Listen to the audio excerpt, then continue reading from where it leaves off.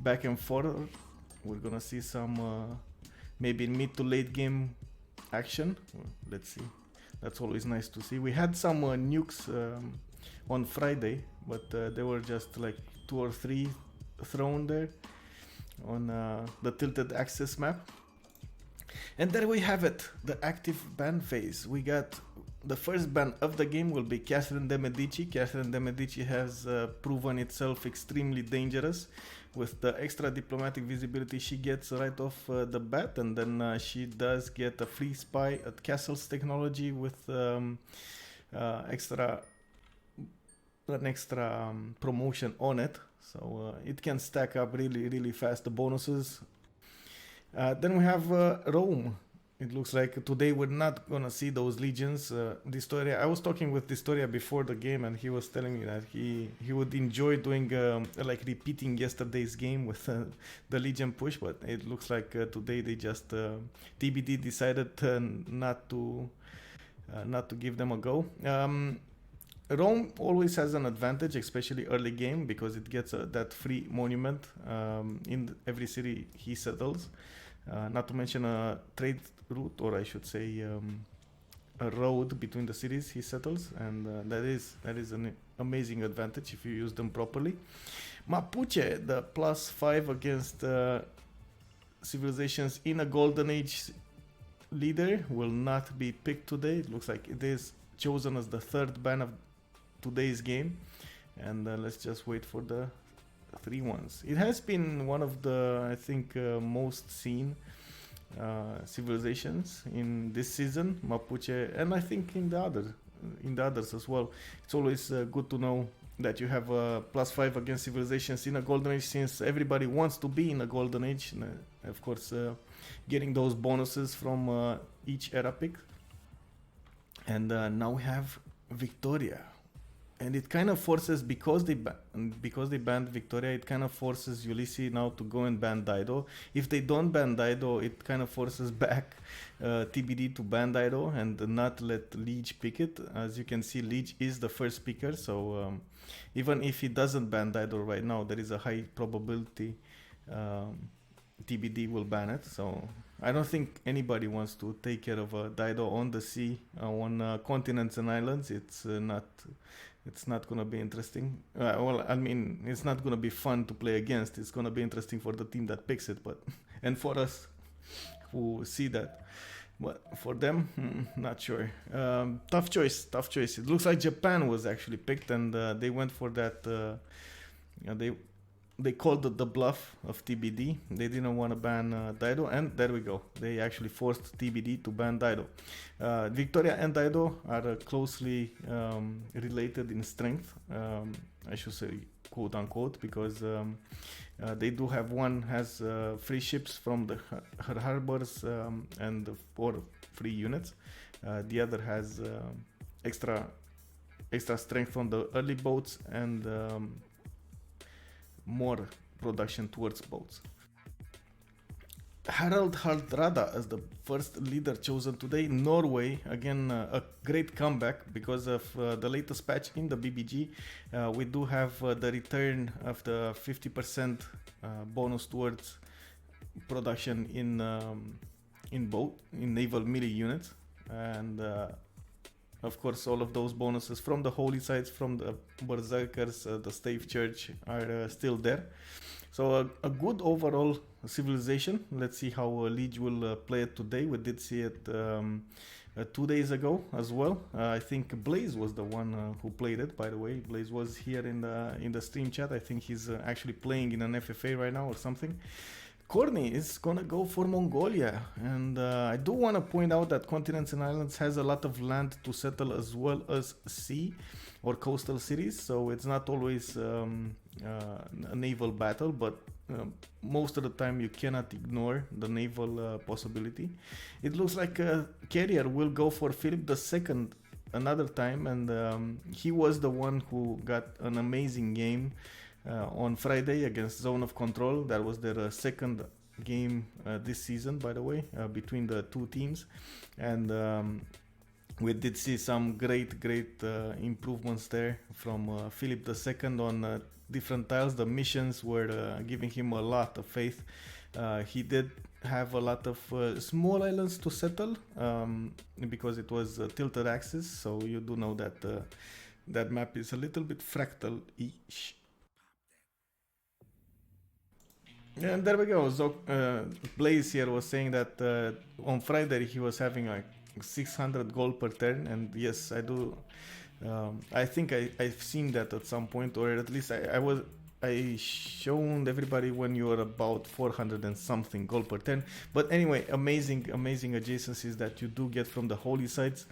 As you can see, harbors next to a holy site get a +2 gold adjacency bonus, and I believe even if I remember correctly, even if you lost the golden age, you did manage to get a dark age that let you pick monasticism, and it was an amazing second age as well.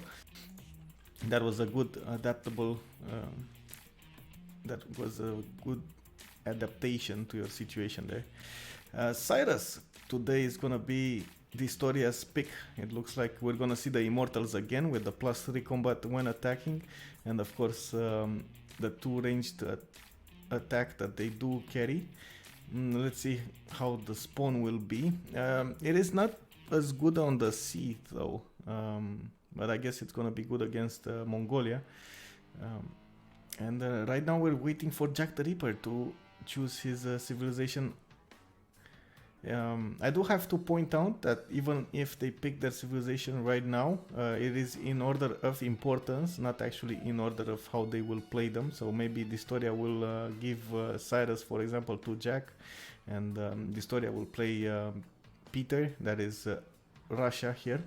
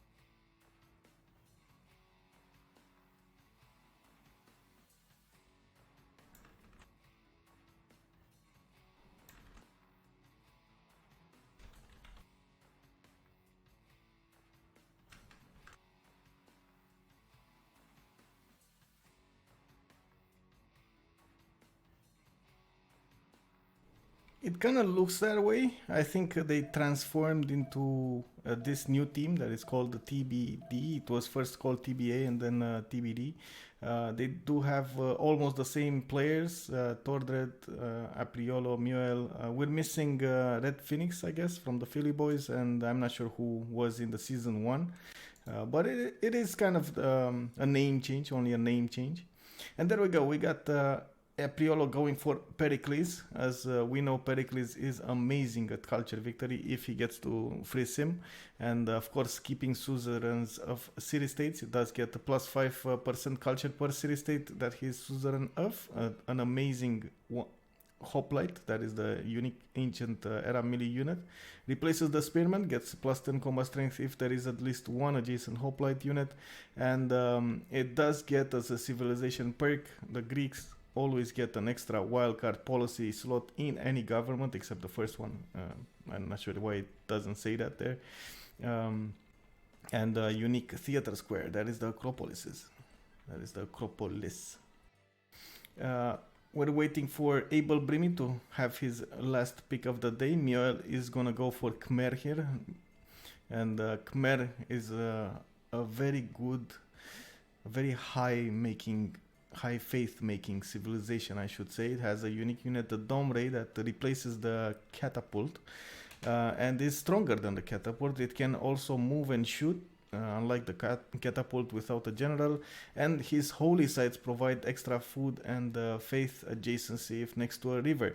It is usually picked with river goddess because it gets a +2 housing and +2 amenities from holy sites that are next to a river, and it is a match made in heaven, for example, I should say. The Prasad, the unique building of Khmer, replaces the temple and grants a free missionary when built, if of course the religion has been founded. And I think that's about it. We got it does get holy sites trigger culture bombs, by the way. That is a good way to get tiles if you place your holy sites properly. And Abel Brimi picked his civilization. It looks like we're gonna see Scythia again in this game, with the +5 they get against units that are wounded, and their units also heal. Let's see. Now it is we got to the stage of the game they can switch their civilizations around, and let's see who's gonna play what in the next few minutes. Are we gonna see a switch here? It looks like Corny. Oh, they're swapping around. Okay, interesting. So Mioel will actually go for Genghis Khan. We're gonna have Corny on Khmer. Oh no, Corny on Pericles. Apriolo on Khmer. He does like to play Faith Civs.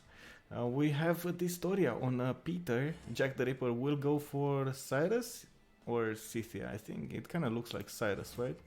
And Carrier will go for Philip II. Philip II is actually one leader that is from Spain, right? And it wasn't that picked. I think it was 0 picked in the first season.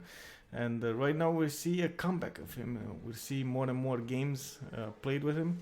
It is kind of a casino style pick. If you do get a continent split, you're gonna have an amazing time. If you don't get a continent split, it's kind of meh. So let's see exactly how the map generation will be.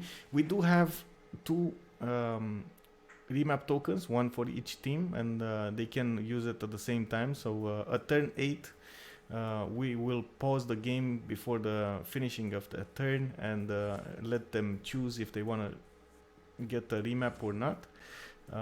It is continents and islands. They might not need to. Usually it is decided because of, for example, proximity to other players or neighbors, neighboring allies, or land availability, maybe luxury resources.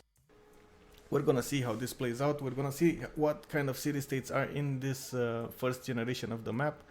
And I think, and I hope, we're gonna see a good game, a balanced game, I should say. Balanced. Good back and forth. No easy CC. Wars of attrition. Settler snatches, builder snatch. You know, the whole shebang.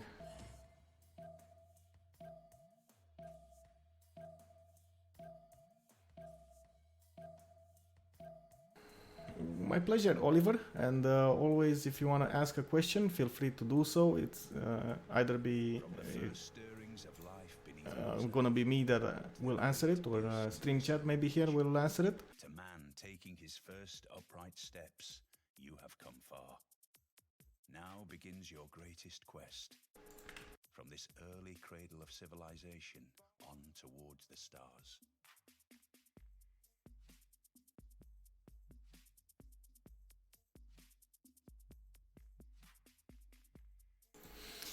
There we have it. The first map. It is actually 2 big continents and a few little ones. It looks like, oh, this is actually connected. I was fearing this is not connected, but it is connected, and it is more fractal than anything else. We do have on the west side, it looks like the first civilization we're gonna talk about will be Spain. And is this gonna be no, he does have a way out of there. He actually has dice, from what I can see. There is one faith there, yes. And I wanted to see the continent split, so, oh my. Okay, so he's gonna have to work a little bit to get his missions up to speed, but it does look like he's gonna have to fight Scythia at some point. He's not gonna like this. Good spawn overall, by the way. I do have to say, I mean, yes, he does have a good harbor. He's gonna have early faith to work. Good coastal tiles. The main problem here will will be lack of available tiles to work overall. They might actually choose to just go for another map because of Spain's spawn. It's not ideal. I don't know why I said good spawn. I thought it over afterwards, and yeah, it's not ideal. Not ideal. Sorry. Corny here in the bottom left. He's close to Scythia as well. He does have the unique unit of his, the Hoplite, which will provide him a good defense against those Scythian units. Even if Scythia comes with Swordsman, which actually he probably will, it's still up to the task. The Hoplite is still a good unit to use. Not ideal, but still a good unit. Not a bad spawn, not that many heals though. He's gonna be sad when he finds out that the only heal he could place his Acropolis, if he settles in place, will be an iron tile. Probably he will go as soon as possible for bronze working and not uncover his unique theater square, and yeah, that will make him a little bit sad. He's gonna have iron there. He's not gonna get the +2 adjacency from his theater, from his Acropolis, so yeah, kind of bad. Scythia spawn, amazing spawn. I mean, he could settle the horses a little bit to the north.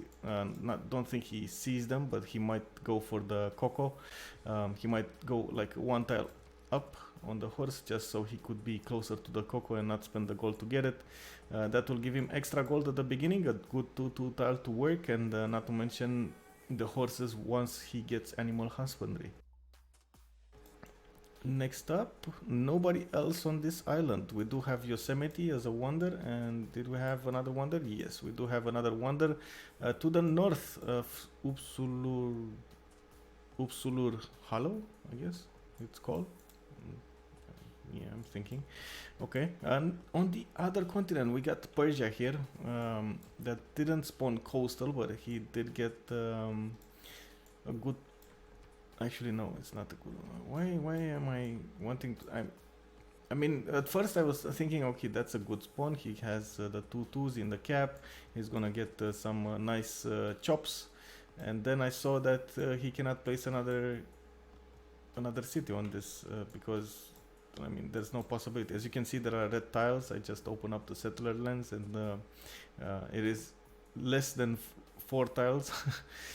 He needs to go to the right, and he will probably settle Eye of the Sahara here, but he will meet extremely early on Mongolia. That, as you can see, he's like, what, 2, 4, 6, 8, 10, 11 tiles.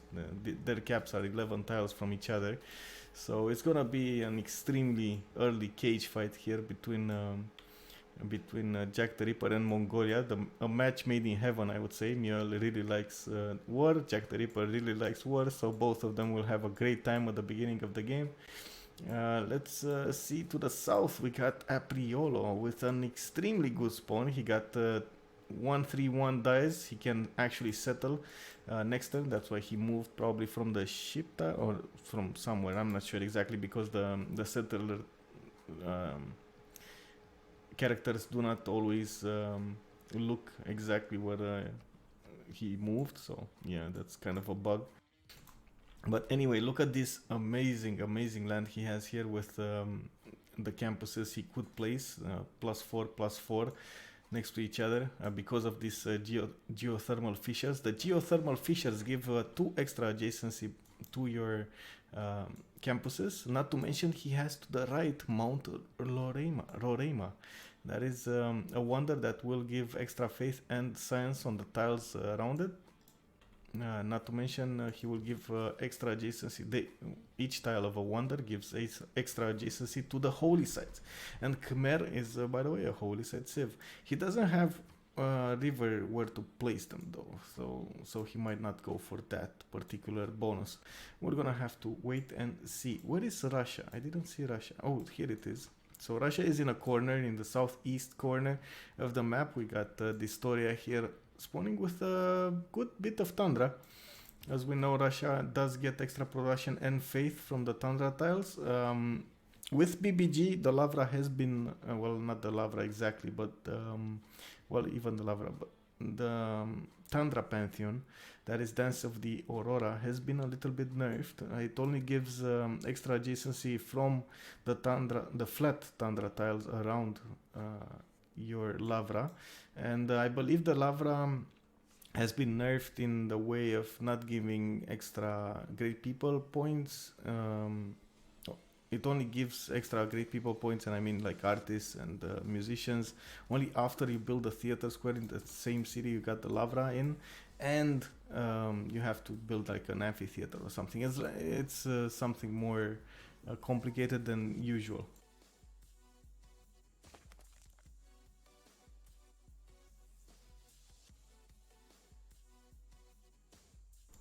Let's actually see it so we know what we're talking about here. We got Peter the leader.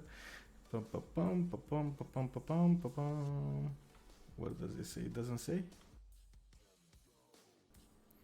Okay, then we have to look at Lavras.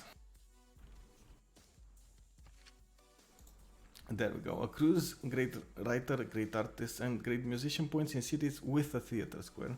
And your city border goes by one each time, blah blah blah, is expanded. So yes, you do have to get a theater square, just a theater square. But anyway, Russia is not well known for its high population cities since it is in the tundra, and as you can see, there's not much food around to work. So he's probably gonna need to get feed the world here, and he's probably gonna need to get a lot of lavras if he wants to go that way, if he wants to go full in to his religion. Between him and Khmer here, that's a civilization I didn't see. We got Norway, Liege, spawning on a coastal, and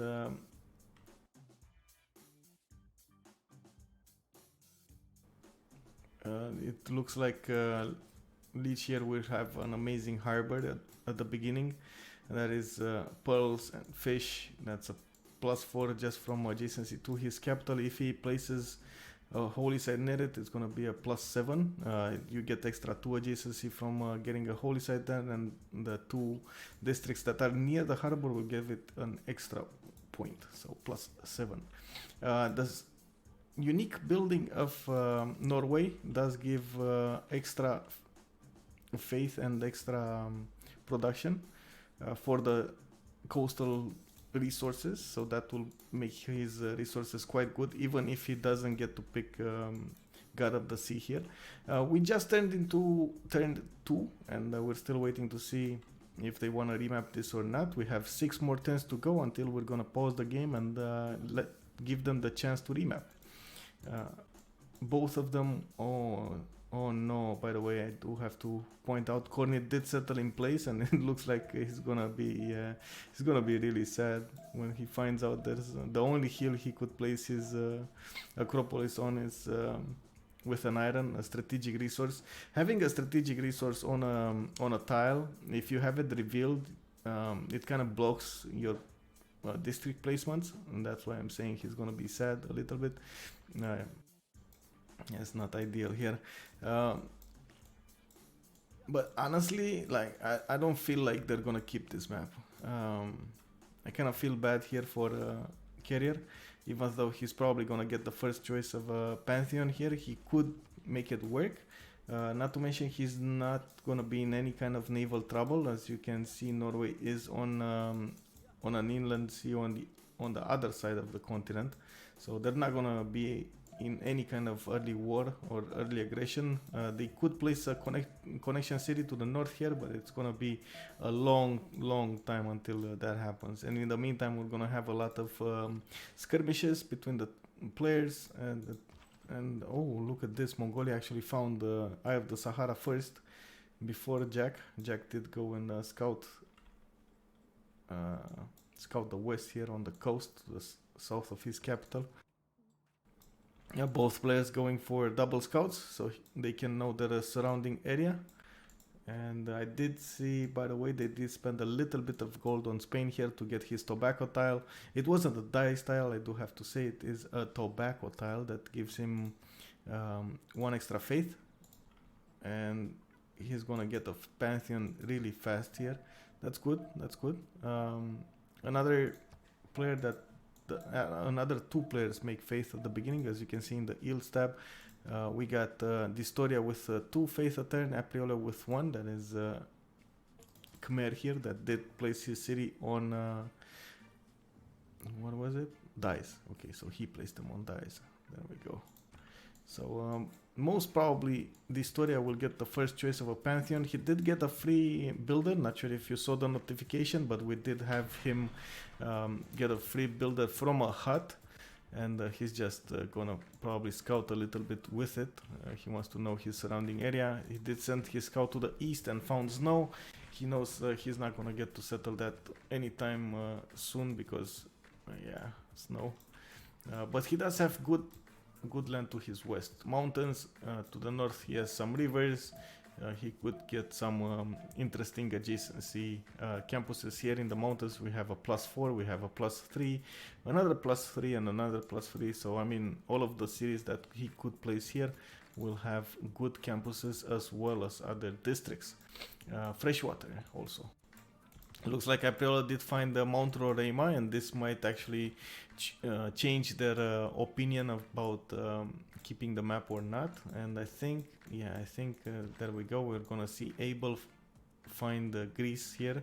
Next, actually, he already sees it, I believe. Let me actually check his point of view. Come on. Yes, there we go. They, as you can see, they can see the border, but they didn't actually meet Greece. There was no war declaration going on, so they don't know loyalty or minus loyalty between them. So, yeah. Yoshi, you think this is gonna get remapped? It is a high probability. I can't say no to that.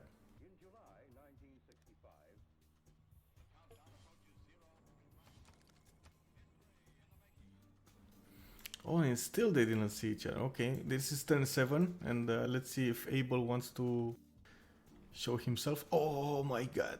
Oh, this is not cool, man. Not cool. The war declaration has been sent. Scythia just got a free builder from Corny. This is not ideal. Looks like Corny wanted to scout a little bit with the builder. Didn't know there was a warrior behind the forest there in the fog of war. And because of that, poof, that's, yeah. That is Abel Brimy here getting the first unit out of the game. I did see the first Pantheon being chosen by Distoria here. Interesting choice. He did go for religious settlements of the as the choice here, which is interesting. Why did he go for that? I'm not exactly sure. I guess having an extra settler at the beginning makes it good. I feel like he would have. Okay, so it looks like a carrier is messaging me. This is turn 8. We didn't pause yet, but he wants the remap, and we're gonna pause in 20 seconds here to find out if the other team wants to remap as well.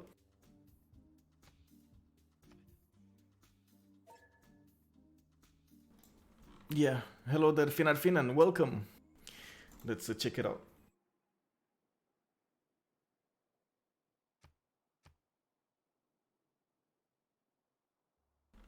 Usually when we get to this stage, there is an option in the multiplayer helper to start a remap vote. Not sure if it will be used. There was an announcement from Deluxe a few days ago, one of the organizers, who told us to not use it because it does cause some issues on the remap.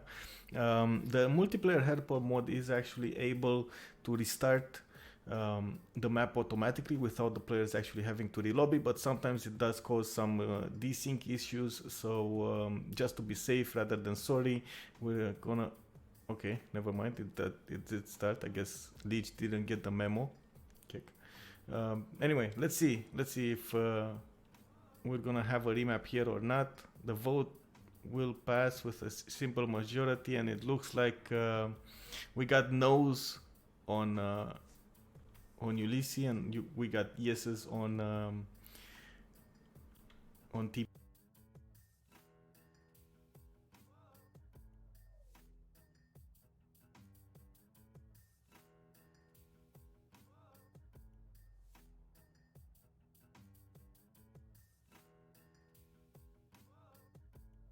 I want to say, even if Spain didn't have the best of spawns, even if Scythia would have probably killed Greece at some point in the game, probably before 1050. Overall, I think they had better spawns. Khmer would have been able to sim. Jack would have probably been in an irrelevancy war against Mongolia and would have died to Keshegs. Different. I guess it would have been an interesting outcome, to say the least, there.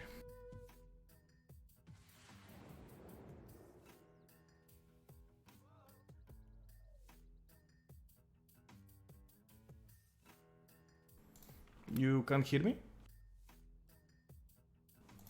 Okay, sorry. Could have been the loading. Oh, okay. I was saying that just to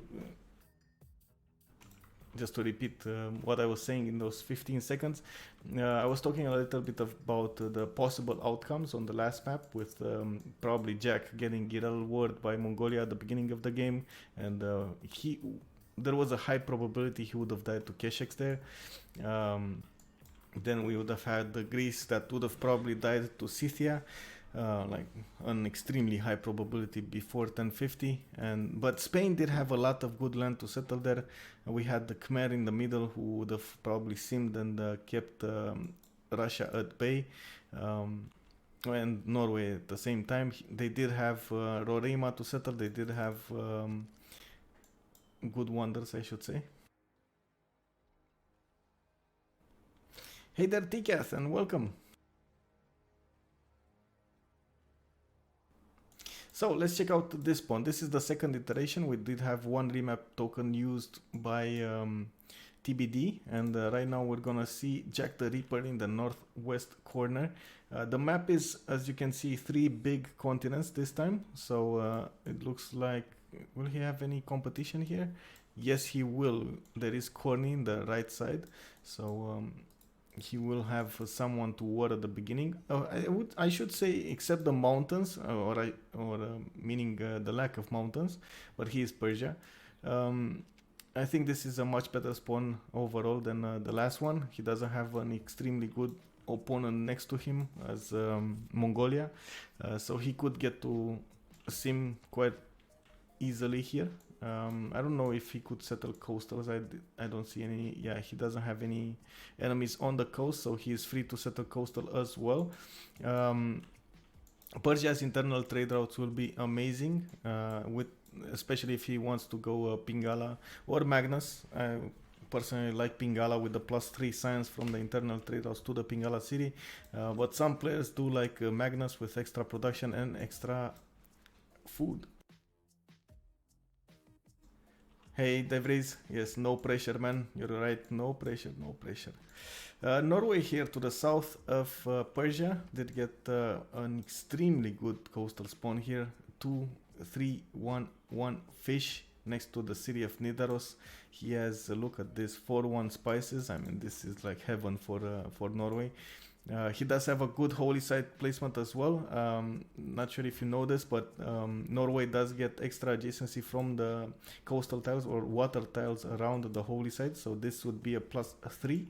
I don't see 2 forests around it. So yes, this would be the 2-1 forest would be a +3, and it will give adjacency to his harbor. The harbor and the city with the holy site could actually give adjacency to another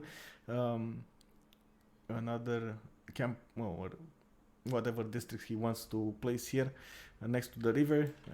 Freshwater as well. I mean, this is just awesome location, good campuses. What do you want more from Norway here? Next up, we were having Greece on the east of Persia.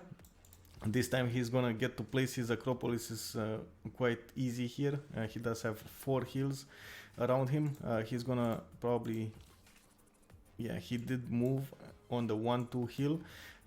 Whenever you settle a city, it has a minimum of 2 food and 1 production. So if you go for plains hills, for example, it will improve the food with 2 points, or I should say it will get to 2 points, improving it by 1. And if he would have stayed on this hill, on the grassland hill, it would have stayed 2-1. So most players do enjoy that extra production in the city. It's always good to have. Not to mention if he would have stayed on the stone, for example, it would have been still a 2-2. Let's check it out. To the east of him, he has on the coast, across the coast here, or across the channel, the Andaman Sea. We have Khmer Apriolo, again spawning with a decent spawn, but it's definitely not like last one. I mean, he had Roraima, he had dice to work at the or settle at the beginning, extra amenities. Now he's gonna have to work sheep. Maybe they will buy him some silk to get extra culture, get to the God King card much faster, depending on how he wants to play this. He may not even go for the God King card, since he could place a holy site quite soon. I'm pretty sure he's gonna go at the beginning for astrology. As you can see, yes, he is going for astrology, the same as carrier, the same as Russia and Liege. Yosemite this time is his wonder. Unbelievable. This is like Apriolo has wonder bias. First Roraima, now Yosemite. Well, instead of faith, he's gonna get a little bit of gold now, and not that much science, but again, amazing. To the south of him, we got Candy. Wow, interesting. And much south, we got Mongolia, Mioel, spawning next to Upsunur. Didn't we have this in the last map? We did have this in the last map, I do believe. But it looks like he doesn't have any kind of enemy to kill, so that's gonna be a sad face here from Mioel. I'm pretty sure he was looking forward to having his Irel war, and if he would have had the choice of just swapping civilizations right now with Corny, I think 100% he would take the swap and just go and fight Jack the Ripper here with whatever units Greece can build. Doesn't even matter. He just wants those early wars. Spain this time did get a continent split. As you can see, he does need to work a little bit on it, but continent of Antarctica is to the south of him. It is about 2 cities away, and he is gonna get his amazing missions.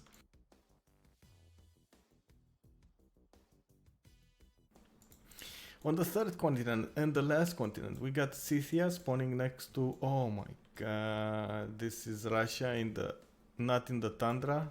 Okay, with Mount Everest. I just noticed, guys, this is one of those spawns. Russia is not in the tundra. Okay, I mean, he could go Sacred Path, for example. He does have a good campus, but I mean, it's definitely not gonna be a nice spawn for the Historia here. We're gonna see in 3 turns if they want to keep this map or not. I do think it is their is it? No, it's not in their advantage to keep this map. I don't think, even if Norway here has an extremely good spawn, even if they have Persia here that does have a good spawn himself and is next to Greece, who probably will die to the Immortals at some point, especially with Norway's Berserkers. I mean, I feel like having Khmer Sim, Spain Sim, and Mongolia Sim is much more OP than having a non-Tundra Russia Sim. Maybe you guys can judge a little different than me, so what do you think? Is this gonna be a remap here from Ulysse, or is this gonna be the map we're gonna see played out?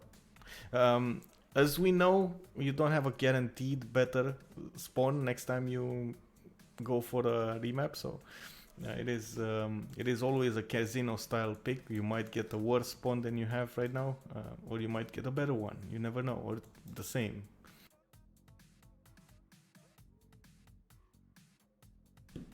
Hey there, Allsign. Not sure exactly what you mean, OnlyFans.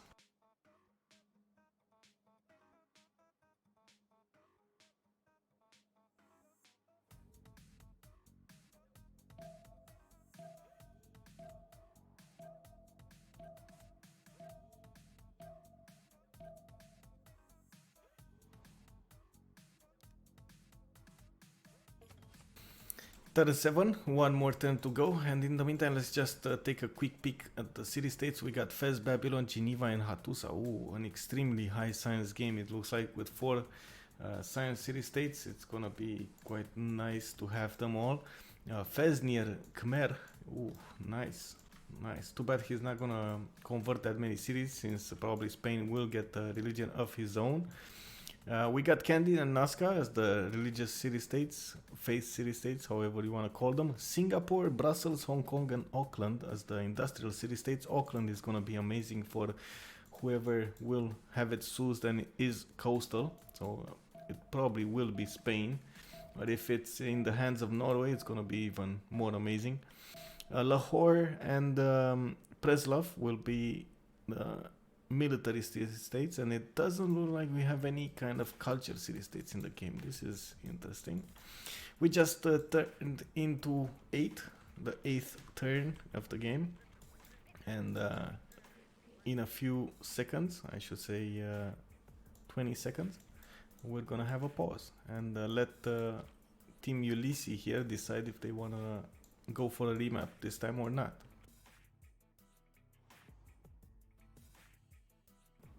And good catch there, Hampshire. No commercial either, so they're gonna need to rely a lot on their own gold production without any boosts.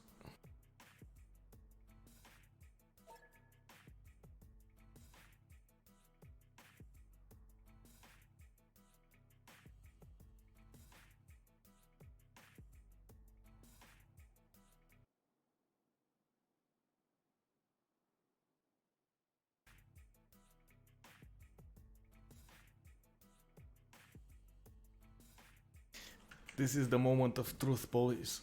They are thinking about it. Actually, can we tune in? Let me see.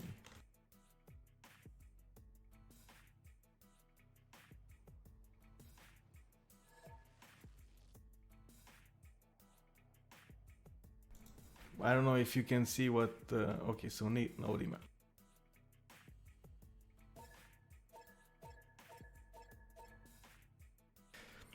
Oh, this is gonna be the map. This is gonna be how they will play it.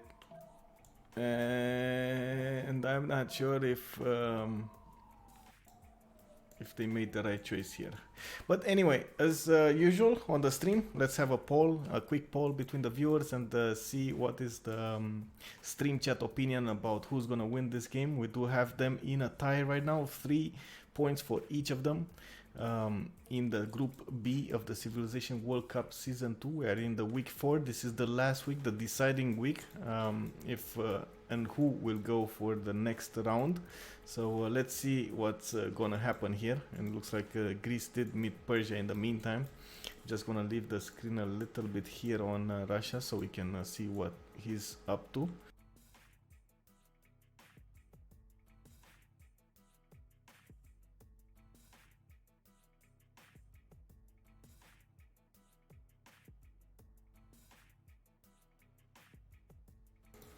There we go. In the top part of the stream chat, you're gonna find a question: who will win? You can select the drop-down arrow on the right side and just click on it, and then you're gonna be able to click on one of the teams, Ulysse or TBD.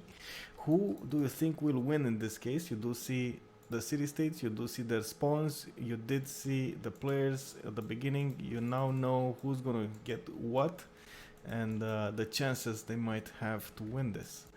At the moment, it looks like there is a high probability. Somebody put a lot of points into TBD. It looks like 85% of the stream chat thinks right now, with 34 votes, TBD will win. And I do have to say that we have Mongolia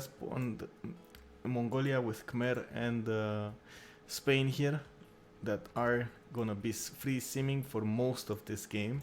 And it's not gonna be easy for Scythia, for Russia that is not in the tundra, for Norway, and of course Persia to actually catch up to them.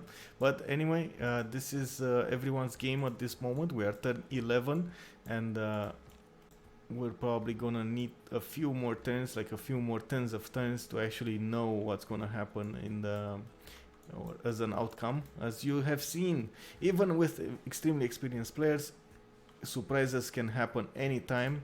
Yesterday, I don't think anybody would have would have guessed that we're gonna see Sandro Games die so early, and yeah, it did. So it happened. So yeah, Rome got the upper hand. Jack snatched his general, and we did see an early win there. And again, still 35 votes against 10 votes on Team Ulysse here. And is this gonna be Team Ulysse going for the win here? Whoa, whoa, whoa. The Historia just got his religious settlements, again religious settlements as the pantheon of choice. He thinks it is much better to get a free settler off the bat rather than getting any other kind of advantage. He does have, this is a +1 Lavra. Yes, +1 Lavra. He might actually go for River Goddess himself if, oh, actually no, never mind. He got the religious settlements, poke champ, never mind. Any other player that got a Pantheon? I didn't see any. Okay, on the Faith tab, we got Carrier, Apriolo, Corny. Oh, actually, Apriolo went for the God King card. Interesting. And look at this luck. Corny just popped a hut and got a free scout just as his settler came out. And he's free to settle or back settle this time. Hello there, Slapstrain. Not much has happened so far. They did settle their first series. They are going for their pantheons right now, and as you can see, they popped a few settlers out of their first capital, their first city. We did have religious settlements picked here by the Historia, and we do know that this will be the map that will be played. We are over turn 8, and it looks like we're gonna have Apriolo settle Yosemite very, very fast here. I was a bit surprised he did go for, that's what I wanted to say, he did go for the God King card instead of the production card, just because his holy site would have been, would have built really, really fast, and then he would have gotten the faith anyway, and using that extra production, or having extra production would have been much better, but it looks like it happened, so he didn't, so yeah.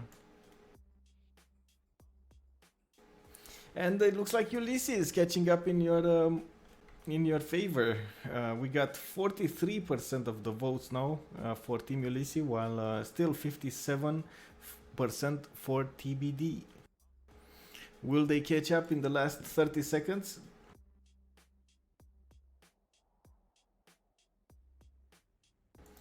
%45 against 55%. Oh man. Oh man.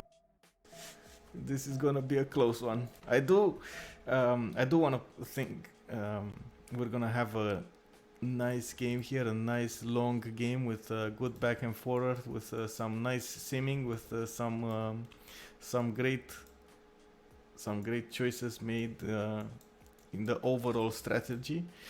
But yeah, I'm not sure yet. Not sure exactly how this will be. I'm still not a fan of what is here, of Russia's land. He has a lot of chops. He has a lot of good rivers and fresh water. I guess resources as well, bananas, sugar, tea, and good campus locations. But I don't know. This is not good Russia land.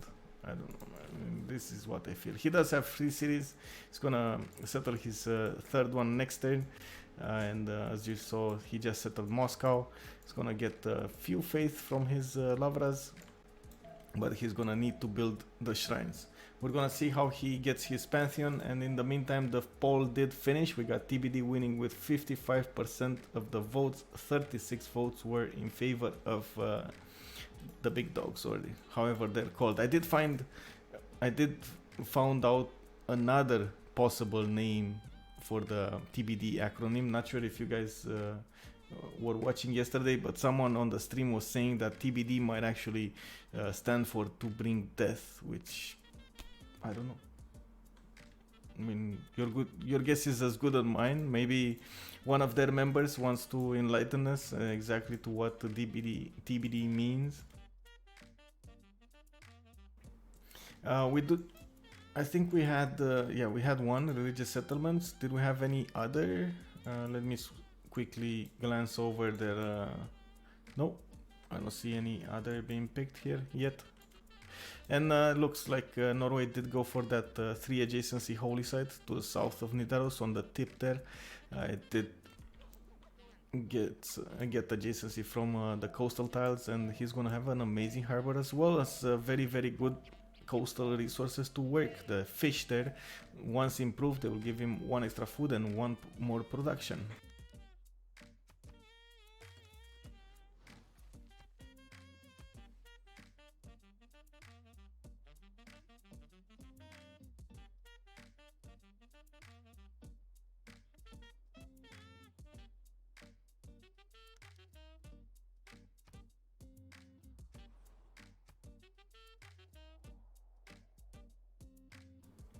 Looks like the second city of Mongolia has been placed near Upsunor. That will give him decent tiles to work at the beginning. 2 food, 2 production, and 2 faith. And still, I don't see any pantheon being chosen here. Do they have enough? They have. So I see Carrier has 12, Apriolo has 15. Maybe he will pick it this turn. Let's just hold. Oh, there's a war declaration. It looks like Mule declared war on. Oh no, never mind. That was just the first one. What's gonna happen here? Who declared war on who? And there we go. Apriolo was the one who actually got a pantheon this turn.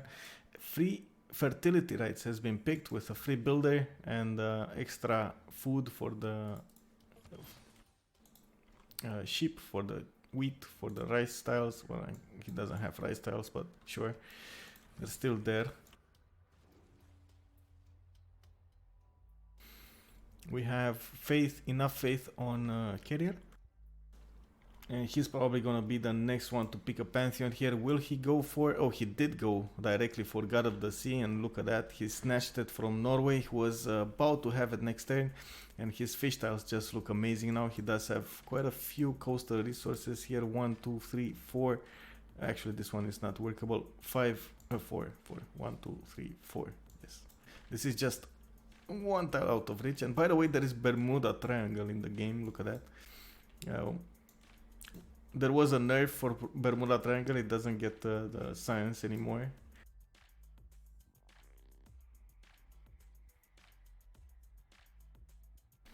Yeah, just imagine how much pop he will have in that city.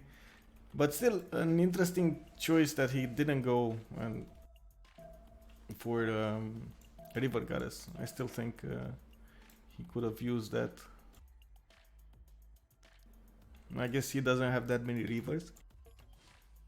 The one to the south is not ideal to say for sure, but yeah, I guess that's a better choice. Fertility rights is good here. Yes, that is a +7 harbor between the 2 fish, the holy site and the city center. It's gonna get +2 from the city center, another +2 from the holy site. That's 4. Another +2 from the 2 coastal resources, and another one from 2 adjacent districts next to it. He will have good adjacency campuses as well, and that's one thing you do sometimes need for Norway. If you're gonna go monumentality, you always need good campuses to place them. And in the meantime, it looks like Corny here wants to stop his building of a second holy site. When you pick a religion, whenever you pick a religion, if you have 1 holy site, or I should say, whenever you pick a religion, it will spread in all the cities you have a holy site in. So if you have 1 holy site, it will be in 1 city. If you have 2 cities with a holy site, it will be in both cities. That is one of the tricks that players use to spread their religions much faster. Wait for their second holy site to finish before actually activating the Great Prophet and choosing the religion's beliefs or founding the religion.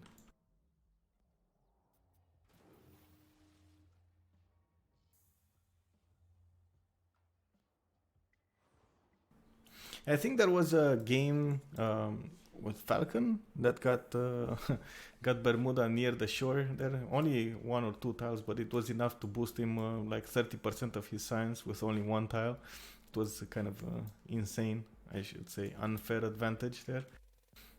Looks like Scythia is actually gonna go for the coast, and Scythia is good on navy as well as land. It does get the healing bonus on sea as well as the land units. So if the boats kill another boat, they will heal up, which is kind of funny, especially when you do know boats do not heal on the water. I think only Norway has that ability, as far as I know.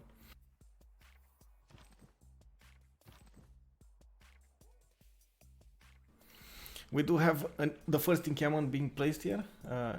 Is there a second one? No, the first encampment has been placed by Greece, and it looks like Jack the Ripper will sit on it a few times. Yeah, a little bit unfortunate there for Corny. He will have to take care of that scout as soon as possible.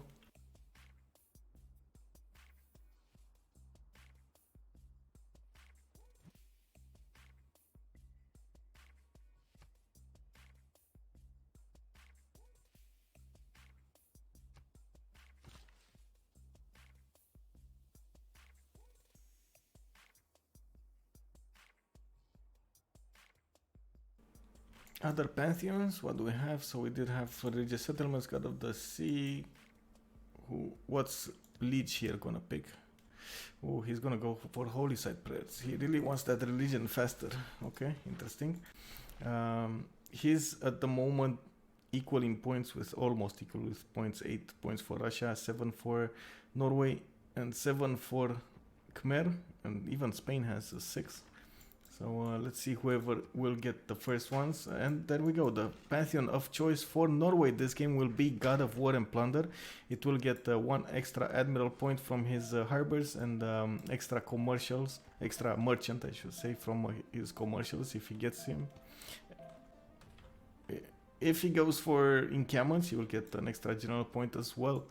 Well, I don't see him going for encampment. I think he will rely on Jack the Ripper here to go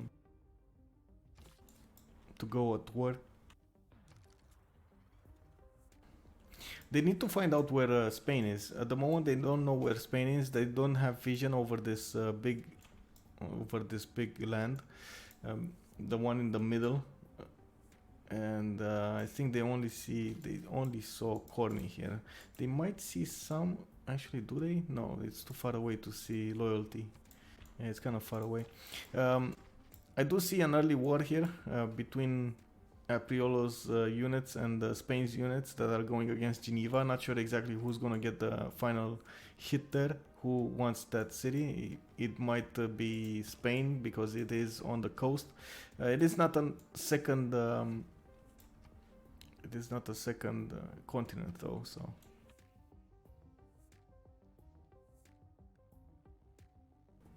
Yeah, this is the game that religions will be as contested as generals. Well, actually more so than generals. It looks like Corny is the only one who got an encampment this game, and we got 4 civilizations that are Russian religion.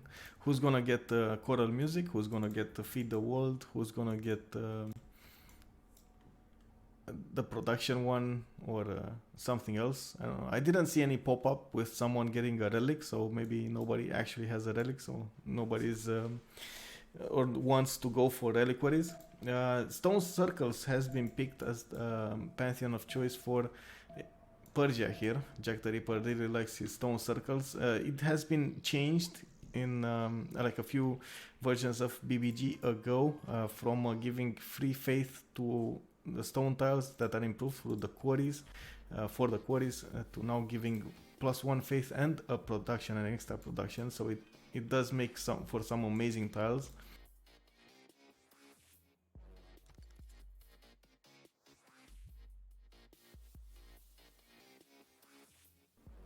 I mean, it doesn't quite screw Persia.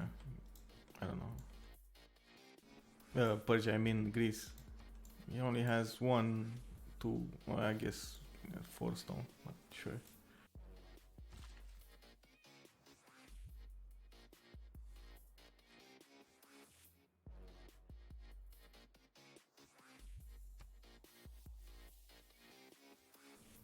Mule picking, look at this, God of Craftsman. He doesn't even have one single horse style improved or strategic resource for that matter, but he did go for God of Craftsman. His series are now placed in, I guess, good locations for districts. I'm kind of surprised of his Al Malik settle, by the way. Okay, I understand that was a good tile to put it on because it does give him one extra amenity, the tobacco that is underneath. But I'm kind of surprised of the location. This is a lot of land to cover here for a second city. It's probably gonna get all this land.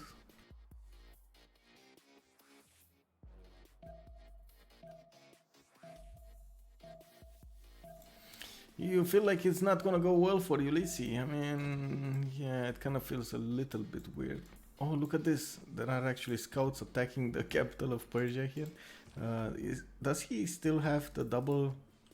Oh, never mind. He can, yeah, he can go away now. The slinger will make quick work of those scouts.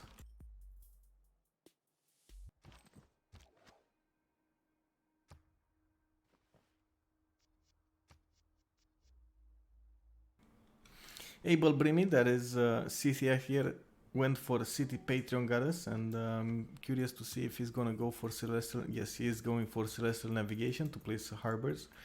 I think he's a little sad he didn't actually go for this one to be a harbor as well.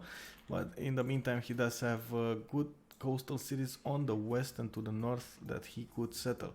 There's no connection anyway from his capital towards, what I should say here, near Hattusa. He could. Oh no, he couldn't. There's like one tile of ice that is blocking his coast here, impassable terrain in the Sea of Azov. Any religion picked? No. Let's see how the race is going on. Norway is leading the race with 27 out of 30 great prophet points. And he's probably gonna get the first choice of a religion here, which is not gonna spread in his second city.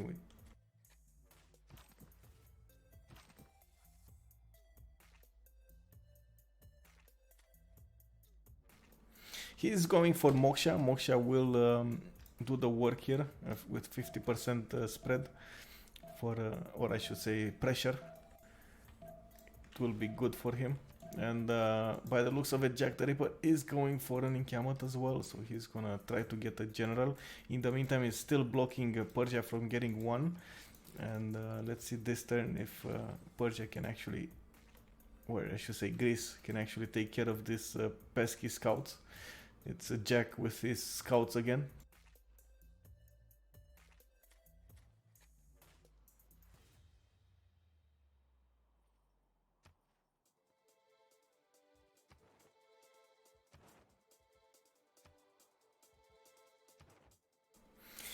Corney did go for Lady of the Reeds and Marshes. That gives him, there is a pantheon that gives him extra production on the floodable tiles, not to mention the marsh tiles as well. So look at this, it just got the rices improved to a 3-2.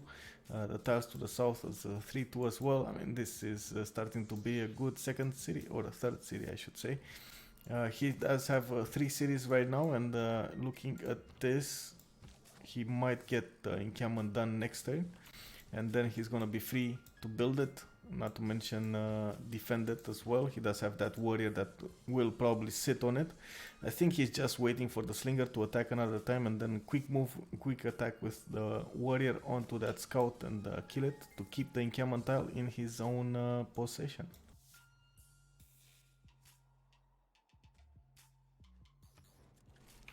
It is not too defendable, I guess you could say that, but he does have, I mean, it kind of looks, wait a second, he does have heals over here. He could defend on the heals. I don't think you can shoot with the immortals from these tiles onto these tiles. You can only shoot from this one and this one. So I guess it is a little bit not ideal. Not ideal. I don't know what I have with this expression, by the way. I keep saying it and I don't know. Not ideal. Oh, look at that. Two quick moves here, and Jack the Ripper just let that encampment be free, and went to pillage the stone, the 2-3 stone. It's gonna get a little bit of faith for him, but yeah. This story already going for culture. It looks like he just put one chop into Oracle, and that will give him 2 more great person points into whatever district he has in that city. At the moment, is not. It doesn't have any other district than the Lavra, but still that is good. If you get extra great prophet points, you do get extra faith if they're over the points needed for this, or if you have already a religion, I believe. He did go for a 4th settler here, and it's probably gonna. Oh, nice land here. I guess it flooded a little bit, and there are already 2-3 tiles there, 3-2-2s.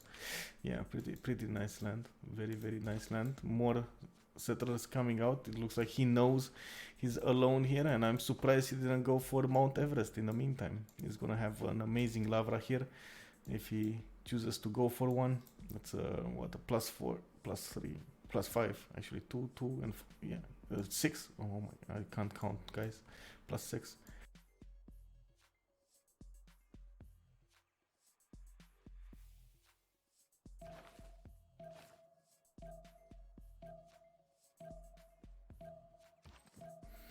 The question is, will Jack the Ripper get the pillage next turn, or will Corny manage to kill the scout before Jack the Ripper gets the pillage? This is gonna be the first moves. No, Jack the Ripper thought it's much better to just move away and leave the stone untouched. If he would have pillaged it, he would have lost the scout for sure. Now he gets to use that scout maybe to snatch a builder later on in the game. Both of them have the encampment coming out next turn. As you can see, it's 1 turn away in both Athens and Persia's capital, which I'm not going to try to pronounce. And we just saw the city of Brussels being razed to the ground by Norway here. Not exactly sure why he did that, though. I mean, kind of feels weird. I guess Brussels does give you extra production into projects, right? It's like 20 production if you have it sourced. But, I mean, yeah, it's kind of weird.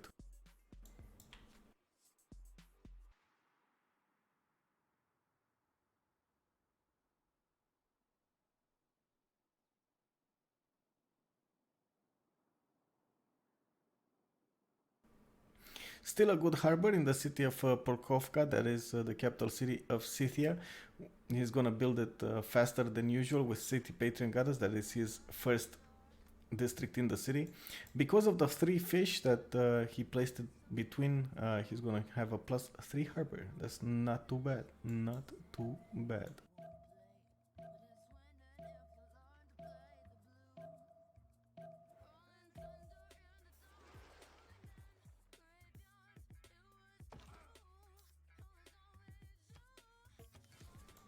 There was a religion being, actually there were 3 religions picked. It looks like Khmer went for choral music. Shrines and temples provide culture equal to their intrinsic faith output.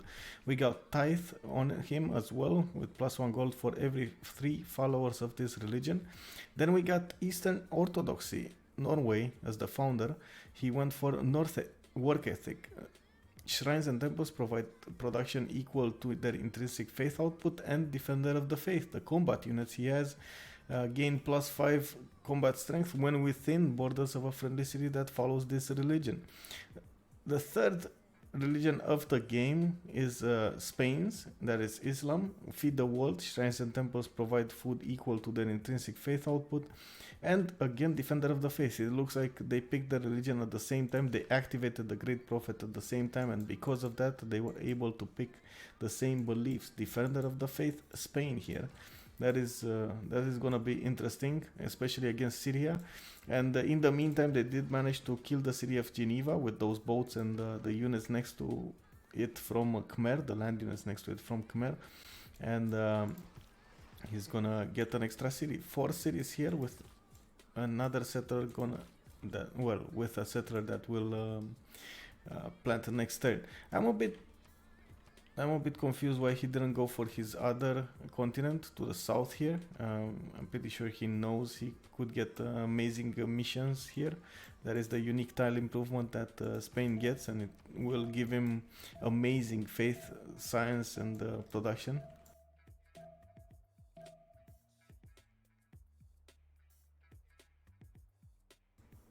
Carrier wanted to deny from Russia. Feed the world. Well, he's gonna have a surprise. Russia did not get Tundra. Yeah, this is a bit surprising, but sure. Russia is 4 turns away from finishing Oracle. That will allow him to get very fast great writers, great artists, and musicians. It's gonna be wonderful for him. We're gonna see how this will evolve, and it looks like he's not even hurrying up to get a religion here. We are 3 turns away from switching the era, and looks like Russia here did get his first government of choice, and that was autocracy. It does give him an extra boost towards wonders productions and double the yields in his cities.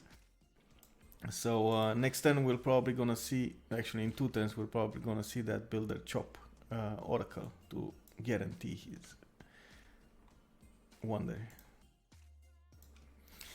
Apriolo, let's see Apriolo. Apriolo at the moment is more interested in improving his land, getting more holy sites, monuments, not any wonders. He's going for his government plaza here, extra adjacency for his districts.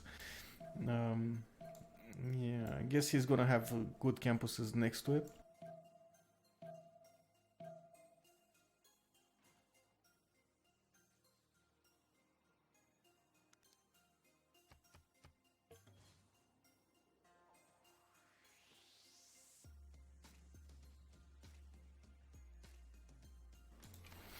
On the Greek general screen, we got Greece with 17 points out of 30, and he's probably gonna get another.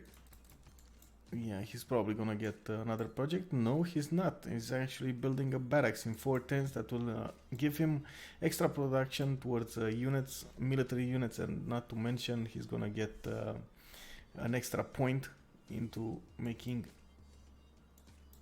generals. The issue is here, Jack is. Jack will probably need 2 projects done. We're gonna see actually. Is this a good choice? It might be a good choice to get the barracks faster rather than later.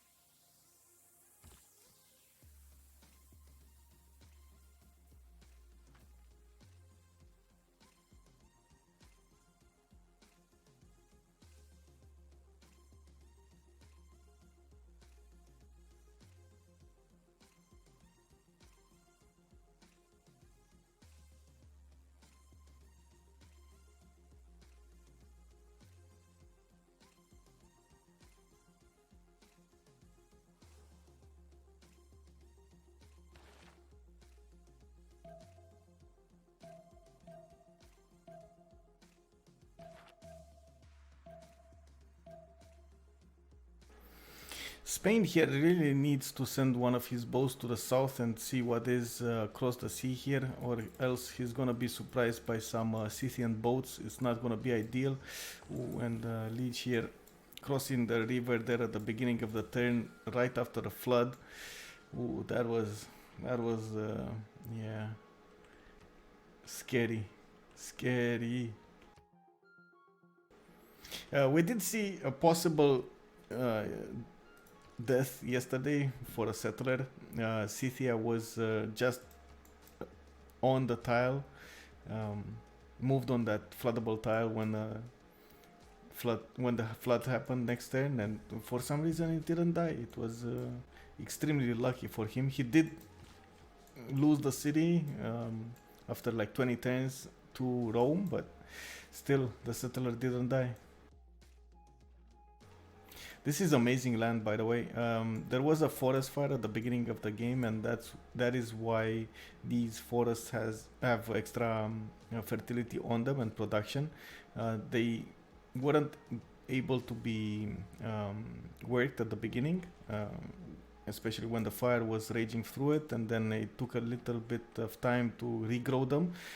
I think it's like 2 or 3 turns, but after they regrown, you do see there are now 3 3s. This is gonna be an amazing city for Norway. Why is he? I hope he's gonna plant a marble. Let's see. Or actually go on the coast. I think that would be the best choice here. Oh my god, look at this. To the west of Persia, there is so much land that burned down, and all of this land, like all of these tiles that are now blackened, you're gonna see them regrow and be amazing tiles to work, chop, or whatever for Persia here. And it looks like Persia is going for his second project in Great Generals. We are just going into the second age, and we got all of the players in a golden age. That is usually how it goes. I'm gonna wait for them to actually pick their respective golden age bonuses, and we're gonna talk about them in a few seconds or 1 minute. Oh yeah, there we go. A few of them actually picked them. We got Leech here with a free inquiry golden age, getting extra science from his harbors. We got Distoria going for pen, brush, and voice golden age, getting culture and gold from his specialty districts. We got Jack the Ripper that didn't pick one. We got Abel going for a free inquiry golden age, getting his science from the harbors. Still Jack the Ripper, pen, brush, and voice. We got Mule going for pen, brush, and voice as well. Thanos here went for a free inquiry. Since he's Spain, he's gonna get quite a bit of coastal cities, quite a few coastal cities. Not to mention he's gonna have a few coastal tiles to work. Good adjacency, by the way, for his harbors.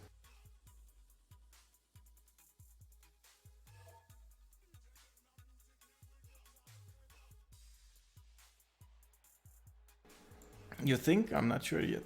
I'm not sure. At the moment, Spain didn't find out where Scythia is. Scythia does have only one city on this coast. He's gonna settle another one, and that might actually be, yeah, that's gonna get dangerous here, really fast. One thing that we do have to note: Spain does get fleets and armadas much faster than other civilizations. They get them at what? One mercenaries and one at nationalism, right? So fleets at mercenaries. Let's actually check that. I can't open up the Civilopedia, but you can confirm it on stream chat. If somebody knows about Spain, do they get them at mercenaries, right? The fleets at mercenaries, and then the armadas at nationalism.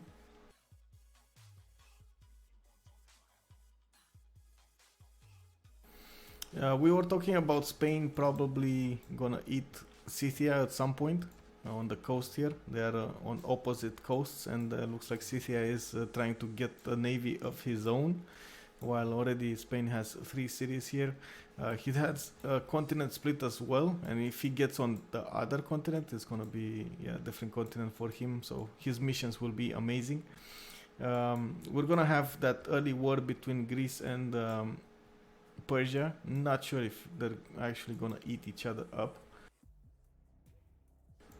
And Norway will have to stay put. It doesn't look like he has any kind of attack on anyone, actually. Mongolia is here across the sea from him, across a one-tile canal, but I don't see him going against Mongolia anytime soon. Even though Mongolia will probably not build a big army, once he starts building his Kesheks, he's gonna make quick work of the berserkers.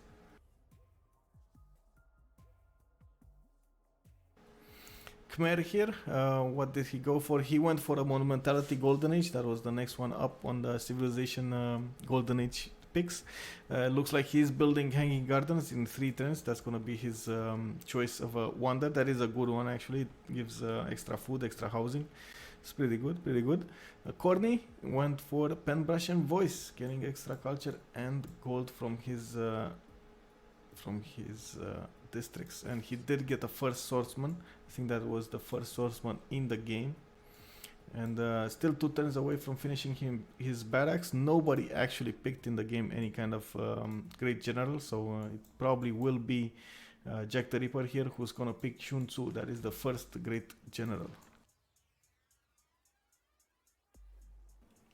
Yeah, it probably is probably gonna be some time until we're gonna see any kind of action here.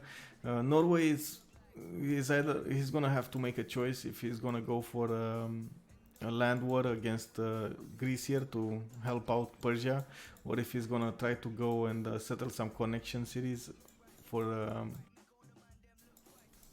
the other. But it's such a long way. It doesn't even. I mean, look at this. He needs to go all the way up to the north. This is so long. I mean, by the time he gets there, Spain will have like armada battleships or ironclads. I mean, it's not even funny. Yeah.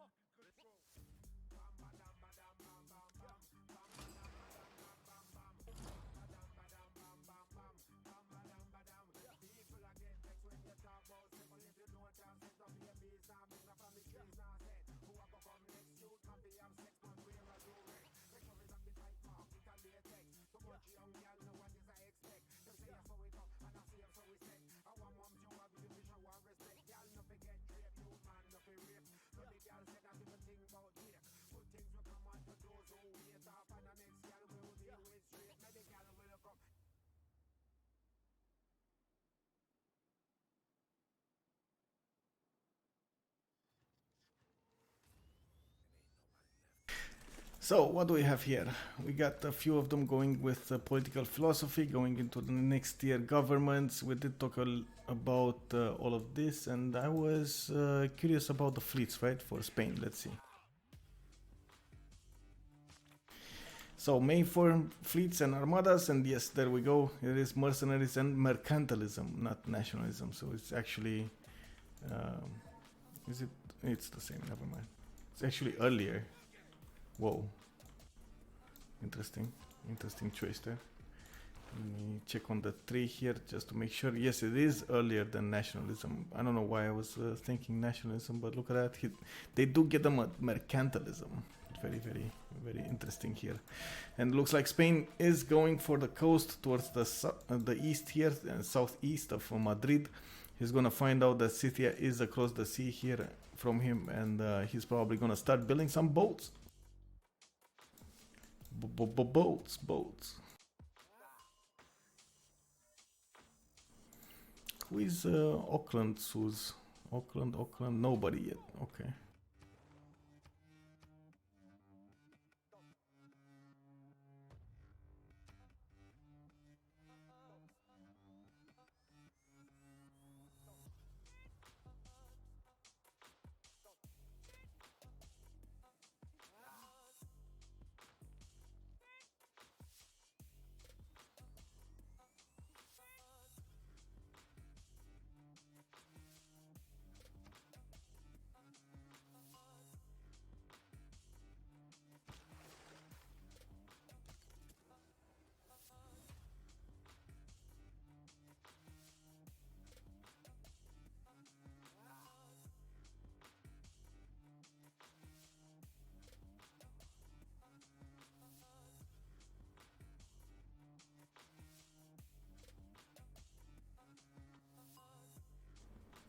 At the moment, most of the civilizations in the game are more concerned about simming, that is settling more cities, improving their land, getting, for example, here Jack the Ripper is actually a little concerned about getting his great general, that is Shun Tzu. And yes, you are correct. If and only if Apriolo moves on that tile, he could steal a settler. The thing is, the settler has extra view. He has three tiles of view range, so he did see that Norway Viking ship from a mile away.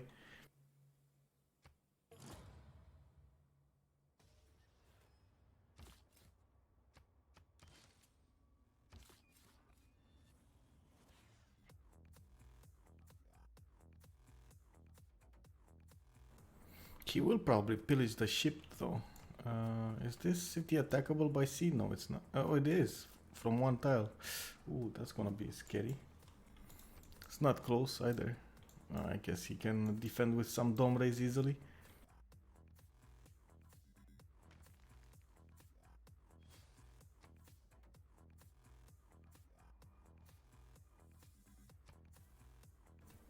Yeah, this is gonna be a big cap.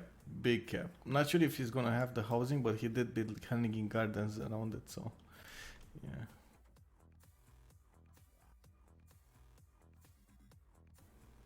At the moment, let's check out the outputs. We got Apriola in the lead with culture, 24 culture. We got Distoria following him close behind with 20. And in the science department, we actually have Abel Brimi leading the pack here with Scythia, 20 science. And the next up from the other team is Thanos with 14. But Liege and Distoria are 17 and 15, so it looks like Ulysse here are standing much better on in the science department.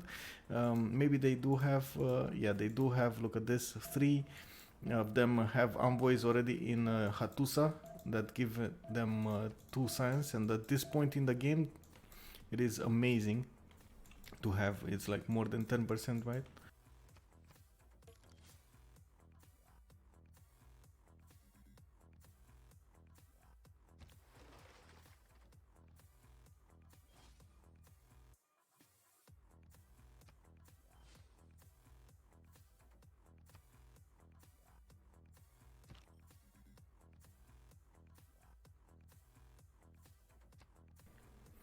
Because Apriolo did see that Norway Viking ship come, he did get his scouts onto the silk tiles, and once you have units that are standing on the tiles, on the coastal tiles, the Viking ship is not able to pillage them. He did get the wheat tile. That is, I guess, the only tile he could have got for, so he did.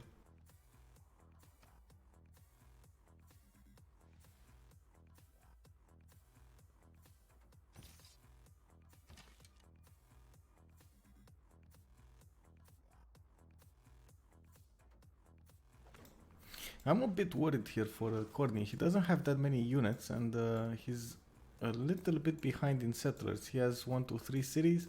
Coming next turn, there's another settler finishing in North Corinth, and then we have another settler going somewhere on the east side here. But it's gonna be, yeah, it's gonna be able to be attacked on the sea by Norway at some point in the game, and there's nobody to defend him here. And Norway, I think, will come for him just to take that city off.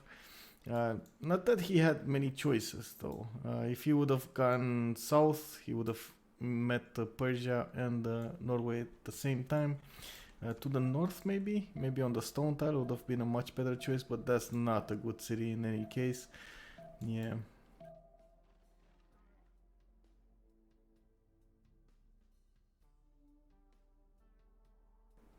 Well, he could settle the coastal.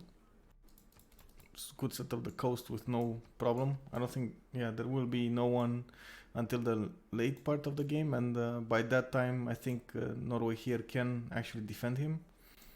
So we'll see how this plays out.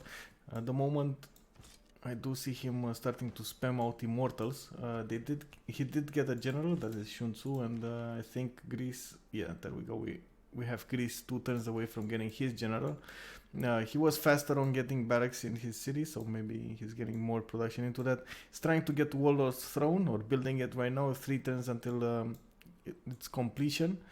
And oh, there's a Jack Scout trying to fish for some settlers here.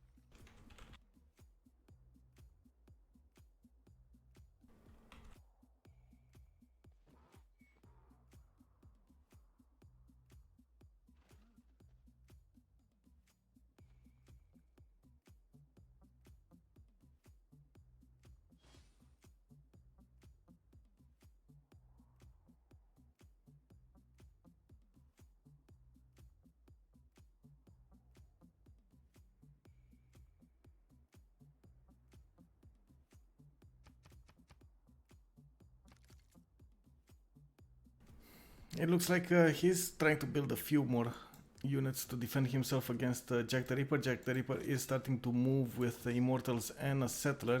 He does have a few non-fresh tiles that he could settle between the cities of Greece and his own cities. So it looks like he's gonna do just that. That Cornish scout, that Greek scout, actually sees this happening, and let's see his reaction. Let's see the reaction from Greece.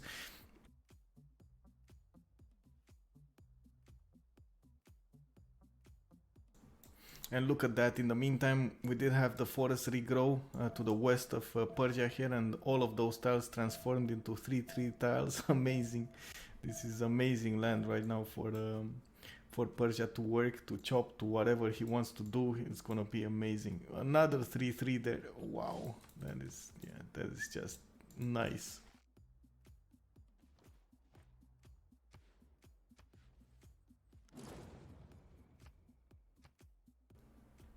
And Candy just died. Okay, so it looks like while we were watching that Greek slash Persia development, Mongolia did get a few horses, 2 horses, and killed the city of Candy.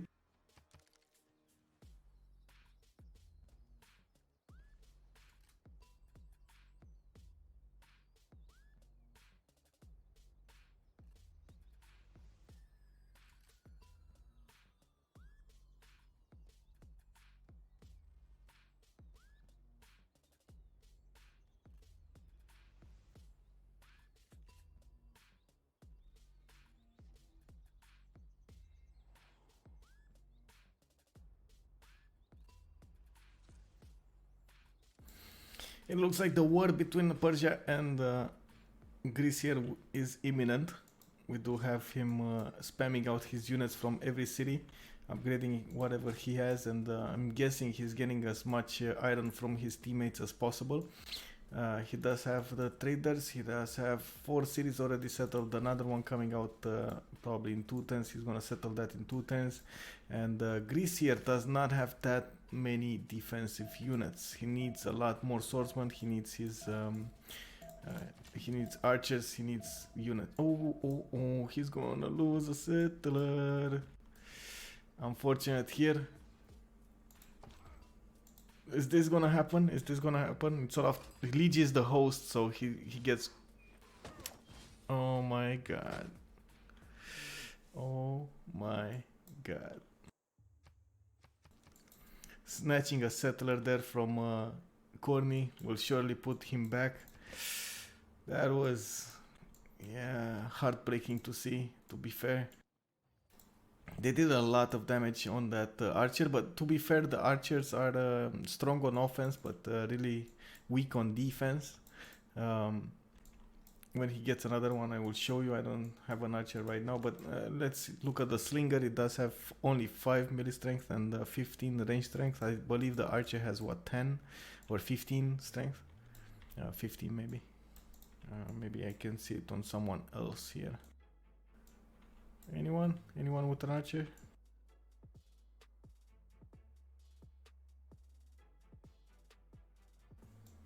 Really? Nobody has an archer? Okay, interesting. Ah, there we go. There's one from Corny actually here. So it's only it's 15 melee strength. So that scout just suicided into it, dealt damage, and then the warrior with the battle cry promotion just double tapped it and killed it.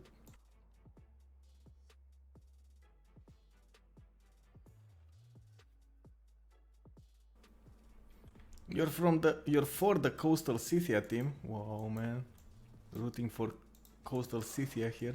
Oh, look at that. There is actually an aggressive move here by Abel.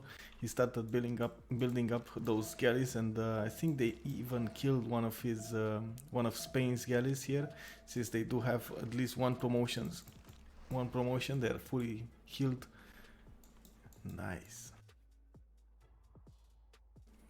Let's see what's gonna happen. Is Spain gonna be up to the task of defending his territory here?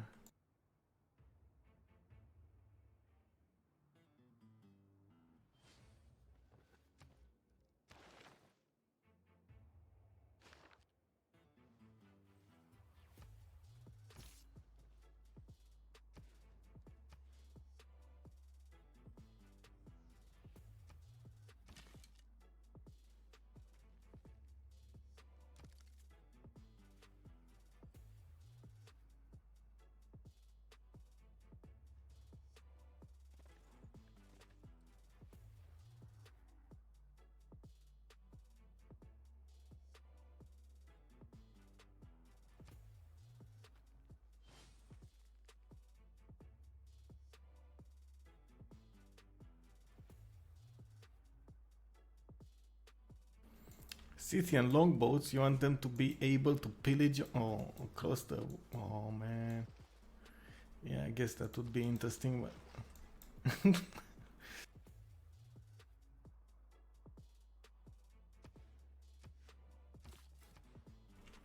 Oh, look at that. Spain will get his first city on another continent here, on the Antarctica continent.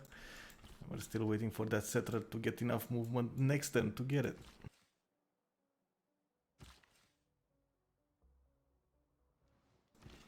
Apriolo looks like he's interested right now in getting his writer points. We do see Russia with 2.3 and Khmer with 3.4.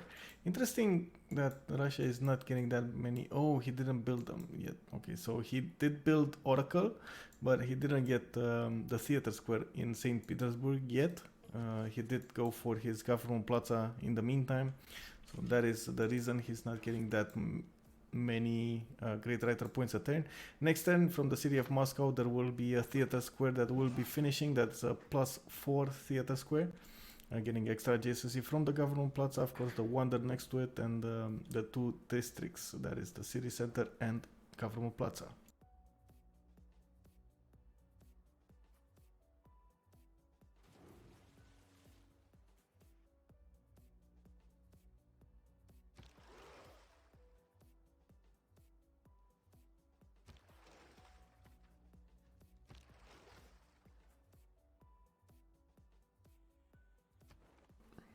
In the meantime, Auckland has been soothed by a carrier here, and he's getting extra production from his coastal tiles. Look at this, the fish tiles just got one extra production. That's a 541 fish, a 431 fish. Very good tiles. The crabs as well. Look at this, the 233 fish, 233 crab, I mean. All of this coast will probably be settled by Spain at some point. I do think he's probably gonna prioritize going to the south. Why is he going? Where is he going with the settler? Oh, does he want the ivory or Upsunor? Maybe he wants one tile from Upsunor.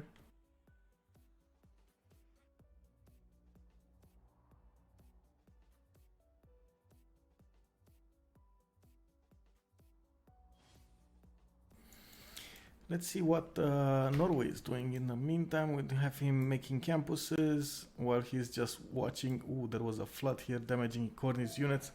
This worst timing ever. He did get extra production on the tiles though, and since he does have Lady of the Reeds and Marshes, that's a pretty good land to work right now. But look at the amount of immortals that are just being spammed in Persia's cities. Oof, this is gonna be, yeah, this is not gonna be easy for Corny to defend this. But again, where did he go with his, what is he doing with this settler, man?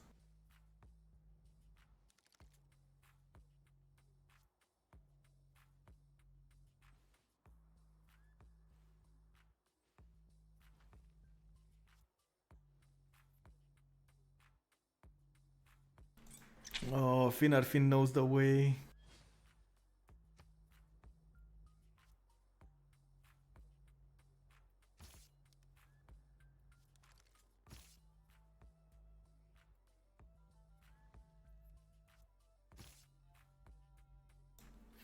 Unfortunate that Corny gave up the tiles in front of his city instead of keeping those tiles, and because of that, he's gonna get these immortals right next to his cities, next to the city of Corinth, able to actually slam into the city, which is definitely not ideal. He's establishing Victor in 2 turns. That will boost the defense of the city, and if he gets it to a second promotion, that will give the units around that city or in the city's borders an extra +3 defense strength.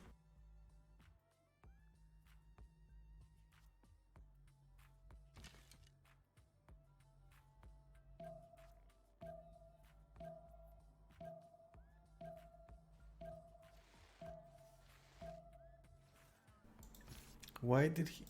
Oh, okay. Never mind. No promotion. Rip. Why is he moving back his unit? Oh my god. Corny.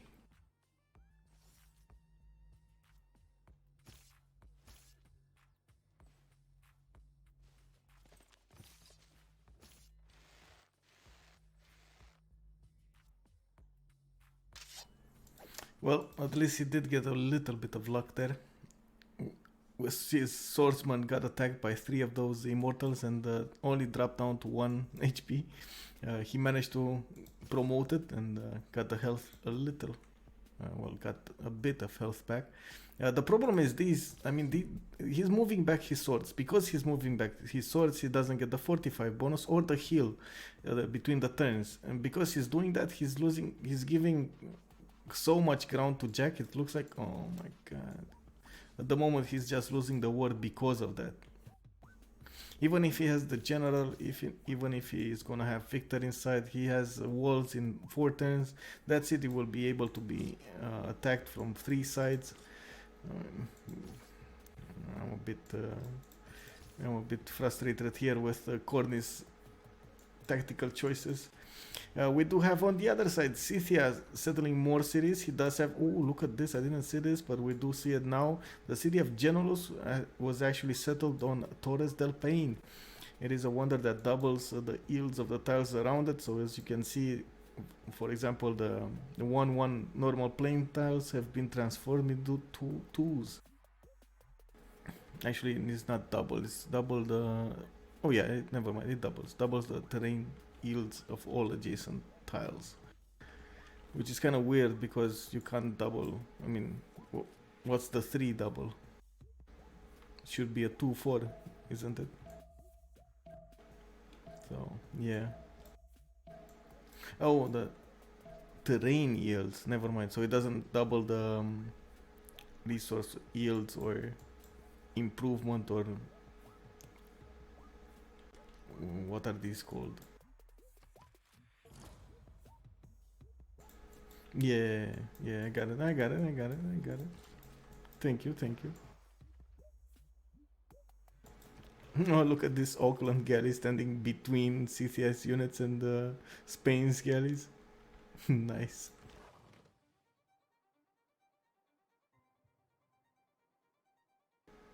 Features. That was the word I was looking for. Features.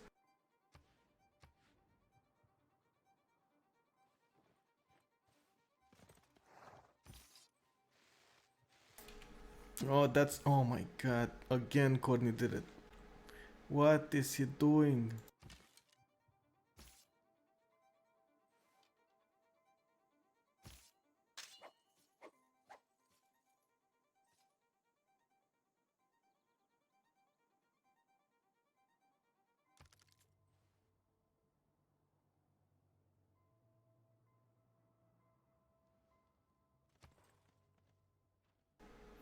Just look at the spam of cities from Mongolia. We got him turn 44 on 2, 4, 6, 7 cities.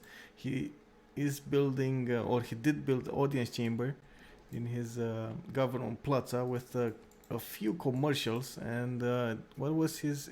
He's still in a pen brush and voice. Yes, he's still in a pen brush and voice. He does have 27 science and 34 culture. The moment leading the way in his team, which is a bit surprising. We were expecting more out of Apriolo here, but Apriolo is focusing his efforts on getting those theater squares built, so he gets as many as the early grade writers as possible. There are only 4 great writers available at the beginning of the game, and they are extremely important. They only cost 30 points. The next ones are, of course, more expensive. And Russia here is 1 turn away from getting or being able to get his theater square in St. Petersburg. If he builds one in St. Petersburg, that's gonna be a lot of points. And Corny, no, he didn't lose another archer. I wanted to say he lost another archer. I'm still extremely confused about his choice of defending this with like moving his units away, not using 45 bonus, not using terrain advantage. Yeah, I mean, all of the line of units that he put here is actually in the worst terrain possible to defend.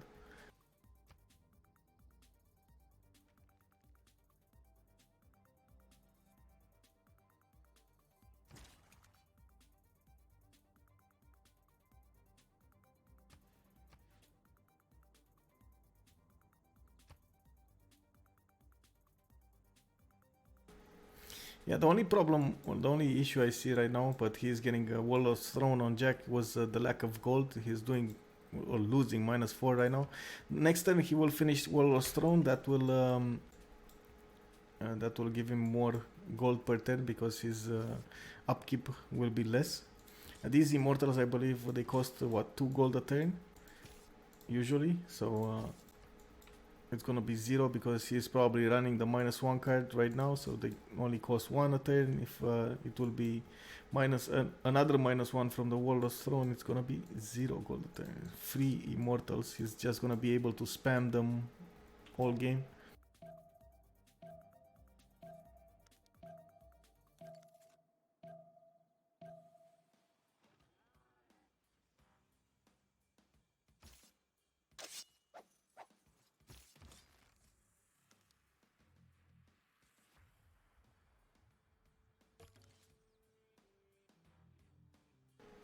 No, it's not hard to. Oh, come on, guys. I mean, it's hard right now to defend because he placed his units extremely bad. But he needed to keep the heals. And he's not keeping the heals. That's the issue here. Oh, that's a dead swordsman. Check out the last moves from Jackman. We're gonna see that swordsman get triple tapped. Is Corny be able to be quick with the mouse and switch that with a another swordsman? Oh, he doesn't have any next to it. Oh, Corny. Rip.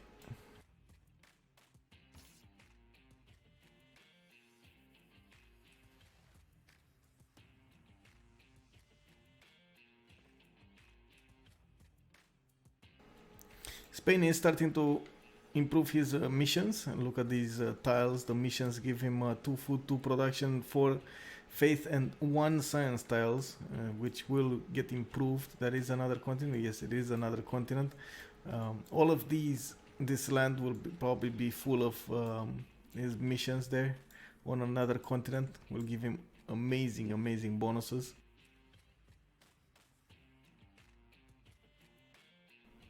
A lot of ships here prepared by Scythia. Is he gonna go for a caravel push? Or he's just taking care of those ships? He does have 44 science with 19 culture, while Thanos is on 28 and 26. Clearly Abel has the lead here. He's going for Buttress next. That is the technology just before caravel technology.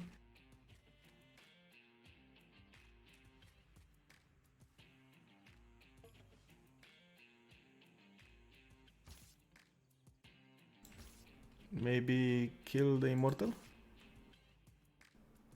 Double tap, triple tap, quadruple tap, no? I guess you would have lost the sword if you would have done that.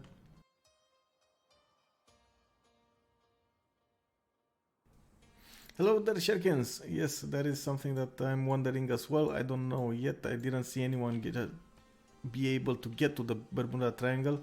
We're not yet at that point in the game. They do need caravel technology.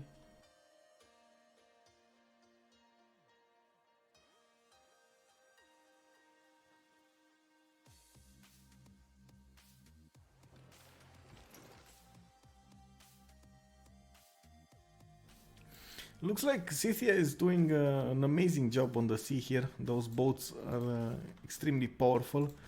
Getting the +5 on boats that are a little bit wounded, right? They do get the +5, I believe. And let's see, actually. They do it? They do get the +5, not to mention they get the heal as well. So these are impressive units to go against. Scythia is not an easy civilization to go on the sea here.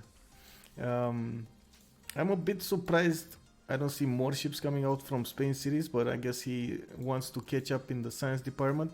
He did sacrifice a little bit that production towards the series to the south, so he could get those missions.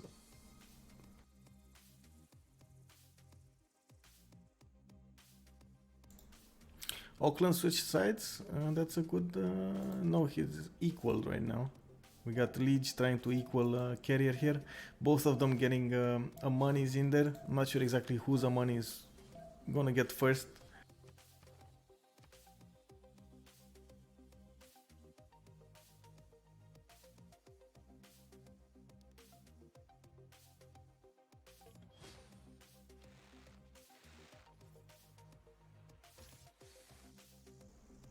Oh, that's a useless archer.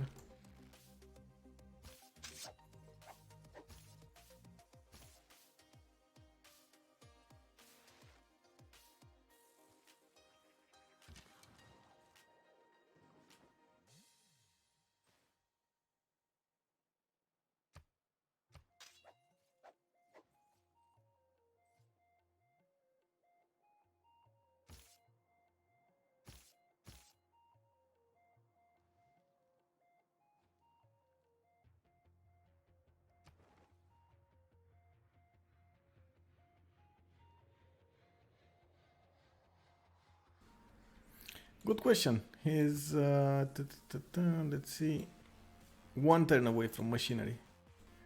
He only has 3 archers, or 4 archers, I guess.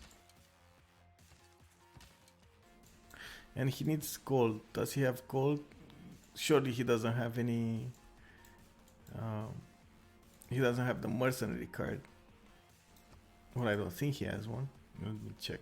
Oh. Nope, he doesn't. Surrounding oligarchy, and he's not that close. Let's check on the tree.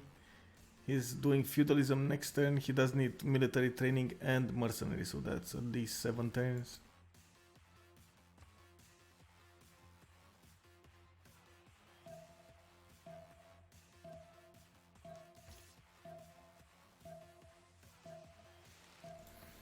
And just now, Auckland switched sides. Leech put one more envoy in that and kicked the money out. And that was such a bad move here from Spain. Not able to keep Auckland.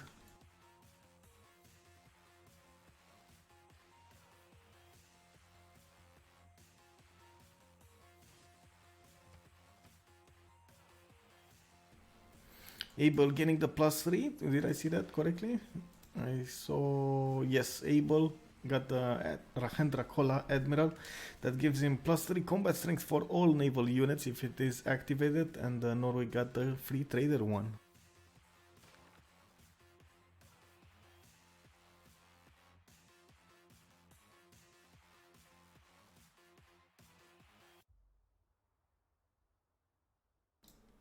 '57 science on Abel on Scythia here, and it does look like he will be much faster on the Caravel technology, much faster. He's 5 turns away right now from the Caravel technology. Doesn't have yet mercenaries. He's 2 turns away from feudalism and 8 turns away from mercenaries. That's 10 turns away. He should get a few more boats before then. He should get a few more gold in the bank. He could actually rush it, because at the moment he has the upper hand on Spain here. His units do amazing damage against these galleys. Not to mention Spain here did decide to keep the chokes in a weird way. Instead of keeping 1 tiles of attack, he chose to fight in 2 tiles of attack. So that was, I think, a big mistake there. Lost quite a few boats there. Wonders as in natural wonders. We have Mount Everest here, north of Russia. We have east of Scythia in his borders, Torres del Paine. We do have, what was another one here? No, not here. Oh, Khmer. Khmer has Yosemite. There was Bermuda Triangle over here in the Iapetus Ocean, east of Spain. That's 4, and I think there was another one somewhere, but I didn't. Upsilon. This is the last one.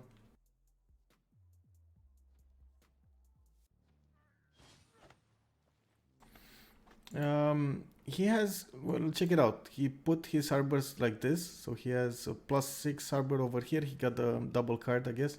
Yeah, he surely has the double card. Another +10. This is another +6. This +4, so it was only a 2. This is another +4. Well, not bad harbors, come on, not bad.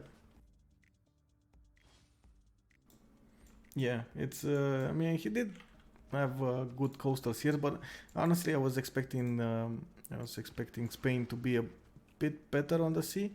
I don't think he expected Scythia across the sea from him.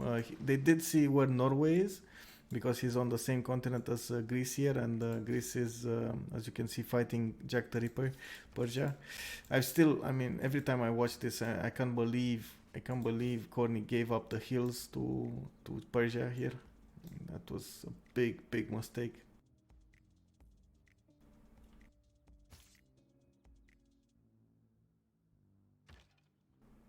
Looks like Jack in the meantime managed to kill all of Corny's pre-built crossbows. Corny has only 1 crossbow remaining. It doesn't look like it's gonna be enough to do the work here, but he needs to do it.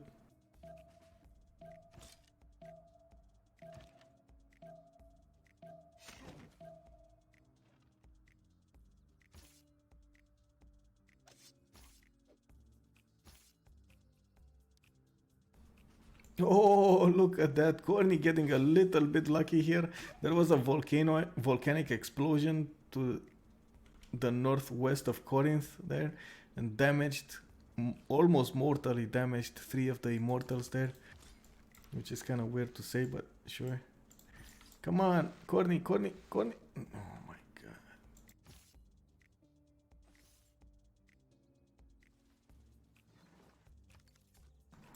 Not sure where Corny's attention was, but yeah. Unbelievable. There was another settler here, by the way, in Knossos. This settler was, I think, since like 30 times ago, 20 times ago, it was built.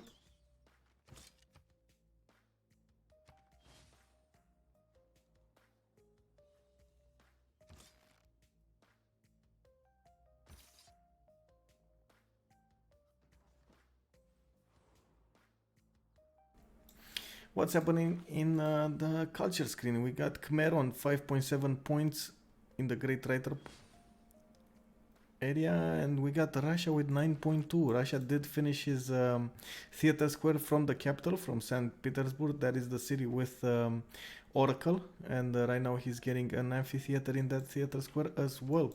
He's gonna catch up as much as possible in the Great Writer points, and we already have the four first great writers recruited. We got Russia with two of them, and three of them actually. Wait a second. Did Khmer? Yes, Khmer got one. So Russia did get three of the first great writers, while Khmer only got one. In the total culture yield, we got 63 on Apriolo and 66 on Gandistoria. That is Russia here. In the science department, we still have. Oh no, actually, Liege took up the lead here with 69 science and 24 culture, while Muel has 37, Thanos 43. We got Abel on 56, Distoria on 50 and 66. I mean, it kind of looks like the overall outputs of the Empire, science and culture are towards Ulysses' team. Not to mention, TBD will probably lose Corny at some point. So they will lose a player, while no player from Ulysse will die.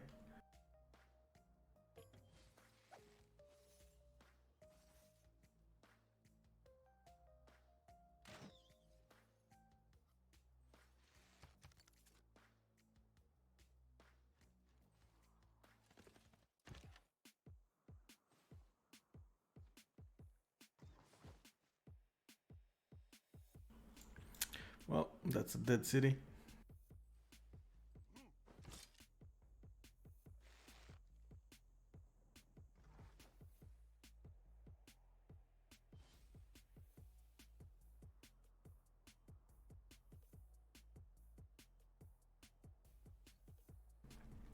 On the water, it looks like Scythia did retreat most of his galleys next to his territory, so he's probably expecting to upgrade them as soon as possible. Doesn't have that much gold, it's only 285 gold in the bank, and I do want to point out that upgrading one galley to a caravel does cost you 180 gold without the mercenary card.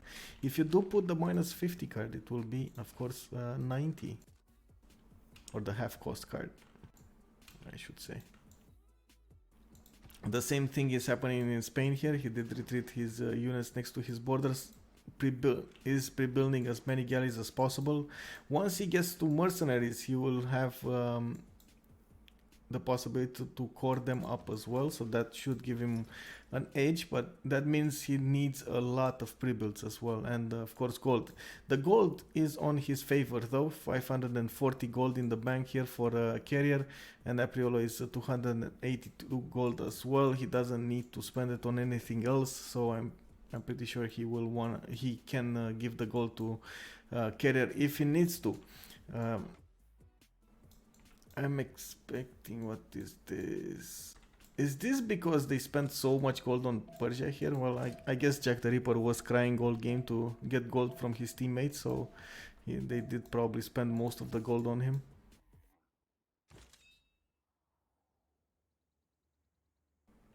To be fair, he is probably gonna kill Corny here quite soon. Turn 53, it is actually a little later than I was expecting. Ooh, that city. Rip the city.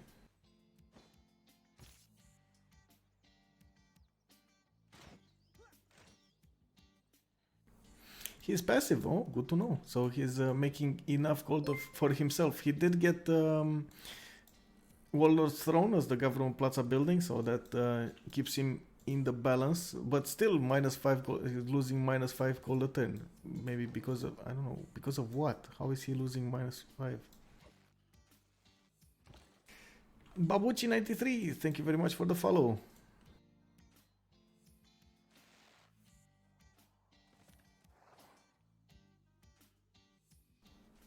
Oh, okay.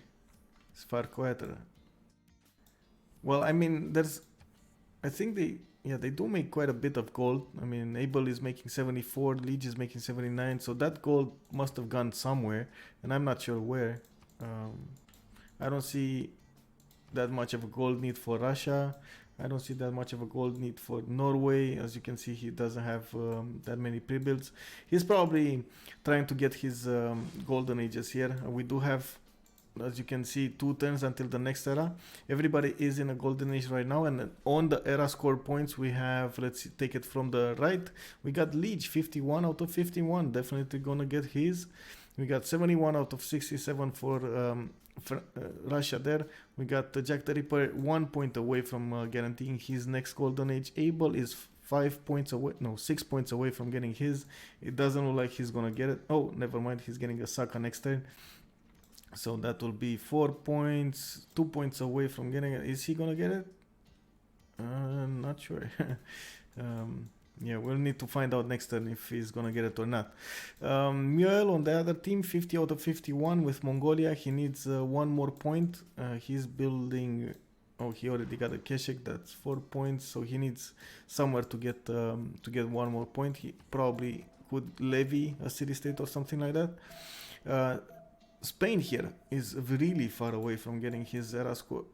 51 out of 60 points.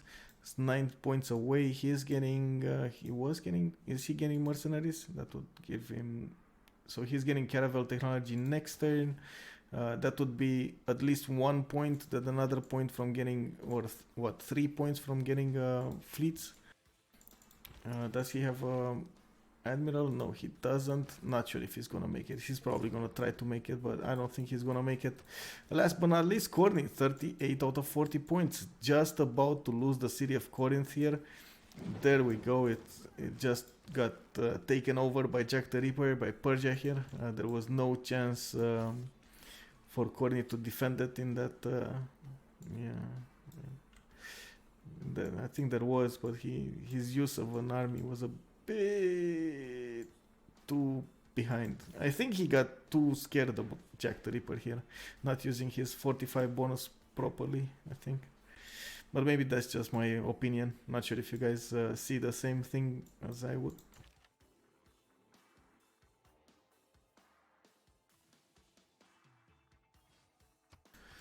So, we're still here. Looks like Thanos is 6 points away and Scythia is 2 points away. Neither of them will get the Golden Age. That means neither of them will get the free inquiry. That means not that much science. Spain will be able to catch up in the science department because he does have, look at this, the missions will start giving him a lot of science points next to his districts. If he gets campuses up as well, it's gonna be amazing land to see and settle. Another thing, Scythia didn't build any campuses, or only one campus, and as you can see, there are multiple campuses in the cities of Spain.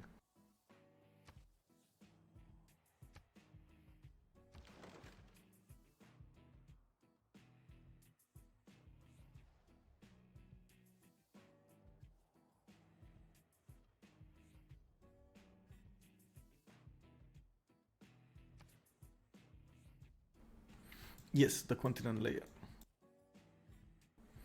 You do get the extra yields from the different continent on Spain, which is amazing on the missions.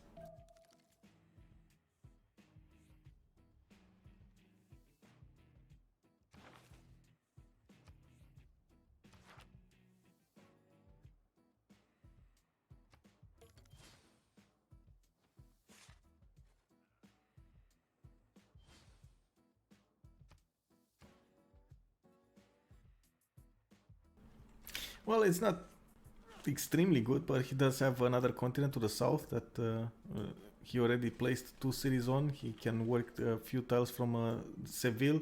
And look at this, looks like the city of Singapore actually decided to go against his city of Barcelona. And a few of those swordsmen are trying to tap it. There is a Mongolian Keshek there coming to the defense.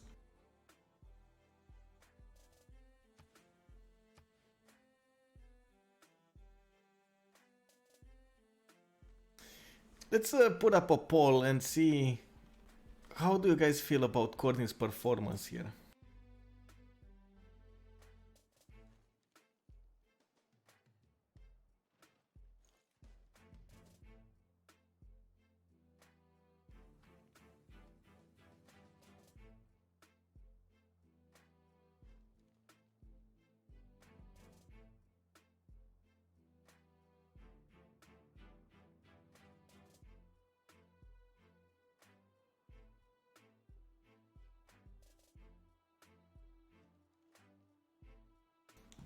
Let's check it out. We do have the poll in the stream chat to the top, and of course 1 is bad and 5 is good. So how would you rate this defense of the Greek lands?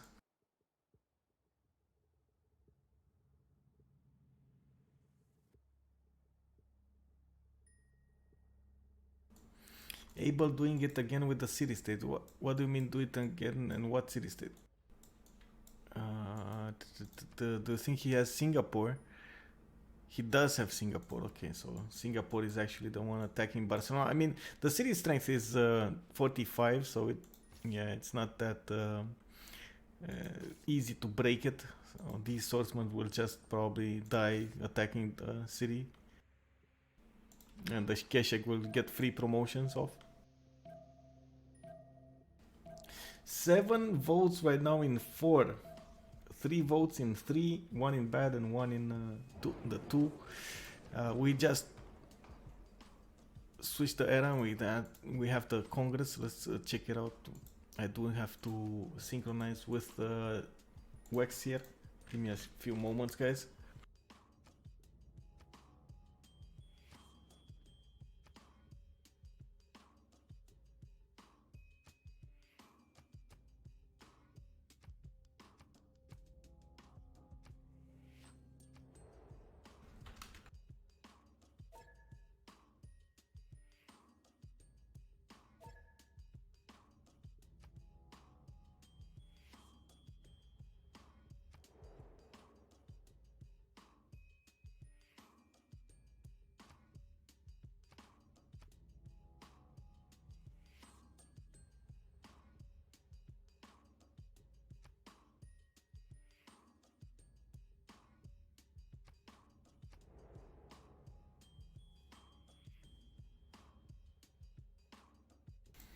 Oh, look at that. 9 votes into good.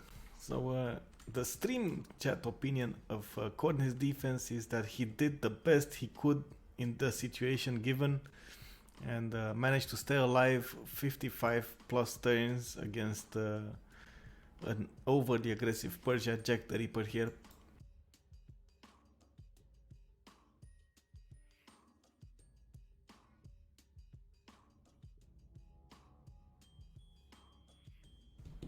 Why? You do have to use those channel points into something. Might as well, if you feel strongly about something, get to use them like that. It's not like we're gonna switch our opinions of something. Democracy, I mean, depends, man. It's called lobbying, I believe.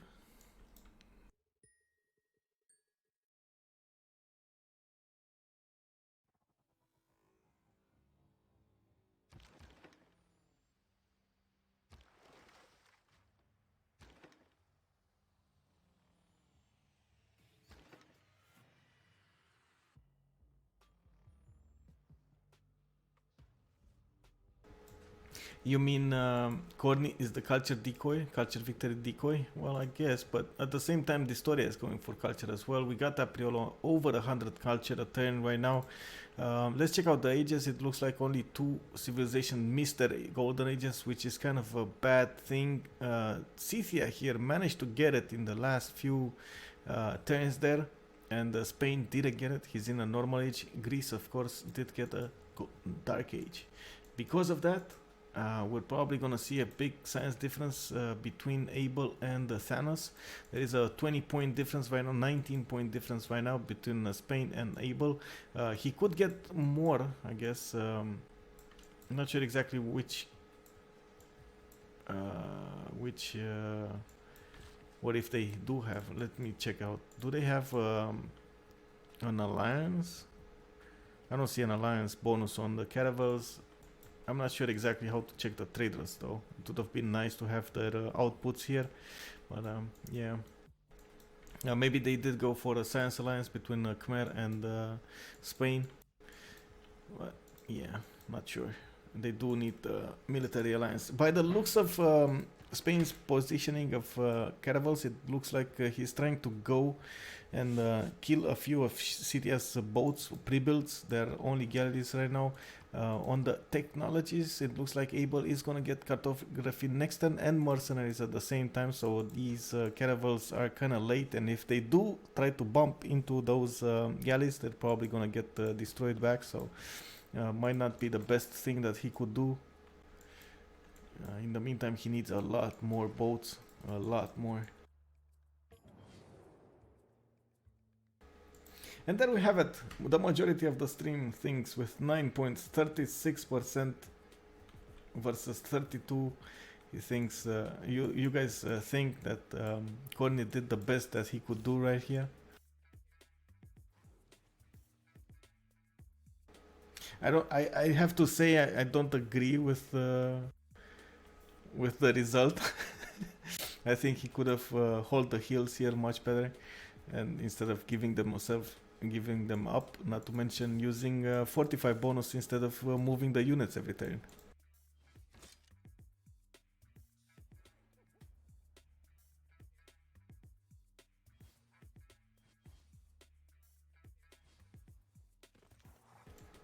Yeah, I do think so.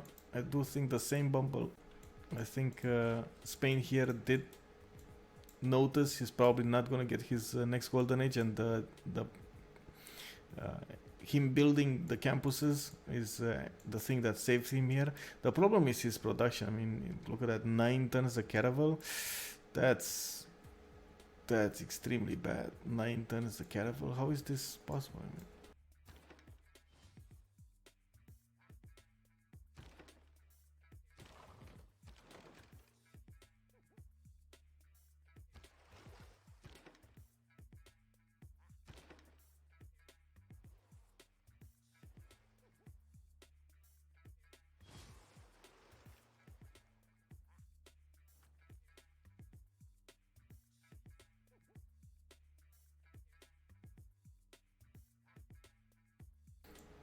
okay, that's a good point.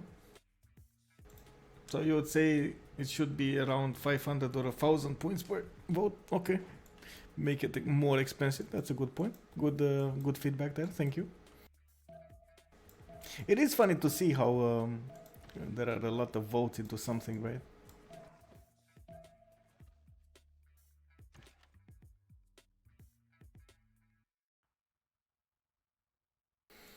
I think they did see it. There was a Norwegian boat around here somewhere, and I think they did pass it, but I can check right now. Let's check out the point of view of Jack the Ripper. No, they didn't. They didn't. They only scouted around here and went another way. Yeah, there we go. There is the Viking longship. So they didn't see Bermuda. We still don't know exactly where Bermuda is going. And by the way, why did Wex disappear from my screen? Shouldn't he be in the... He's not in the game or something? It's kind of weird.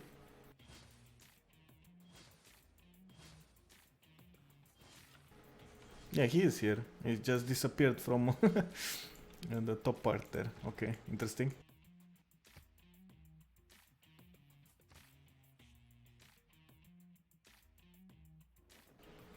So, what is the boat count here? We got 1, 2, 3, 4, 5, 6, 7, 8, 9, 10 caravels on Spain's side with 2 admirals. Well, one is kind of useless, that is Artemisia. And then on Scythia's count, we got 1, 2, 3, 4, 5, 6, 7, 8, 9 with a possible 10. Okay, so they're an equal number. One of them is a fleet though, and the problem with Spain here, was he making actually that were those 9 turns into a caravel fleet? He's making Warlord's Throne next turn.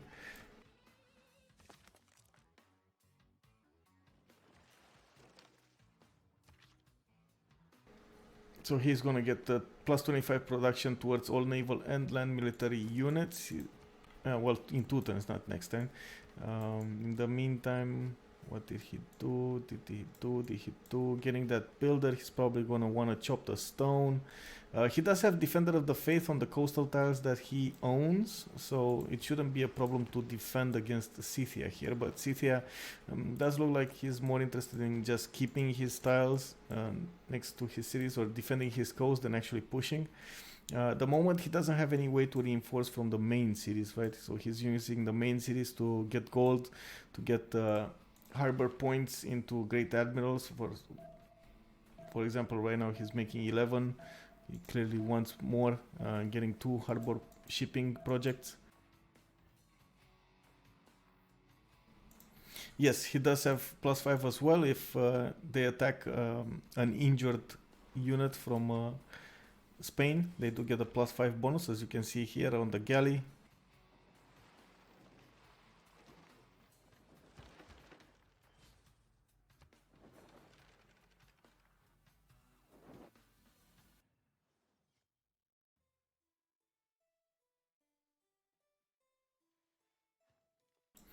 And look at that.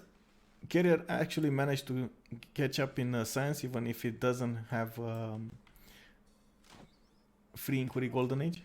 And in the meantime, looks like Corny is doing his very, very best to defend the city of Athens from Persia's units. He did dwindle down quite a lot the immortal count here. There are only 3 immortals left on the field. The rest of the units here are catapults. Actually 4 immortals. Sorry, I didn't see this one to the north.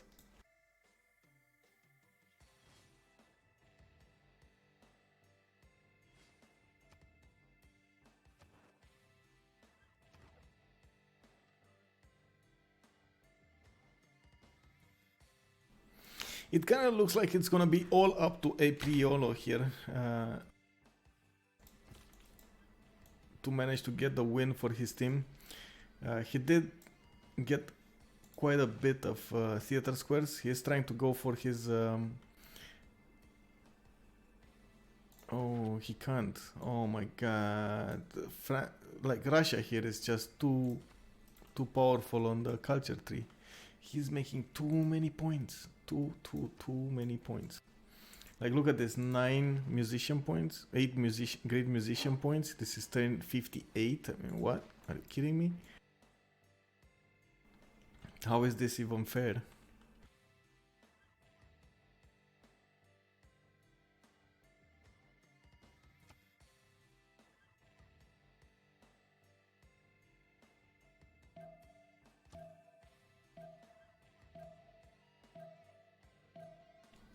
Yeah, exactly. Historia knows the way, man. He's not even in the tundra with Russia, but I guess that is actually in his favor. And let's check out his religion. We didn't see that, right? He was the last one to choose a religion, Catholicism. Divine inspiration, all world wonders provide +6 faith, and itinerant preachers. Religion spreads to cities 40% further away. Do we have anyone that picked an extra belief? Yes, we do have Norway with Ter Imers. That's a building that gives +3 faith and +2 culture in the holy site. It can only be built after finishing temple in the holy site.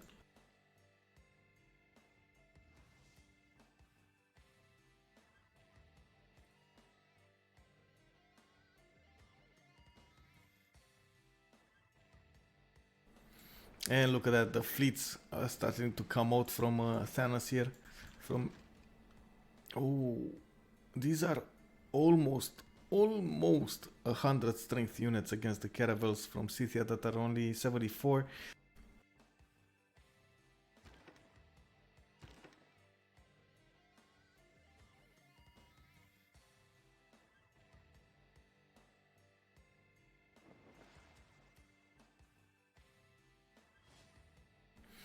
The city of Athens falls. It is turn 59 and it looks like Jack the Ripper managed to get the capital of Corny's city, of Corny's civilization. That was Pericles. And there's only one bastion left to kill, that is Gnosos.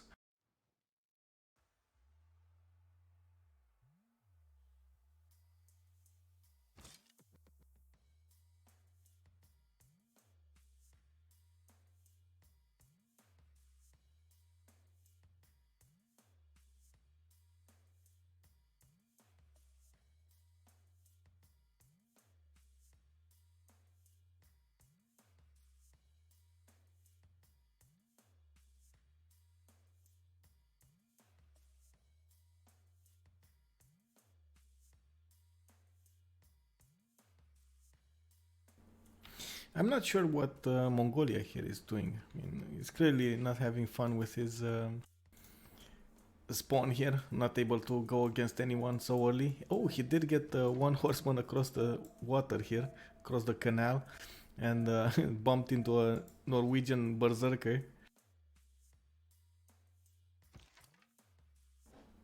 The berserkers are weak units on defense. Well, not that weak, as you can see that it's still 47, but they do pack a punch on offense. They get plus 15 combat strength when attacking. So it's extremely useful and rewarding to keep attacking with the berserkers.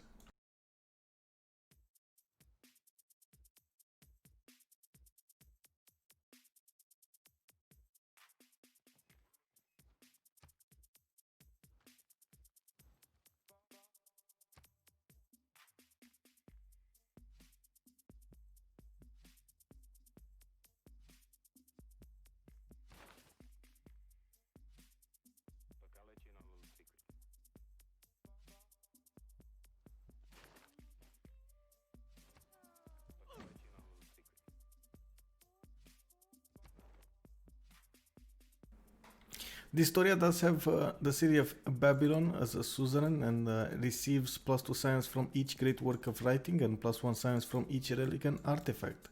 He probably has quite a lot of great works of writing, but let's check it out. I saw at least 6, right? Oh yeah, so he has 5 right now in the cities. He could place another one. Look at that, he's getting 10 science and 20 culture and of course 20 tourism. It is too early to actually get a lot of tourism, but still he's making 44 tourism a turn. No tourists yet though. On the culture screen here we don't have any tourists gathered by anyone in the game. Or 1 over. He's still lower in culture, in total culture output than Apriolo. Apriolo holding the lead there with 138 versus the Historia's 128. He's lower in science though, 54 versus 89. It looks like the Historia wants to go for... Wait. Oh, this is gonna be amazing Colosseum. So he's building... he built an entertainment complex and then he's building an arena in it. He now just needs this tile, the cattle tile, to build a Colosseum. This is gonna be amazing adjacency for that theater square.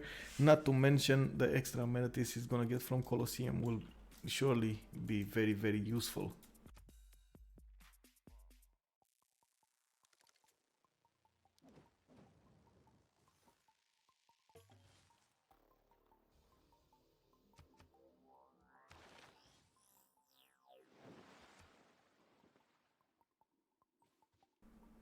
We still don't have anyone that picked Hypatia, by the way, the free rivalry great scientist, and I don't think it's gonna even come anymore.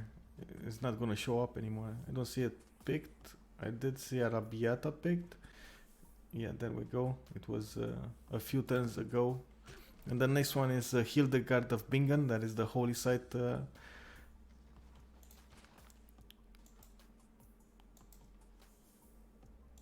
scientist. It's probably gonna be picked here by Spain in a few turns, 3 turns. And there we go, Colosseum has just been placed. 12 turns to finish it. Wow, that's a long time to build for Colosseum.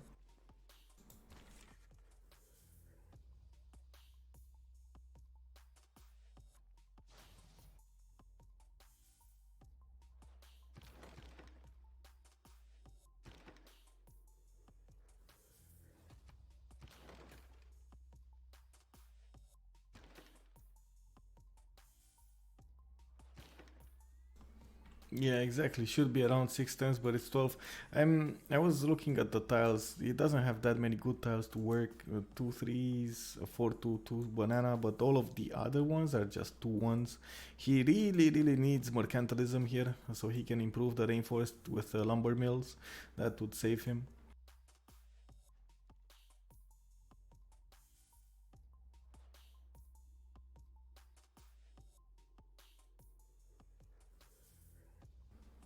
Well, in the meantime, it's not like anyone else in the game is gonna go for the Colosseum, so I guess that works.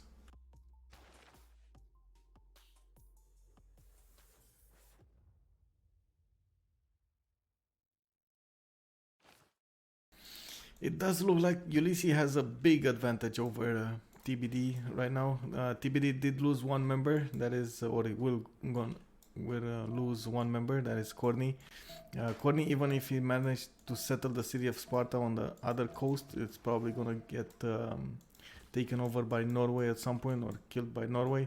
There is a lot of land here left for Persia to sim behind, and he does have open trade routes to Norway, or Norway has a player to trade with. Yeah, it's not ideal here. It looks grim. It looks like we're gonna see actually Ulysse getting the win here, but it is still up to Apriolo and Thanos with Mioel to get a victory here for their team. So 3 members. We did see them win over Zone of Control with only 2 members left on their team. Not sure if you saw the game, but on Friday we did have them skirmish on the Tilted Axis map, and they did manage to get a win turn 130 over Zone of Control. That was almost a space victory. And I say almost because he was like 3 turns away, 4 turns away from finishing when Jessica from Zone of Control decided to CC the game.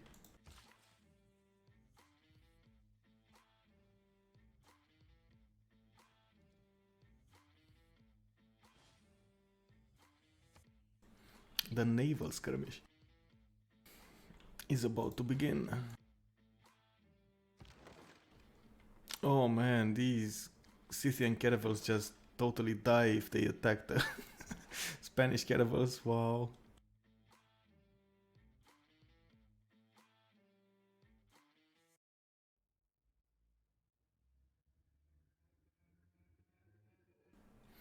Bambolonia. I mean, wait, what? You mean Babylon or Babylon, I guess.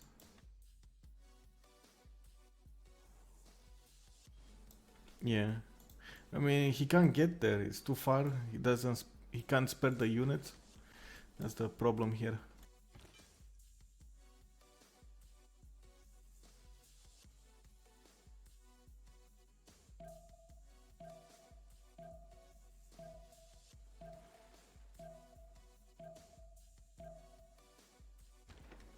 I'm not sure why he's pushing at the moment. I mean, clearly he won't have the upper hand against these caravels. They can just switch. Like Abel can fast move. He sees he gets a caravel hit one time, he can switch it around with another. Abel is fighting in his own territory, and look at that, he's even buying those tiles so he can heal back his units if necessary. I mean, this is, yeah. I don't think it is a winnable war on the navy.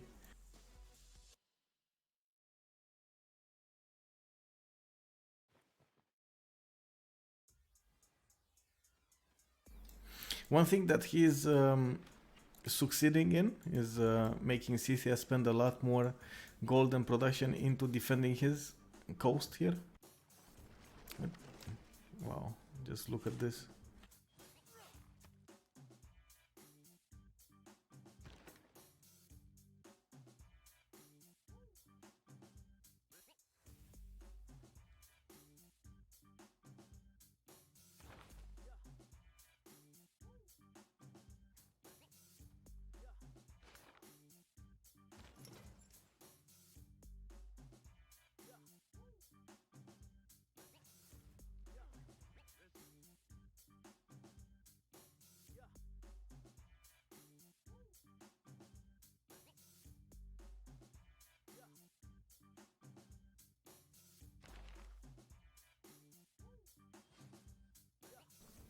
Oh man, not only Russia makes a lot of points in the great writer, great artist slash great musician department, he's even making Theater Square Festival projects.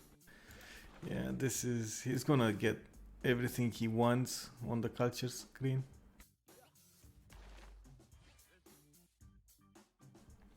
Khmer, I did see him get a few projects, but not that many. And at the moment, it looks like he's building more theater squares.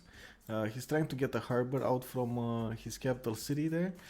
And yeah, that's about it. But he needs those projects. He is building one thing that is very, very nice and will surely help him. It's Machu Picchu that's coming out in 2 turns. Is anyone else going for Machu Picchu? Do we see it anywhere? No. So it looks like Norway here is getting more of these settlers.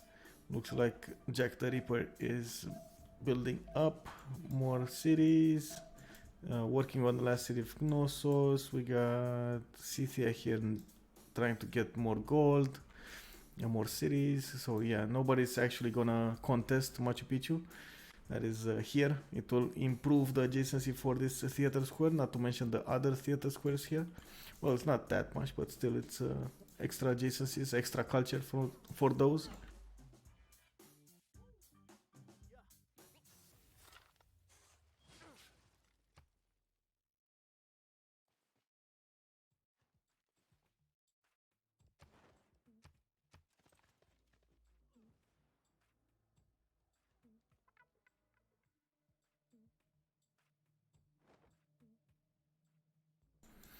It looks like Historia did take the lead in the culture department, 151 culture with 52 tourism, and Apriolo is only 139 with 22 tourism.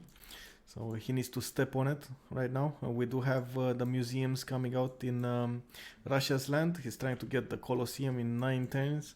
And I think we're going to see the demise of the last bastion of Greece here. Knossos will probably fall next turn. There is still Sparta, but I mean, that's like a fugitive city. It's not even a bastion. I wouldn't call it a bastion at this point.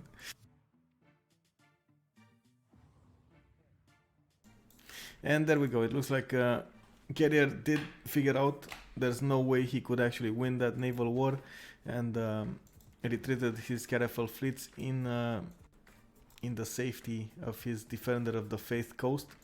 He's getting more science. I think he is well on its way to get a lot more science overall over Brimi. Why do I say that? Because Brimi is still in a free inquiry golden age. That means he's still getting his science from the harbors, from the adjacency of the harbors. And once he loses that, he's gonna drop like a rock. He does have a few campuses, but I see only 2 over here. Trying to get more cities out. We're gonna have to wait and see. Wait, how many turns do we have the session? The next session is in 12 turns, so probably in 11 turns we're gonna switch the era. That will mean that will be the point when Abel will lose his science. If Spain here will get to his what do you call them, either battleships or ironclads, he's gonna be able to run over Scythia if he doesn't get the same technology. I think those ironclads will be extremely powerful, especially ironclad fleets with an admiral.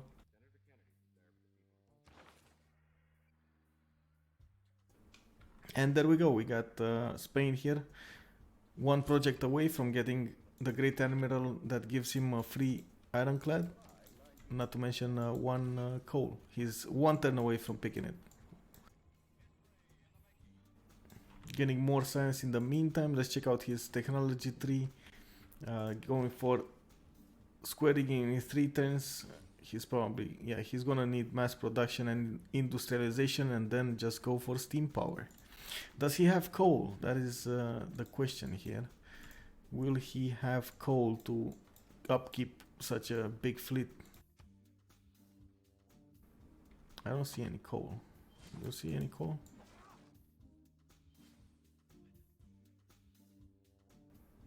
Is that iron or coal? That's iron, right? Yeah, that. Oh my god. I have the. Yeah, the resources disappeared from my screen, so sure. I'm fortunate. I'm gonna need to wait to refresh next turn.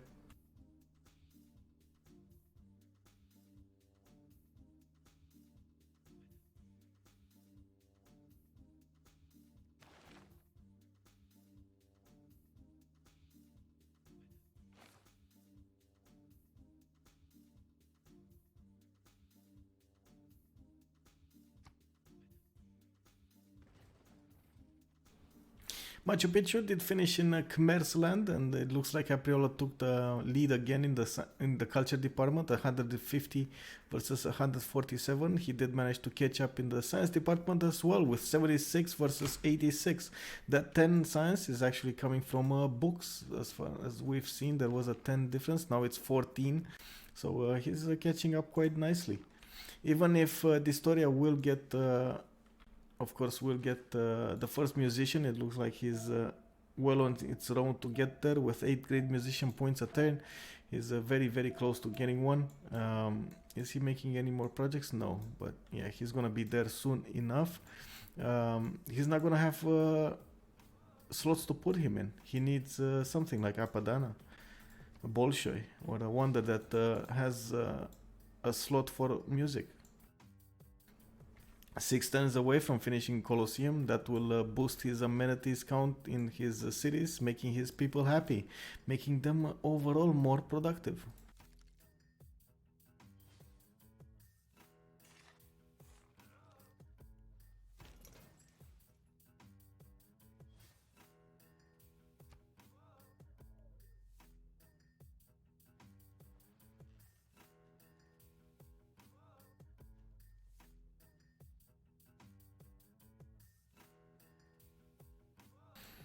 And the city of Knossos has been taken over by Persia here. It looks like there's only one city left for Corny.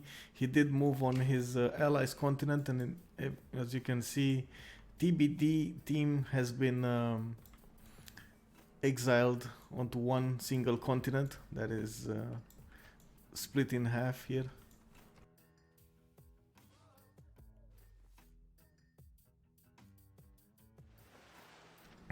Norway, from what I can see of his simming options, looks like he did get his religion as much as possible up, and right now he's working on his production, getting the shipyards and getting that extra production from the adjacent, from the harbor adjacencies. For example, this shipyard will be a plus 14, while the city is only 33.6, so basically it will increase with 50% his production output. In the Christian Sand City, he has a plus 12 harbor. This is, yeah, these are gonna be amazing shipyards, by the way. He does have also coal. I still don't see it. Did we check it again? No, so let's check it again. Coal tiles, guys. Do you see any coal tiles in oh, I see one. Okay, there's one, just one. Okay.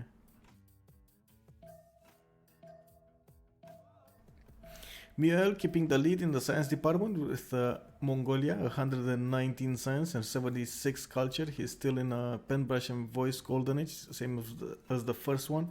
We are 9 turns away from switching the era, and his opponent from the other team that keeps a science lead is Liege. Liege is still in a free inquiry, so he needs to catch up quite a lot in the science department.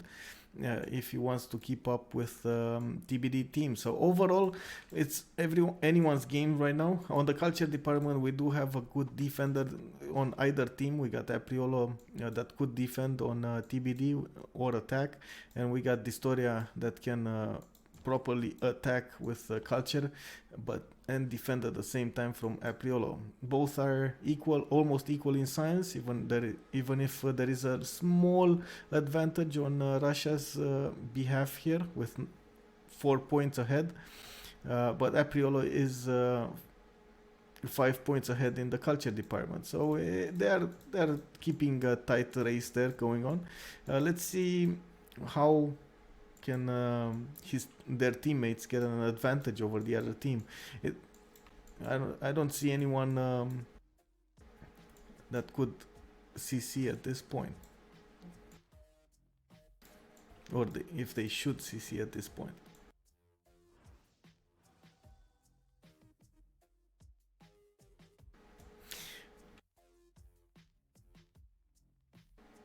Do you think Mongolia here could go for a space victory, maybe?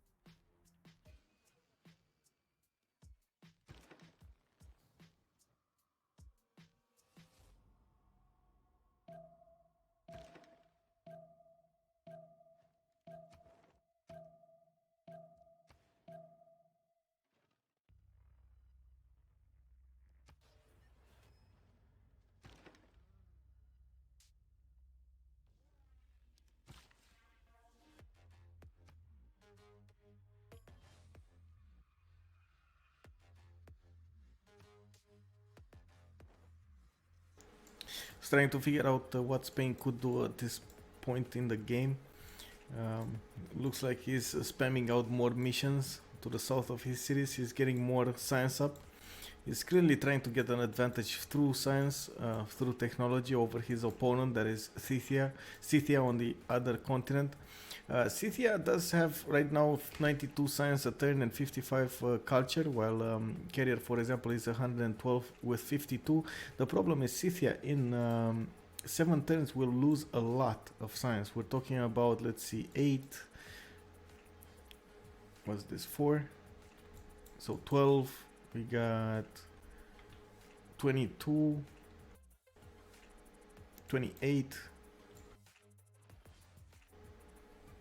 34,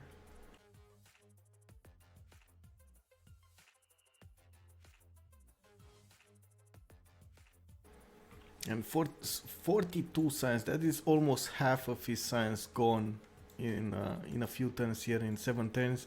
He notices that. I think he knows what will happen, so he's trying to get the campuses. The problem is he doesn't have enough population in the city to actually get the campuses up. What did he build here? I see he has an open slot, like this is population 6, so he should have at least 2 districts. He does have the harbor, and where is the other one? Why didn't he build another one? Interesting. I guess he's prioritizing getting the quadrims out as much as possible. Yeah, I guess. Isaac Newton is the next great scientist on the screen here, and we got Mongolia going up for him. We got Russia with 7 points, Norway with 2, so maybe Mongolia should get a few projects here to get it. Let's see, is he making any? No, but he's getting a lot more science, more campuses, more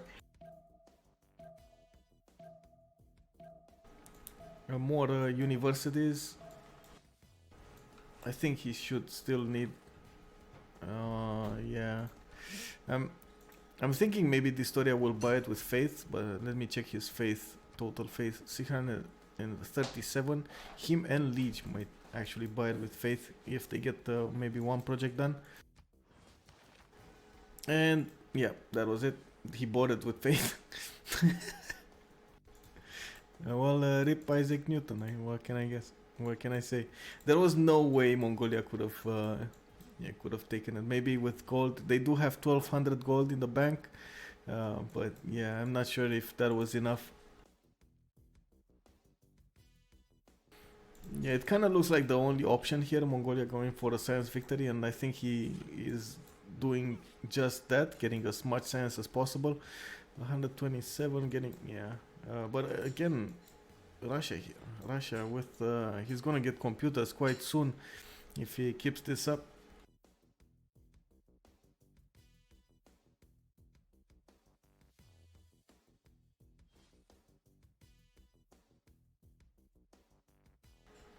And I'm still wondering, is this gonna be a caravel fleet in Madrid or is it gonna be a normal caravel? I think he was building it for quite some time. 410s, a caravel sounds like a caravel fleet to me. Actually, can he build them? Can he build them without the seaports? I don't think so. I haven't played with in quite some time here. Maybe Stream Chat can enlighten us. Can he build them? Can he build directly caravels if he doesn't have the seaports, caravel fleets?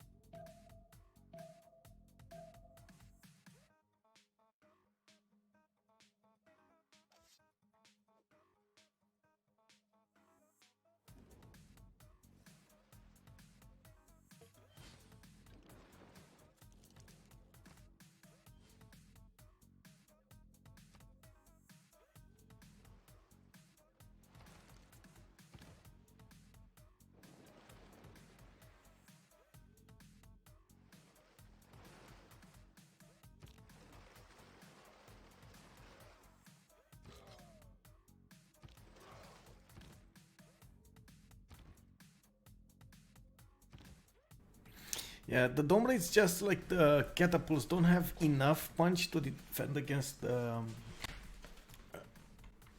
caravels, but I mean, just like the catapult. Yeah, I did say that right. Never mind. But maybe he can get some bombards soon-ish. Let's check out. Is he making niter? Apriolo. Yes, he does have niter in the bank, so that should be easy. He needs to defend Sparta as well, so I think that's what he's doing here. They do have the military alliances going on at the moment, and yeah, one other thing, the same will happen.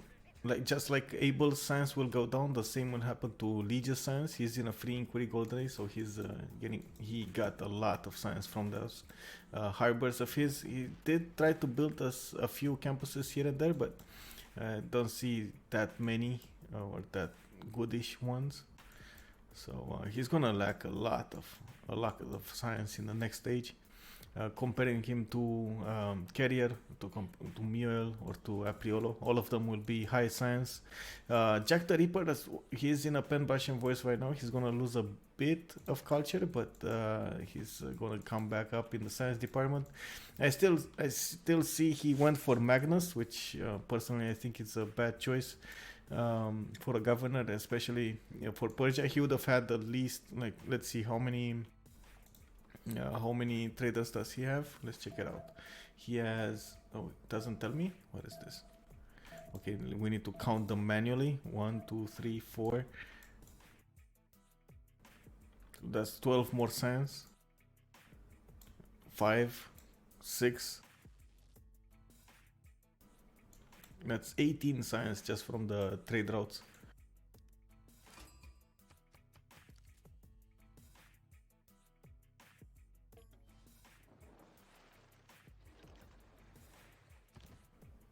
Oh, Domre in the water. That's a...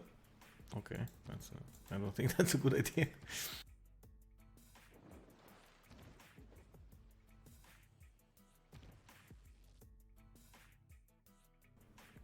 He does have a 1 caravel coming out in 3 turns. That should be enough for him to save his harbor tile, or at least upgrade one of his galleys if he wants to spend a little bit of gold on it, and make sure these caravels have nothing to actually go into. These galleys are just gonna get wasted if he doesn't upgrade them into caravels.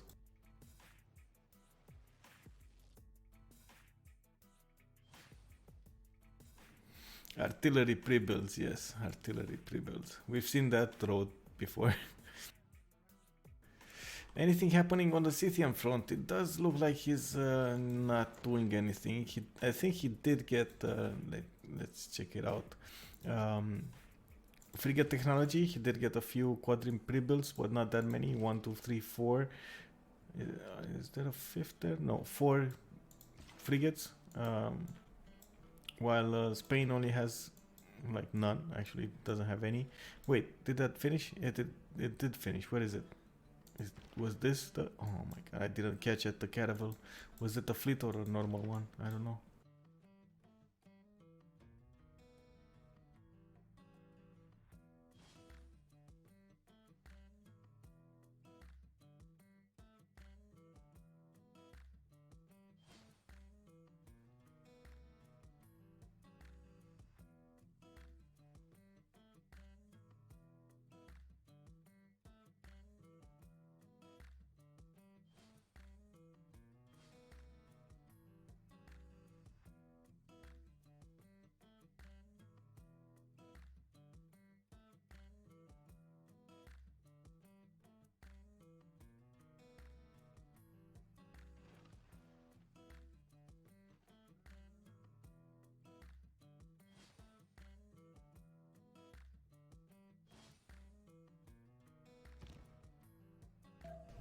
Wait, is he buying Domries with faith? Let me... Wait, there's a pause.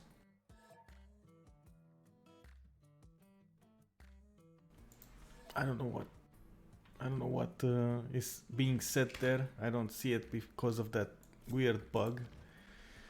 The stream bug. Okay, so it says pause 5 minutes then. Okay. A little break.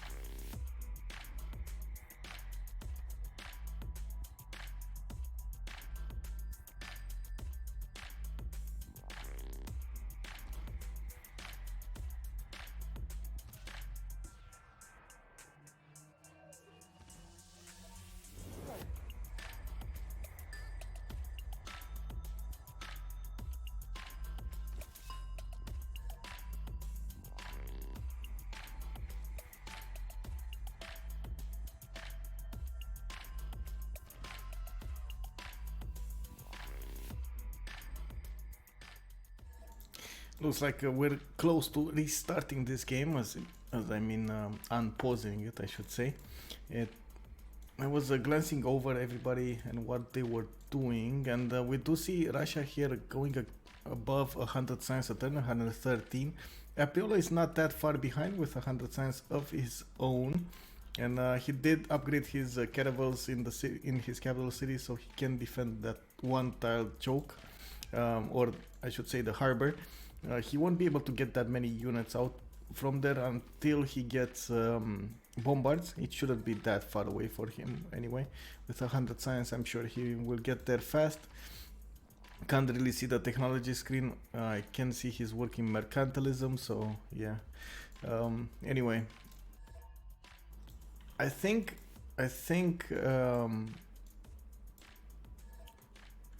Russia did activate Newton, and in the city of Moscow here, he does have one university. There's no other place he would get it, and I don't see Newton anywhere. So I'm guessing he did activate it in the meantime. Maybe it would have been a better choice to wait for example, for Olonets's campus to finish, so he could get a free library and a university. But I mean, this works as well.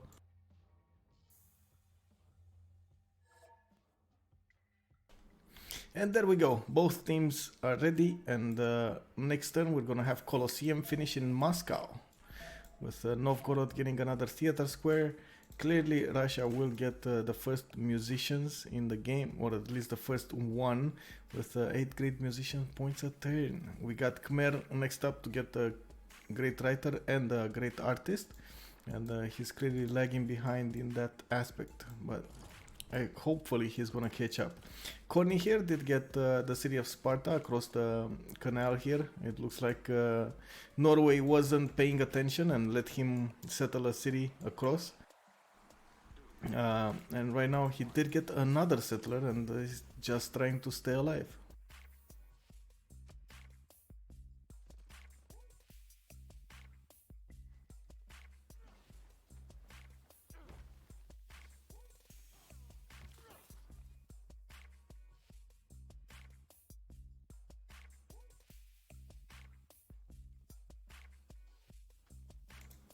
So now that we can see the science output, it is 108. Let's look at the technology screen. Apriolo will get square rigging next turn.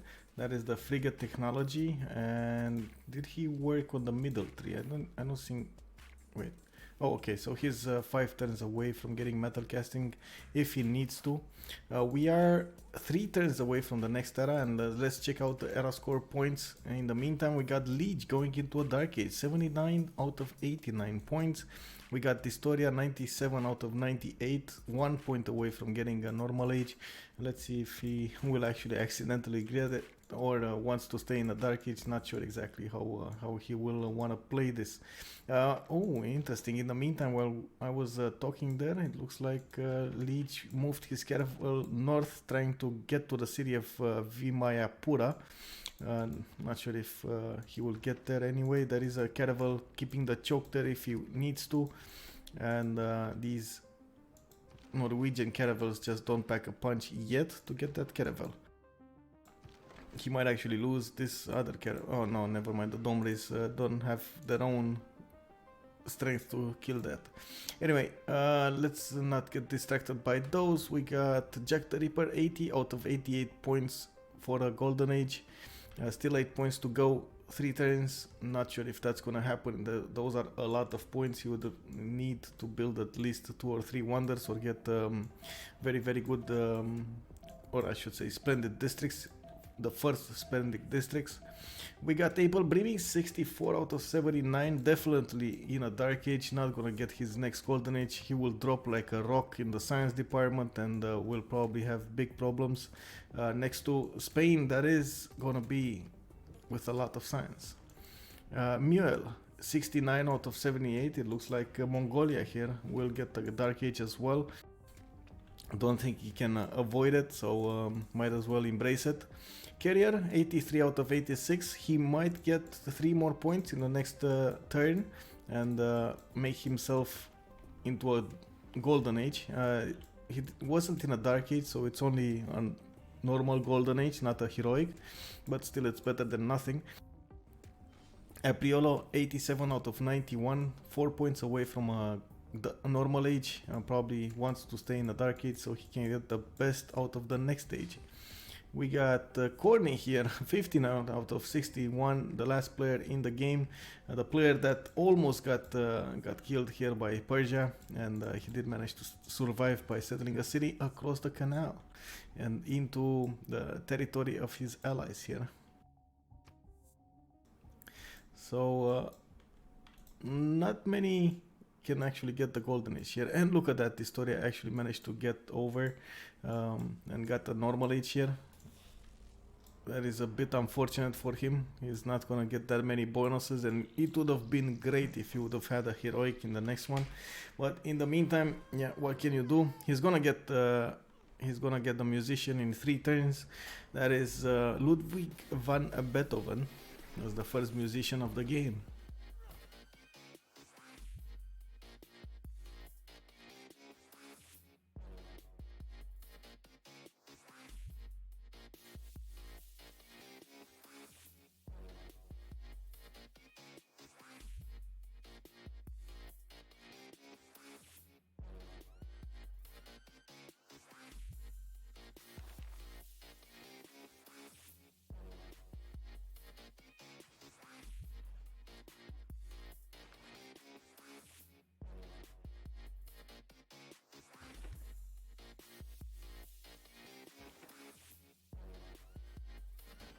Oh, it looks like that was a normal caravel by the looks of this caravel that popped out, and Spain here did start to build his shipyards, getting more production from his harbor adjacencies, which are not extraordinary, I should say.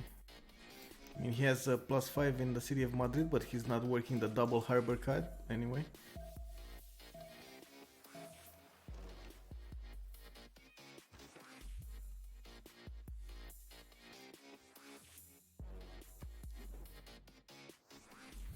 Ooh, that storm.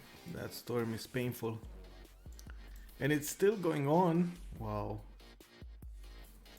Might as well retreat these caravels to safety in the Zaragoza or Geneva's borders.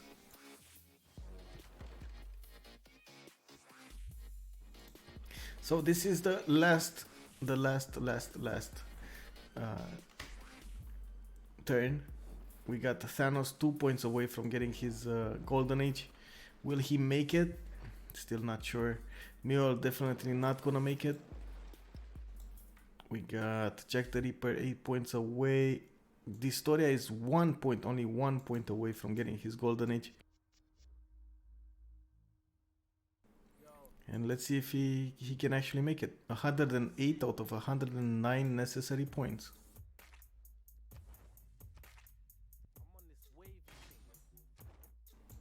And he did. He just upgraded the knight, and that was the point he needed. I guess that was the first iron unit he used, or the first unit that needed iron. Interesting.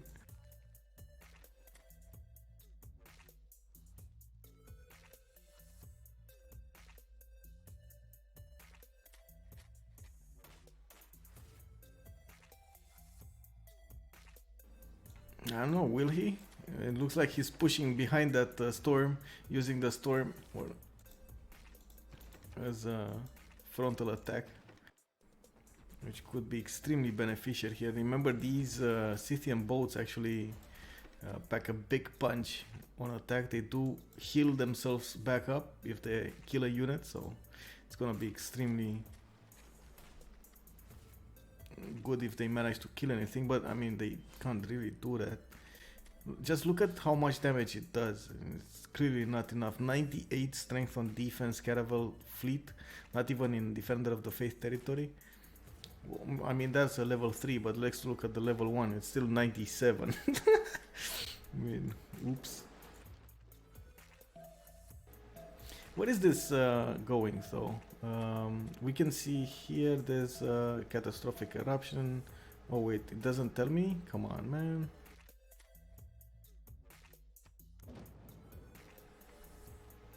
It says here, I guess the 4 hurricane. Oh my god, it went into all of those units. It didn't have enough punch to actually kill or damage the caravels, but still, wow.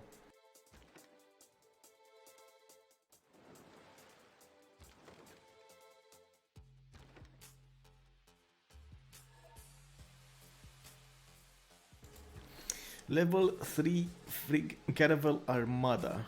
That will soon be... that will soon be an ironclad.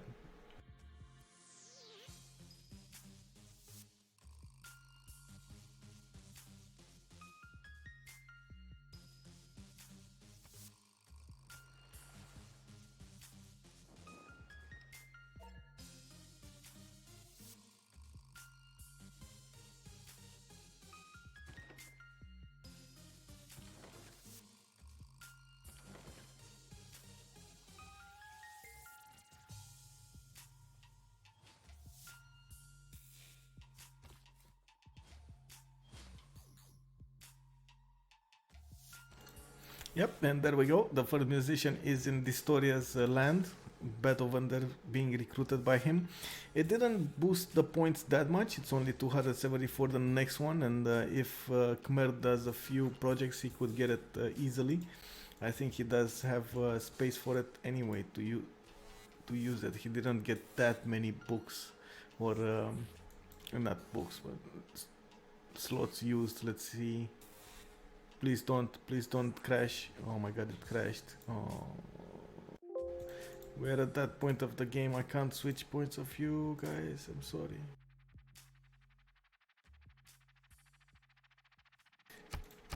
He was in a free inquiry golden age for the first two eras, if you're talking about Abel, and because he was in a free inquiry golden age, he lost it.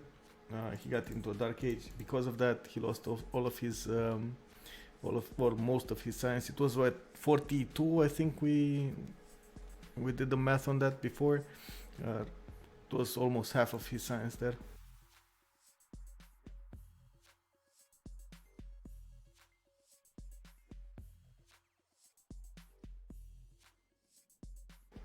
The free inquiry golden age gives you science from your harbor's adjacencies or commercial adjacencies. So for example, if you have a +4 harbor or a +4 commercial, it will give you 4 science as well from that. It doubles also with the card, for example.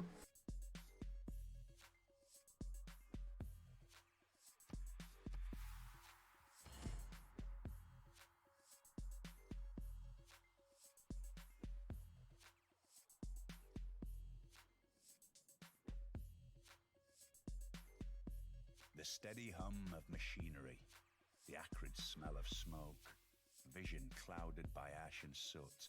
These are the signs of changing times. The lure of scientific and cultural advancement is the engine driving your realm forward.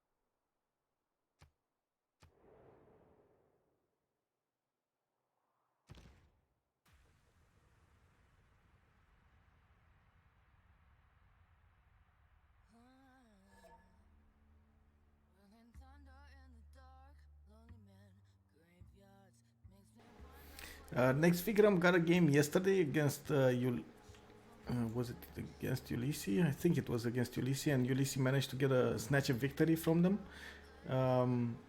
Yeah, it was against Ulysse. There was a game against Zone of Control, but it was postponed. I'm not sure when they will play it. At the moment, we're waiting for them to schedule it. And this is TBD's last chance to get 4 points. To get to the next stage. Actually, both of them, both Ulysse and TBD are fighting right now to get the second seed towards the next stage from Group B. Next Figram basically got the first one. They are 4 points, or 5 actually 5 points, and TBD and Ulysse are both tied on 3. Whoever gets the win today will get to play in the next stages of the tournament. This is why we're gonna go probably into a long game here. Not sure if we're gonna see a science victory, not sure if we're gonna see a culture victory. They are trying though. We got Apriolo and Distoria going for culture as much as possible. 152, 192 here. Then we got on the science department Mioel running away with science, 224 on him on Mongolia, while the best one is still Russia there with 141. Leech dropped like a rock.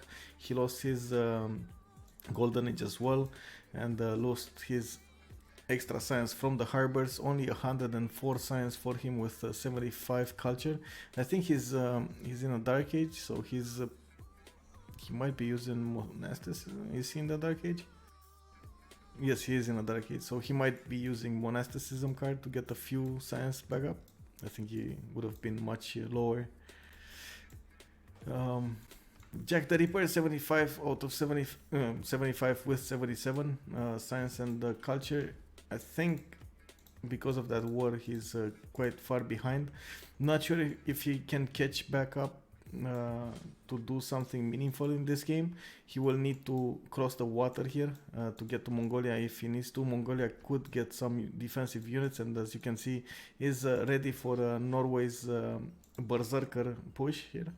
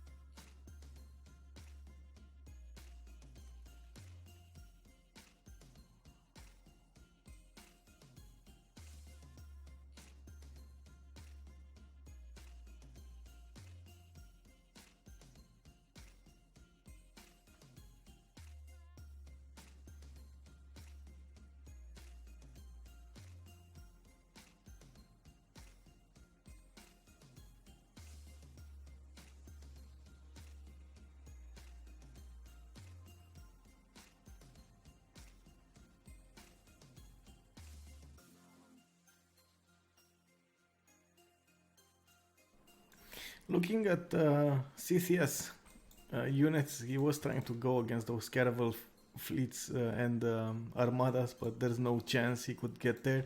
Neither does Spain have any chance of actually going against these Scythian units.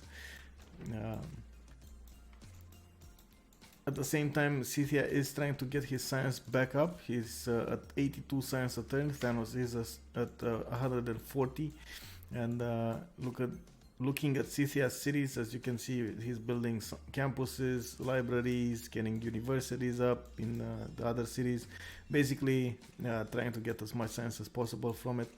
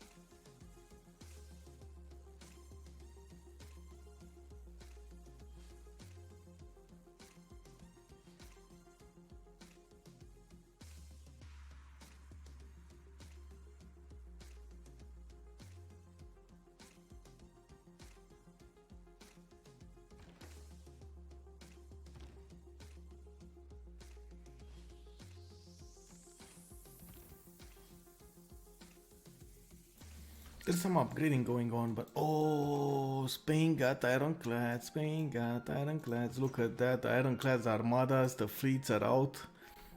108 units strength against the caravels that are only 89 on defense, and this is inside their own territory.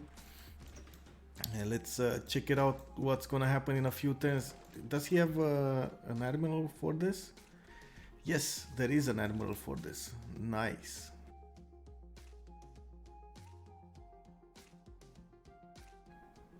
$113 strength. But that is with Defender of the Faith. Yeah, we're gonna need to wait. Also, I don't think he has enough. What do you call it? Enough coal for this.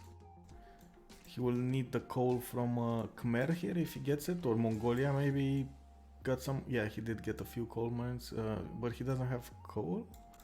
Wait a second, where is Mongolia on the tree? Getting ballistics, going for the middle tree. Okay, interesting.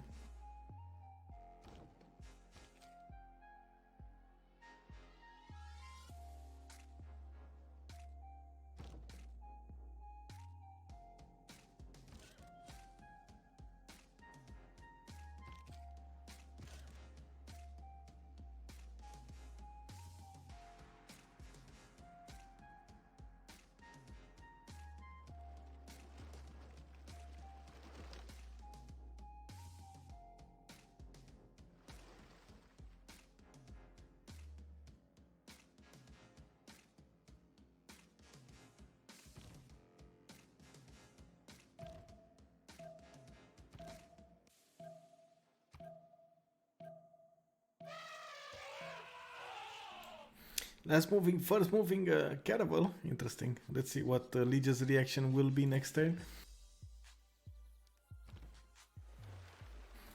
Will Apriolo get it? Liege is the... Okay, never mind. He didn't get it.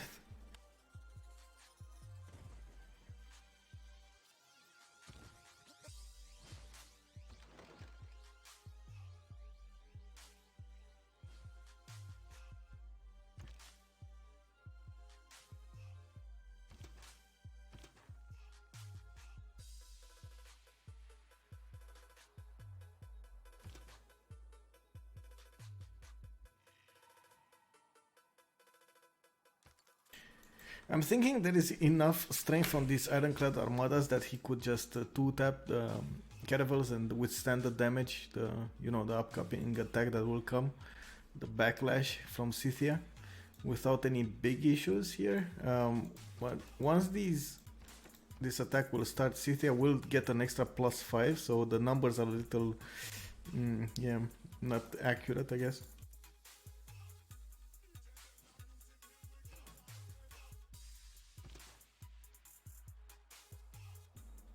There is also +3 intel on opponents' movements from Scythia, so it does look like Scythia has extra diplomatic visibility on Spain here. Yeah, he does have a spy. Look at it. It's in Barcelona.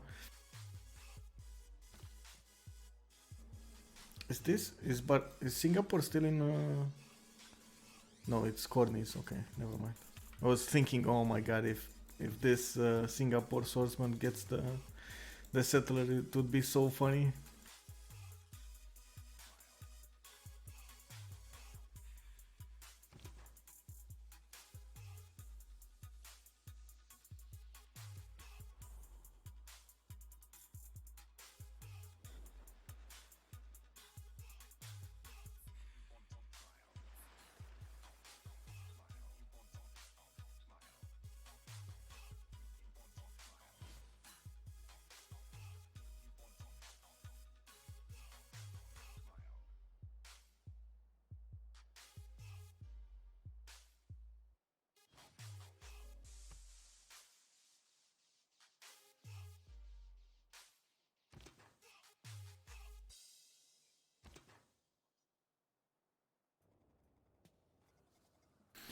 Looking at how Scythia has his fleet, I think the best way would have been to come from the north and start churning his units through his units from there.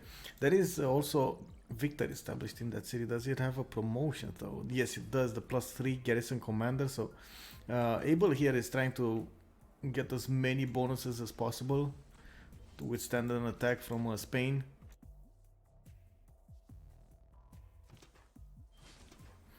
Ooh, Abel just got to his ironclads as well. Does he have his own coal? He does not. He has one coal tile. Oh, never mind. He has 2 coal tiles, so it's good. It's all good here. 3 coal tiles. That's gonna be enough for him to keep up his upkeep his units. And that is just enough strength, so these ironclad armadas won't do anything. So it kind of looks like a stalemate from the beginning of the game between Spain and Scythia. Yeah, who would have thought Scythia would be this good with only 2 cities on the coast here against Spain, who does get so many advantages into boats.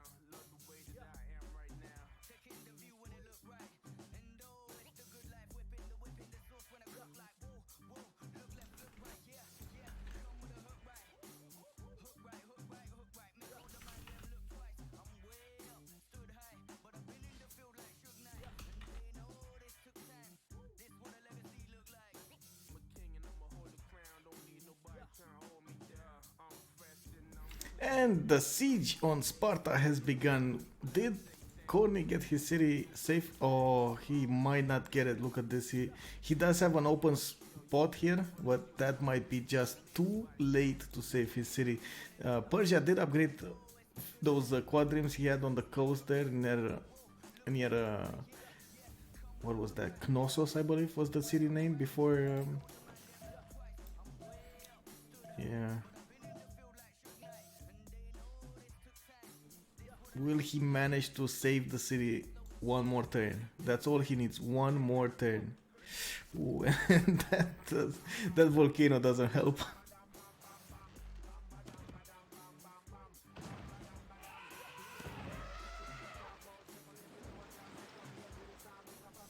And nope, that was it.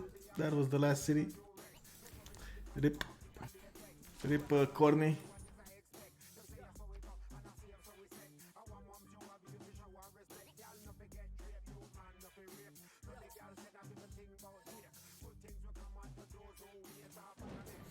That was the first player out of this game. It looks like Corny was the first one to be deleted from the rosters. It looks like there are 4 versus 3. 4 remaining members of Ulysse will go against 3 remaining members of TBD. They have a whole continent in the middle of the map here, while Ulysse has one to the left and one to the right.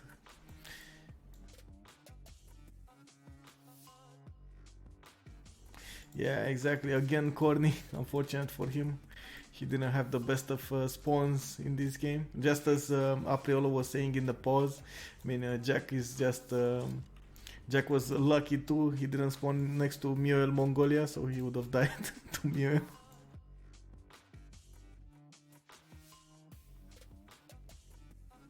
And look at this, actually.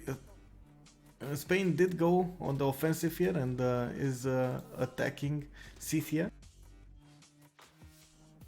Oh, it did get quite a good amount of damage here done. There are more ironclads coming from the mainlands. He's actually 3-turning them in the cities. It's pretty good. Those are the shipyards working right now.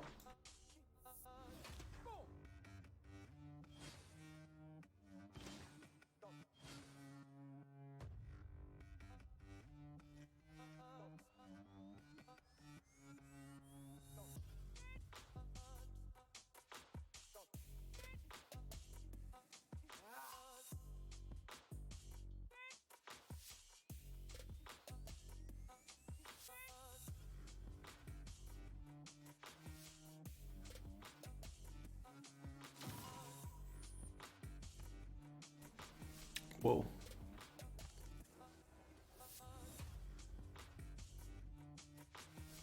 Like carrier there died. I think it settled. I think the computer settled the city of Murcia, if I'm not mistaken.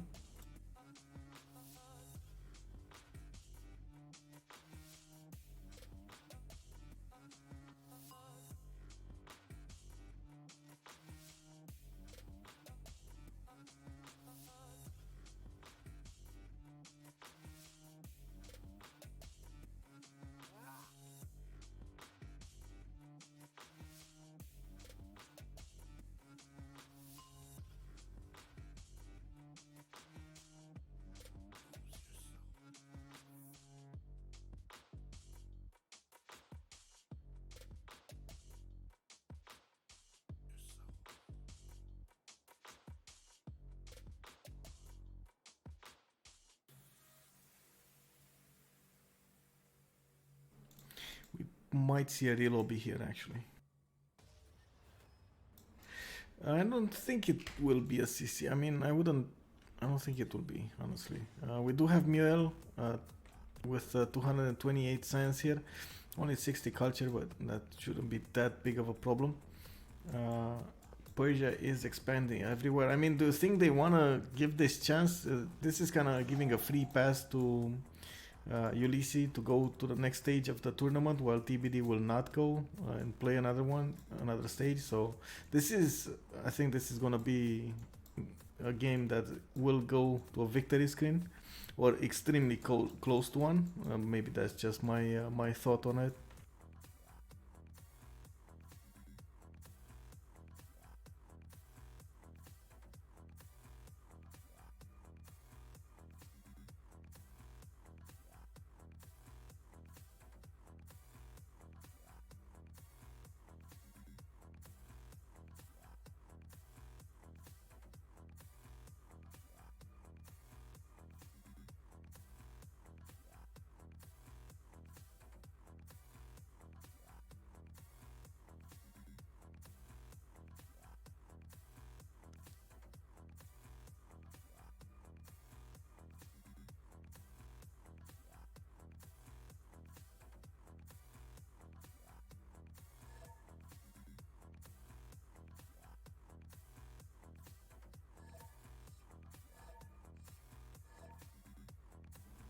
And let's see if Carrier will actually quest.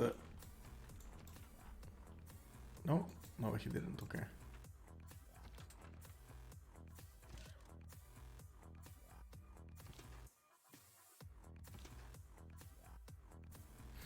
Actually, Scythia's ironclads are extremely good right here. Look at this. There's like 7 damage missing on Spain's ironclads. Not sure exactly why.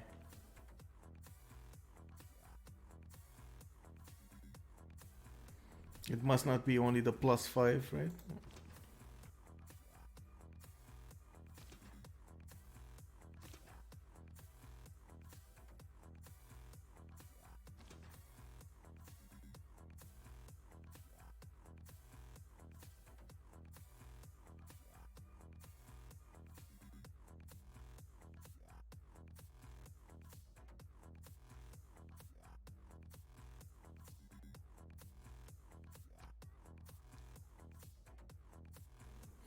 Ooh, this turn it doesn't look like Abel will have coal. That's gonna be a problematic here.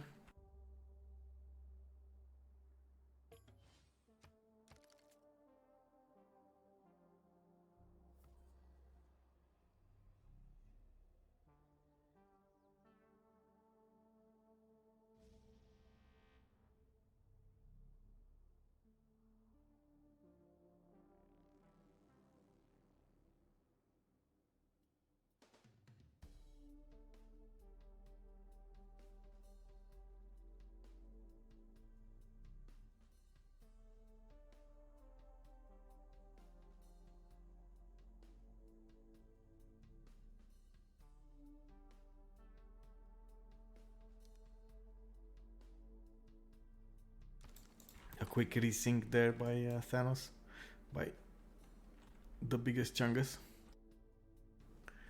Carrier putting a plus, showing that he's ready. And we're gonna see the war moves here by Spain. What's he gonna do?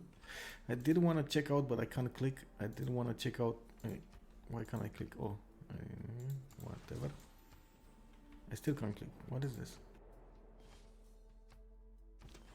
Okay, there we go. So he did have. Okay, so he has oligarchic legacy. That's the extra +4.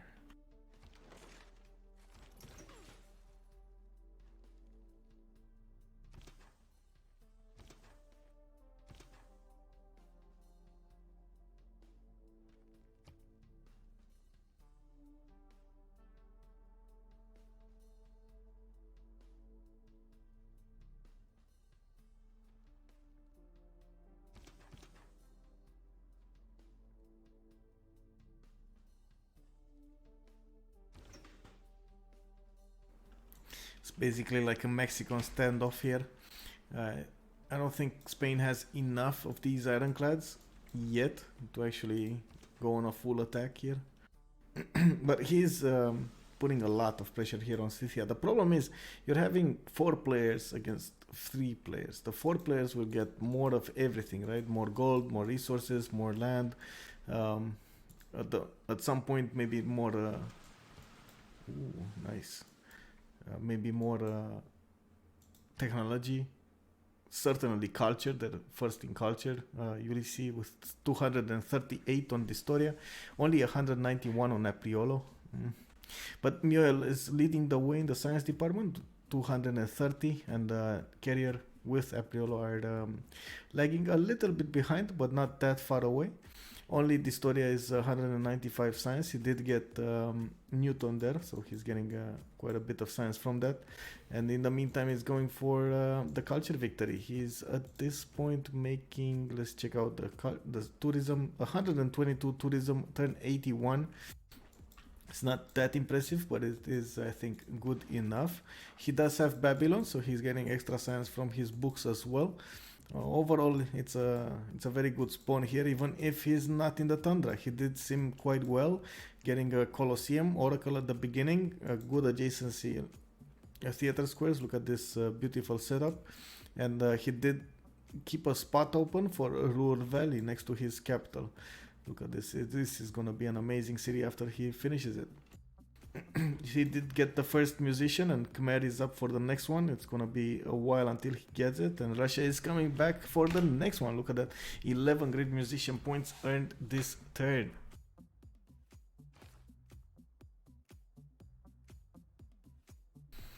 After finishing off Greece, it looks like Persia is settling everywhere to the north of Norway here. Norway does have quite a few islands, little islands to settle. To the south, he does have the Suez of Auckland that gives him that production on the sea tiles. Just look at his city resources. This is amazing production, by the way. The unique building of... wait a second, is something happening here? Oh, rip. That was... okay.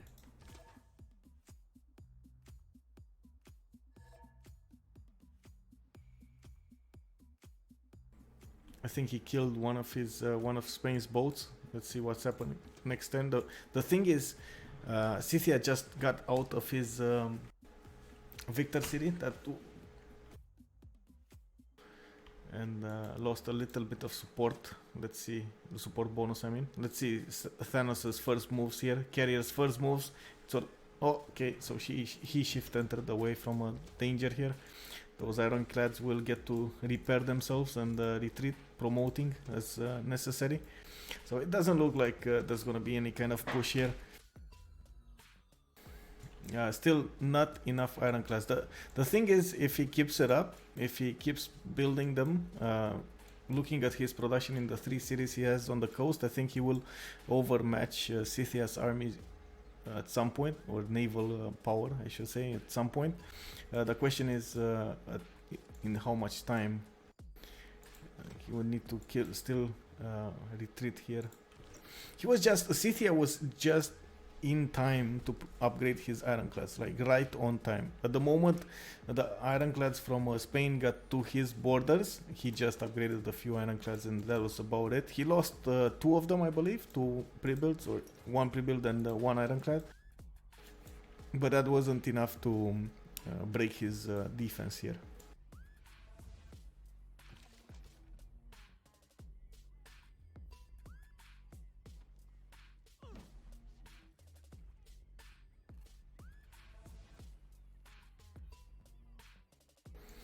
We're getting to that point in the game. Look at these missions. These are extremely nice tiles, but very, very nice, juicy tiles. The missions are the unique improvements of Spain here, and just look at how look at what yields they give. The 4 science ones, the 2 food, 3 production, 4 faith, and 4 science. Amazing, just amazing.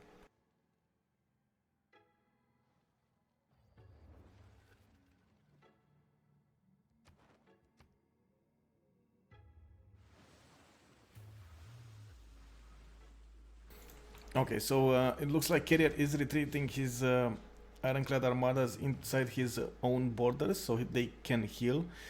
As you know, on the water you cannot actually heal your boats unless you're you're Norway or you have a promotion. And I do see Norway preparing a few pre-builds to the north here, north of Stavanger, that might be indicating an a war at some point, or at least sending some units towards to help Scythia. That would be problematic. First of all, by the time they get there, it's gonna be like totally different technologies. Spain will have higher technologies, and I don't think he can send enough of them right now.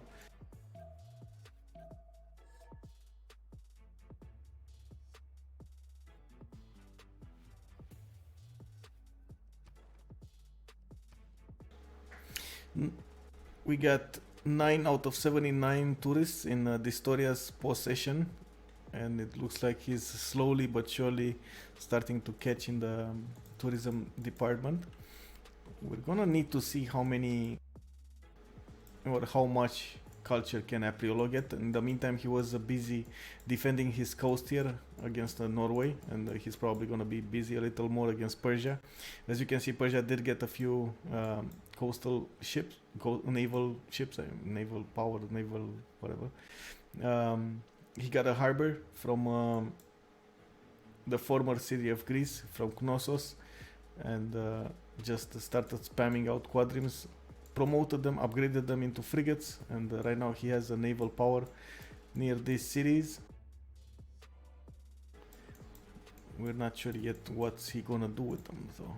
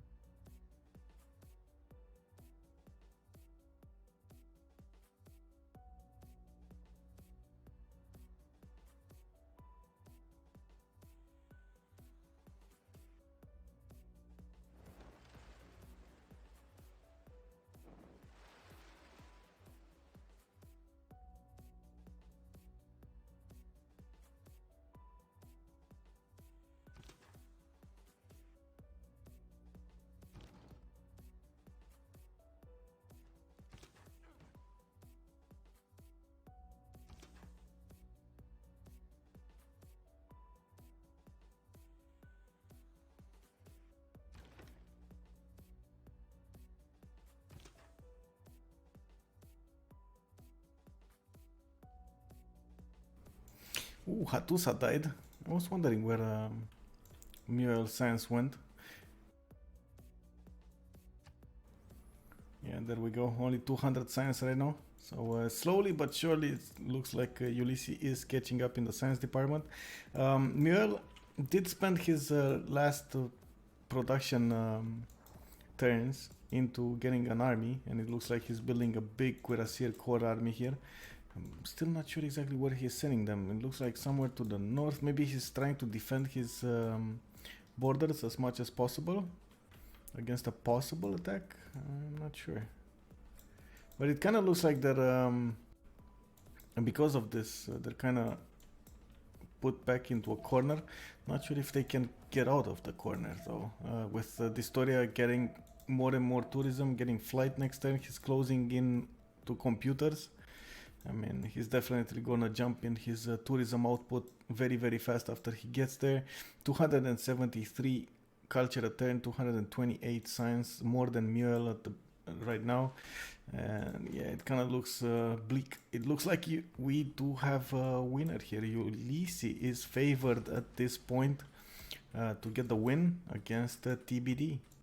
They did manage to kill Corny at turn 60-ish. Well, it was a little earlier, but you know what I mean. And right now, there are 4 members of Ulysse going against 3 members from TBD. Slowly but surely getting all of their outputs up, even if they lost quite a few bits of science there. It's starting to get back up.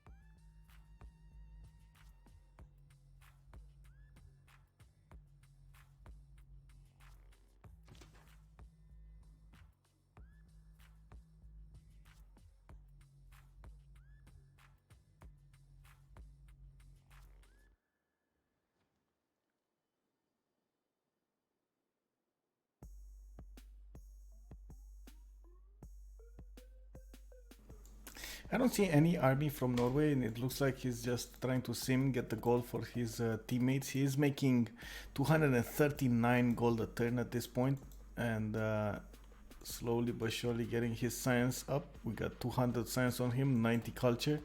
He's right up there with Distoria and Mioel. Thanos is catching up in the science department as well, 181. These missions of his are doing amazing jobs here, amazing outputs. He doesn't have that much coal, though. That's a bit problematic here. Not sure exactly where he's getting his coal from, but it's either from Khmer or from Mongolia.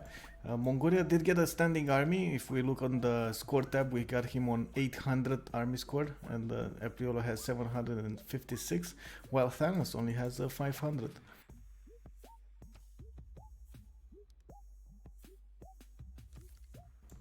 That is scary, I mean.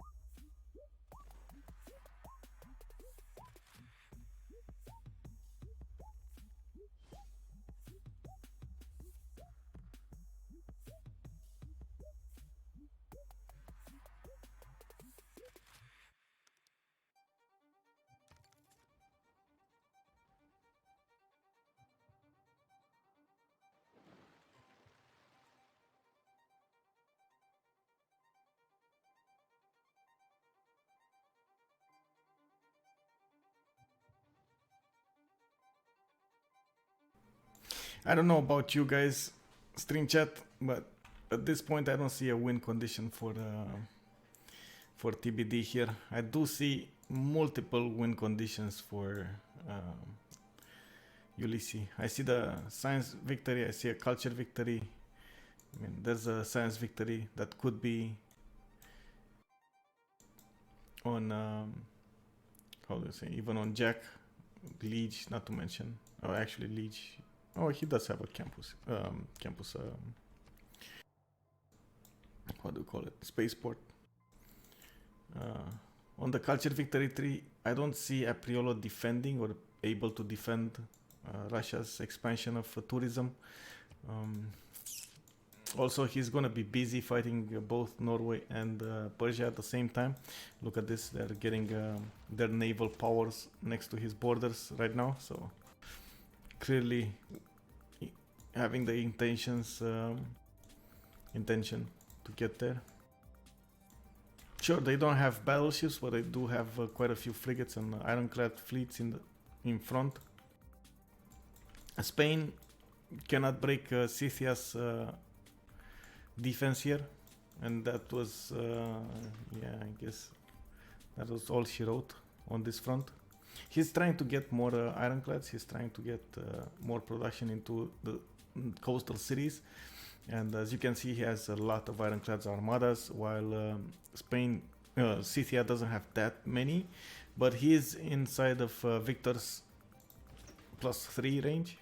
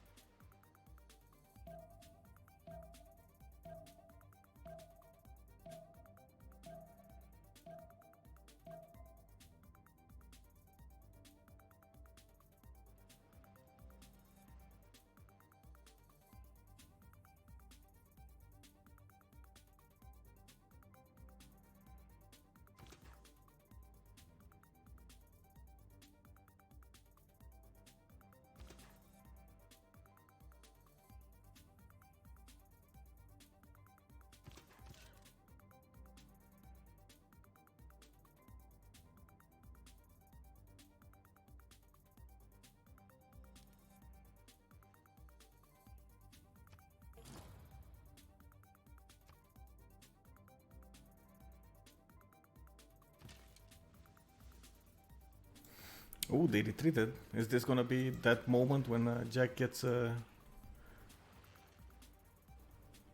battleships? And with battleships, they could push this quite easily and get the capital of Khmer. Jack is coming back on the science department. He was below 100 at the turn of the age. Now we're 100. He's 154 with 96 culture. I'm not sure if he's using Pingala trade routes now, but hopefully he is. I don't see any good adjacency campuses or very good adjacency campuses next to his cities. Maybe that's why he's lacking a little bit of science, but he's trying to spam them as much as possible, as you can see. Getting Forbidden City next turn, and we are 9 turns from the switching of the era. We only have 2 civilizations in a golden age. We got Russia and Spain in the golden ages, and it looks like Mioel is actually gonna push here through the water. Is he gonna have tanks? Wait a second. Mioel cartography. Oh, never mind.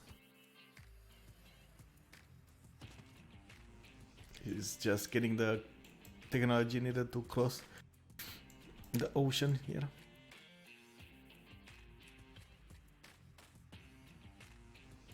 Clearly, Scythia does not have enough production to replace his fleet, though. If he starts losing these ships, the 6-7 ships that he has, to 6 that he has, it's gonna be an extremely big problem. And by the looks of it, if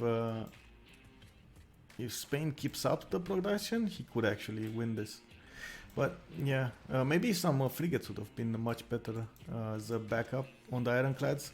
So he would have like make a line in front with ironclads, fleet, armadas, and then from behind shoot with the frigates. Even though the frigates did get a big nerf, or I should say the ironclads did get a big buff against the frigates in the last patch. So yeah.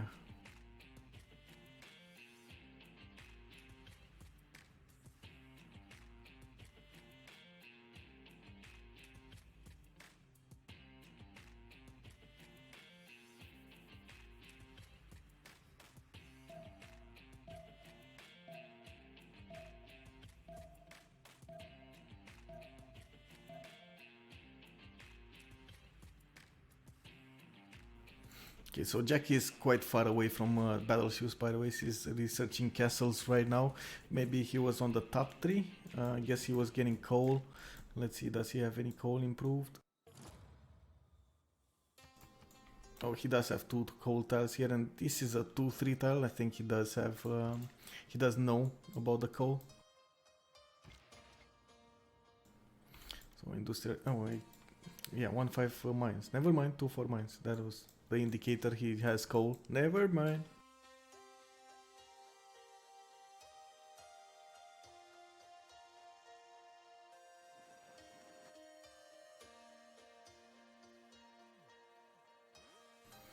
And Historia just started building Apadana. How is it that nobody built Apadana? He's basically 2-turning Apadana. Did finish Ruhr Valley in the official bank of Jack and has 103 production right now.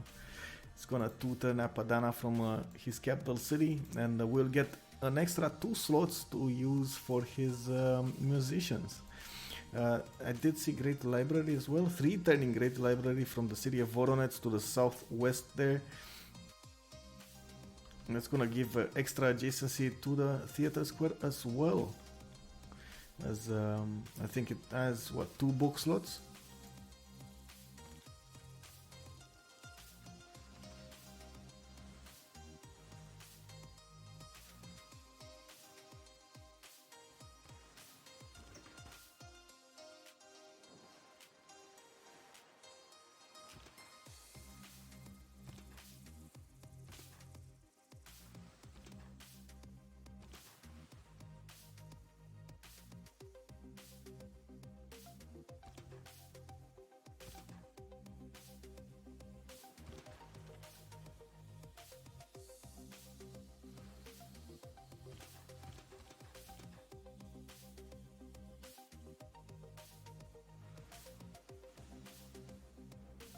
I'm not sure why Scythia is moving his ironclad fleet up.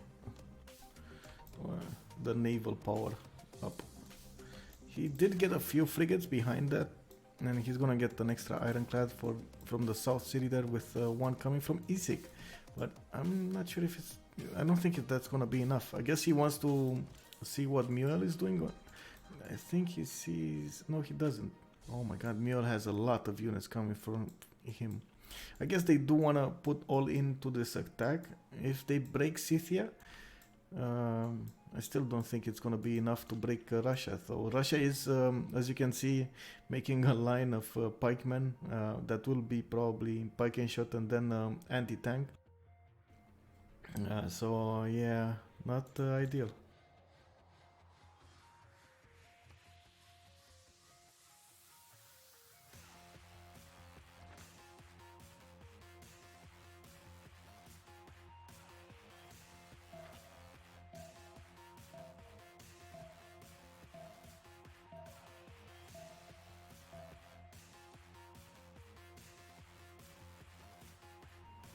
Oh, it looks like Jack the Ripper managed to get the Suze of Fez. I believe it was in Apriolo's possession for the longest of time, but right now Khmer, that is Apriolo, is gonna take it down soon.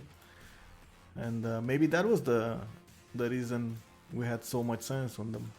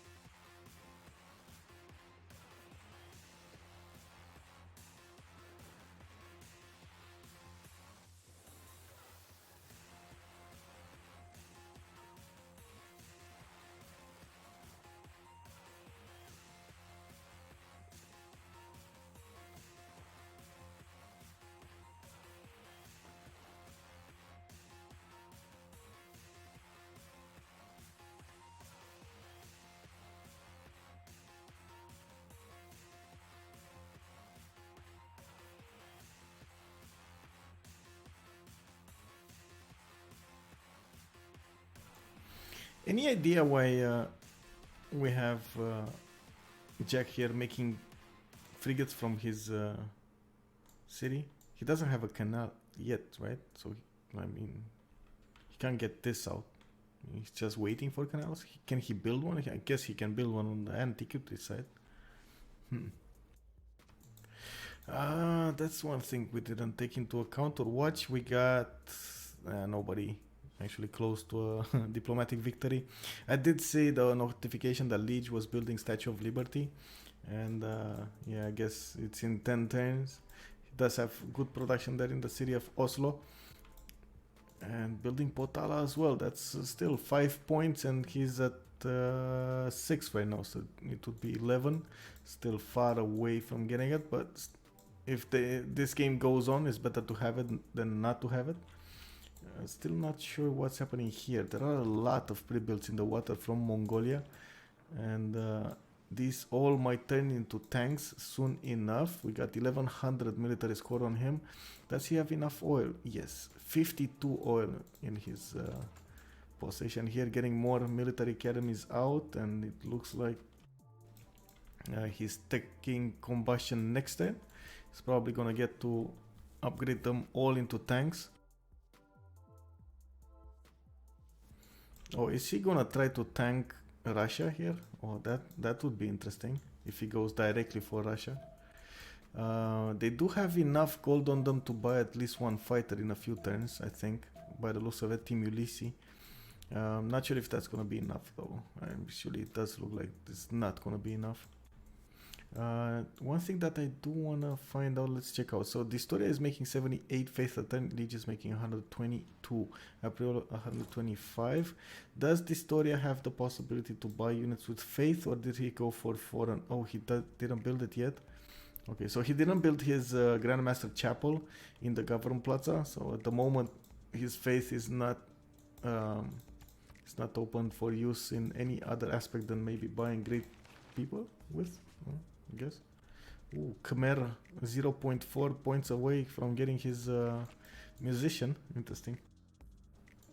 While we are watching that potential naval war there and the build-up of armies on the borders of on the shores of Spain, we did have Apadana finish in the official Bank of Jack. Next turn we're gonna have Great Library finish in Voronezh, and more broadcast centers are coming out from Russia.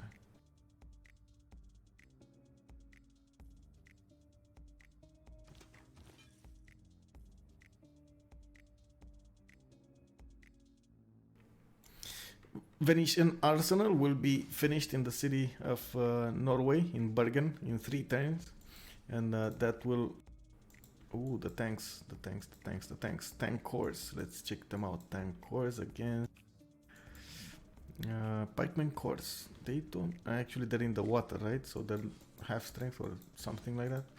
Tank corps, artilleries. Ooh, that's a lot of military hardware build up on the shores of Spain here. This is gonna be a proper D-Day, but this time it's gonna be, instead of Europe, it's gonna be directly into Russia's land. What's... oh my god, what are the chances? I feel like asking stream chat right now, what are the chances of this being successful here?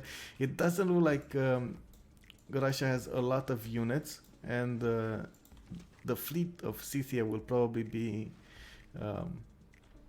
hold up by Spain.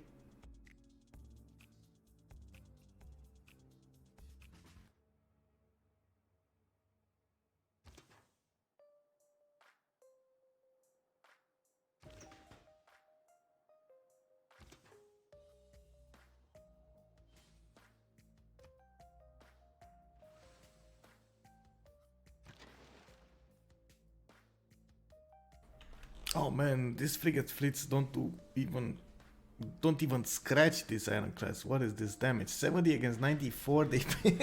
They barely make a dent, man. What is this?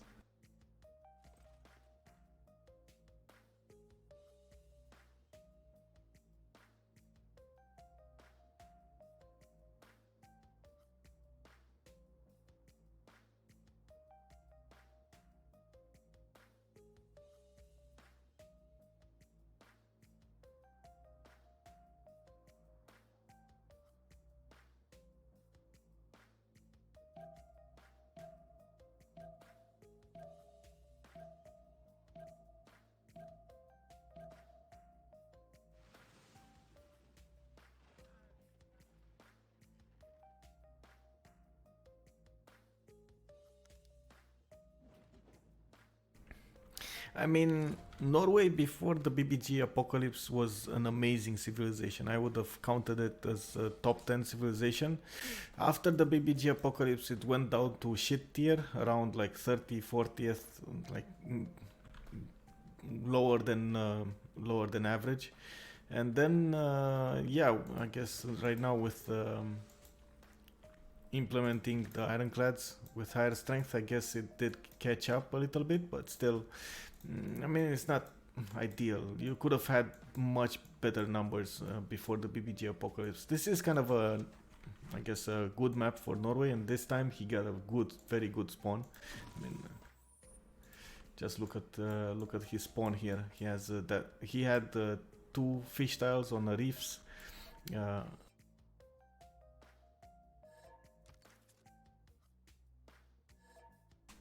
It might be a relobby here.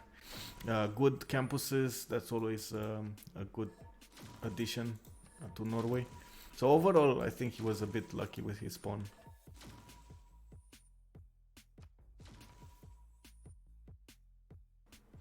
Spain though, amazing right now. It wasn't properly played, I guess, before, and I have only seen at the beginning. I think YH Love was the first one that got it to play extremely well with a good result, but that was mainly because he had a continent split, like a very good continent split.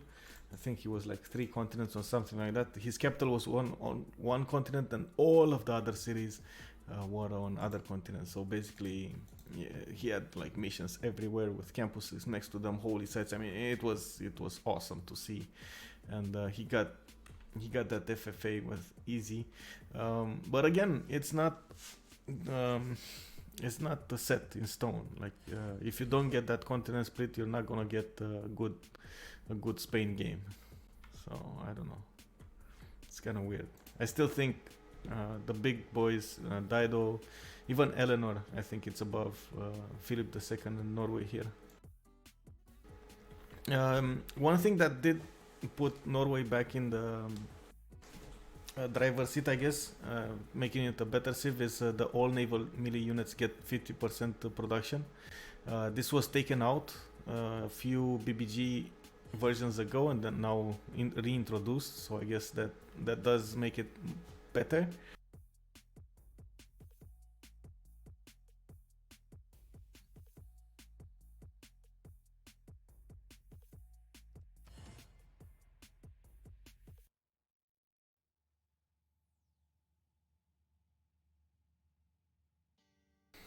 I actually was an extremely big fan of Norway before the BBG apocalypse. Extremely big fan. You could have done so many things with Norway.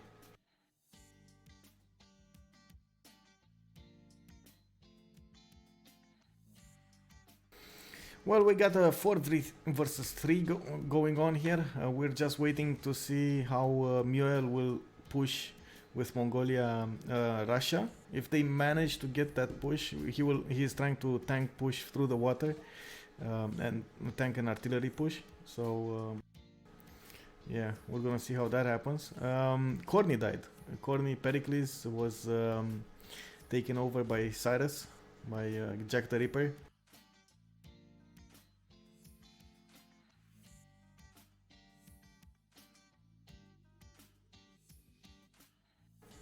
Why is the host...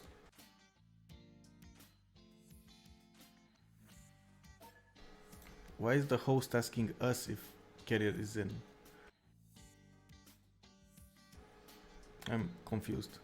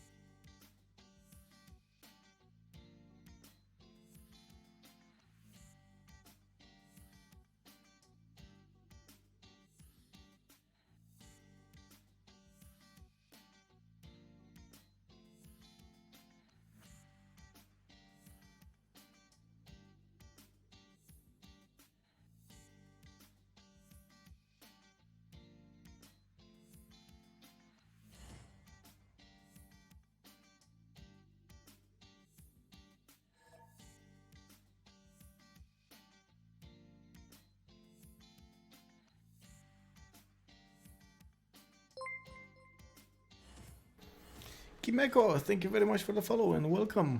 We are at the end game between these two teams, the 4v4, in the fourth week of the CWC. This is a tiebreaker, I guess, between them, TBD versus Ulysse. Any of these teams, if they get a win today, they have the chance to go to the next stages of this tournament. And this is, I guess, I'm not sure actually if it's a close game or not. It's all up to MIOL at this point. We're gonna wait for Mongolia to push Russia. Russia is going for a culture victory. He didn't get that much military power, and he doesn't have the ability to buy his units with faith. He didn't get his usual Tundra spawn, so he's not with a lot of faith. The steady hum of machinery, the acrid smell of smoke, vision clouded by ash and soot. These are the signs of changing times. The lure of scientific and cultural advancement is the engine driving your realm forward.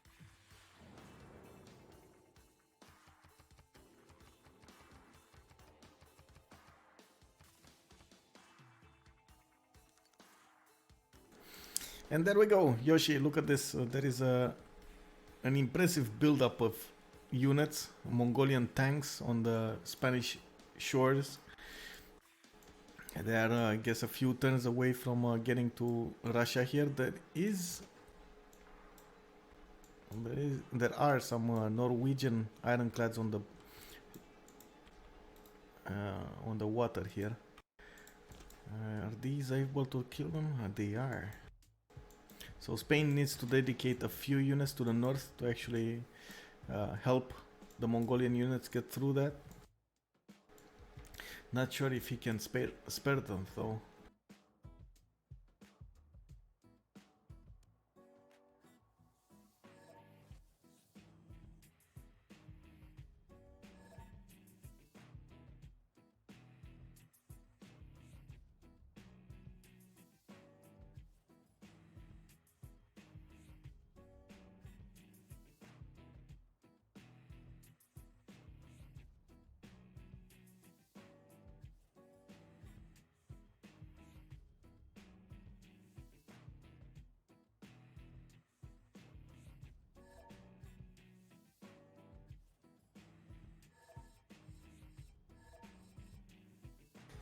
There we have it. We just started this game after the short relobby there. This was to fix the desyncs that were happening every turn. Carrier did disconnect one time, and because of that, he started having connectivity issues or desync issues. Looks like Carrier did get to his battleship technology, and let me switch auto movement on, quick combat and quick movement, so we don't have major discrepancy between my information and the host information or other players.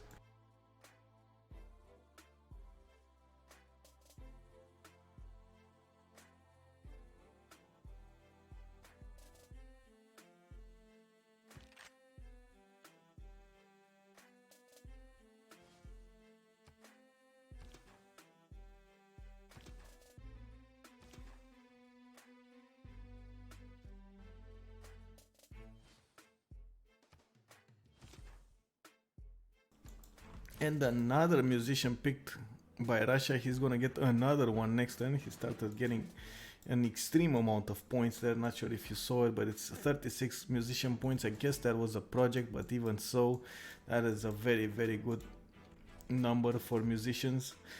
We do have Great Library finished in the city of Voronezh. We had Apadana, and we have the broadcast centers finishing in other cities. So there will be better and better, or I should say more and more slots to be filled here in the Russian cities. And let's check out the tourism output. He's making 185 tourism right now with 320 culture in the Russian Empire, while his opponent we got Apriolo making 230 culture.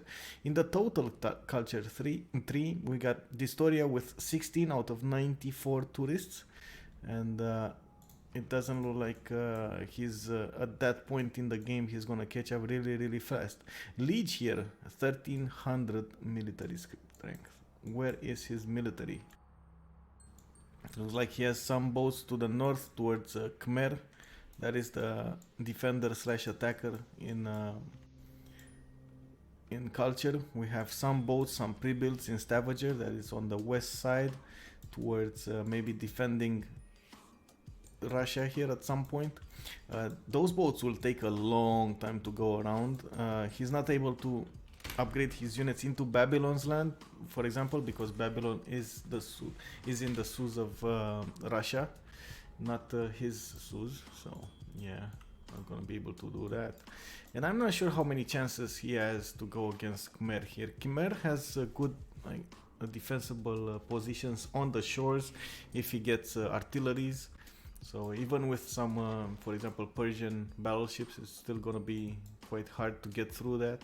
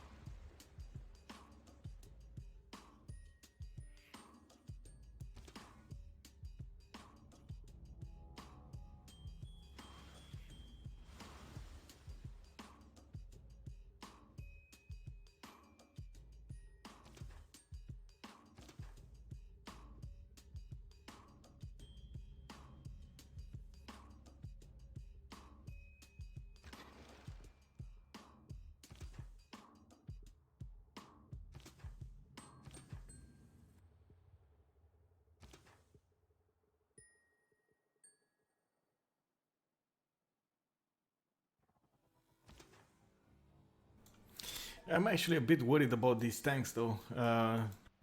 They will meet up with these ironclads, and those ironclads will be able to take them out easily. Look at this damage.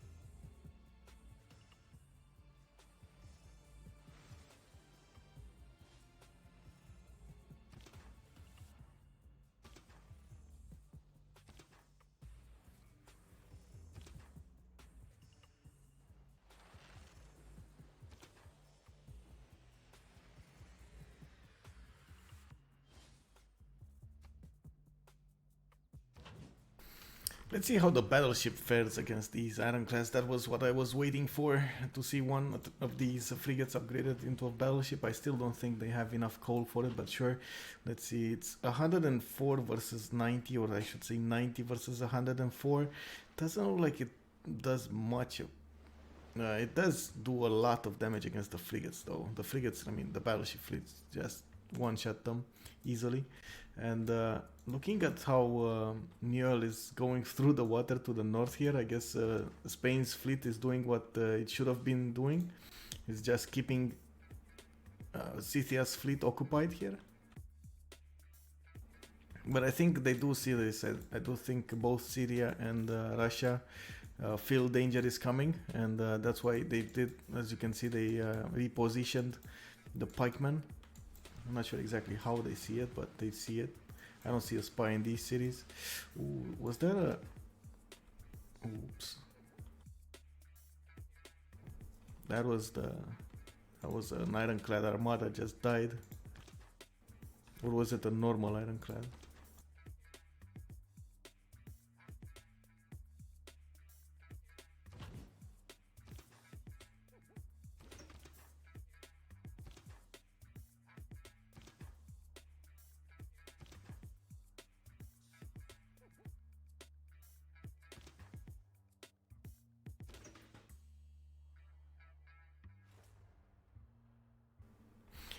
Sometimes the damage counters look extremely weird. I'm not sure if you saw it, but the ironclad armada did a lot more damage than it showed me it will do.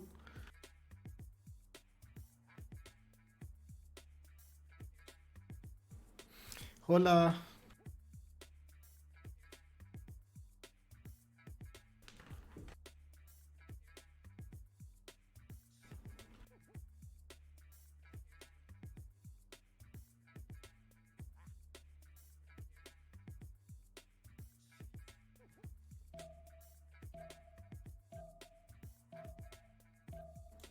Muchas gracias.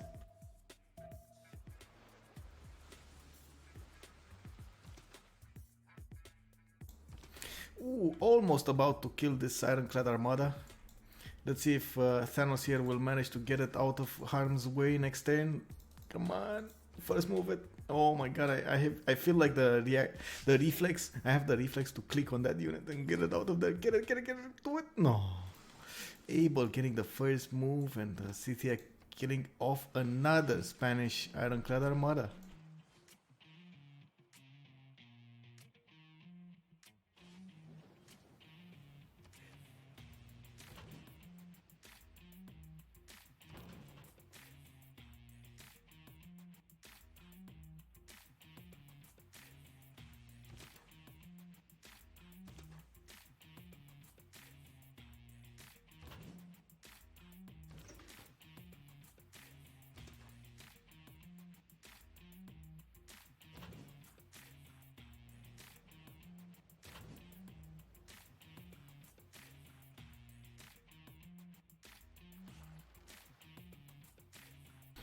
It looks like there is an attack going on from Norway against Khmer here.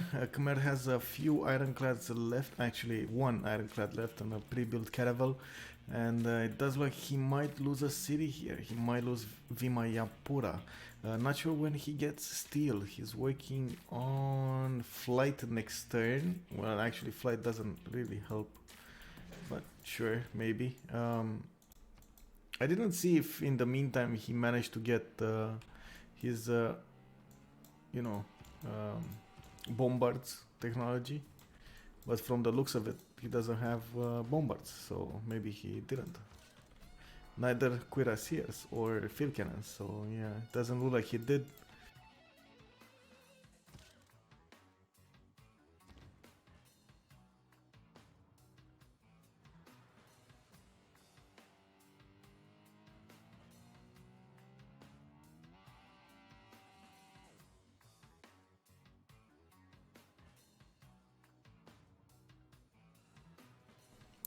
Mule might break Scythia though.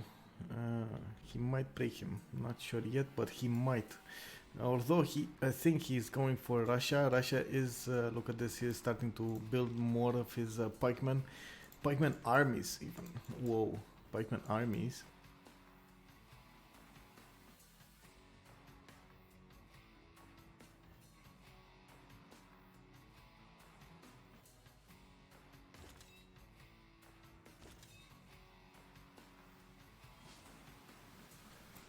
Oops. And Mongolia just got scouted to the north. Abel managed to see those. Actually, it was the Storia squadrons that managed to see the tanks coming to his borders.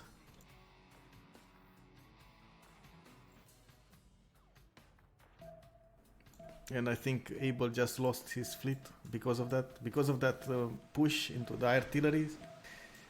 Ooh, no, maybe look, Scythia actually pushing back. What is Carrier gonna do? He's left on 2 ironclads. Those battleships will be cleaned up easily by the ironclads from Scythia. So what's this? Oh my god, another one biting the.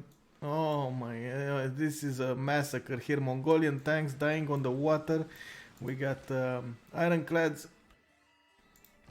Ooh, level 4 ironclad from Spain. Interesting.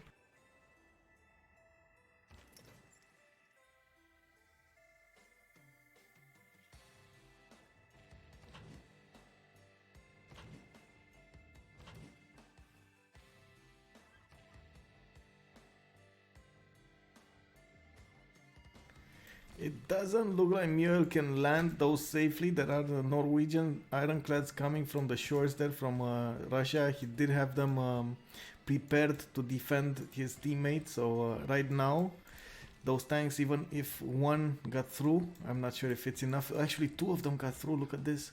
He's actually next to the city of Issyk.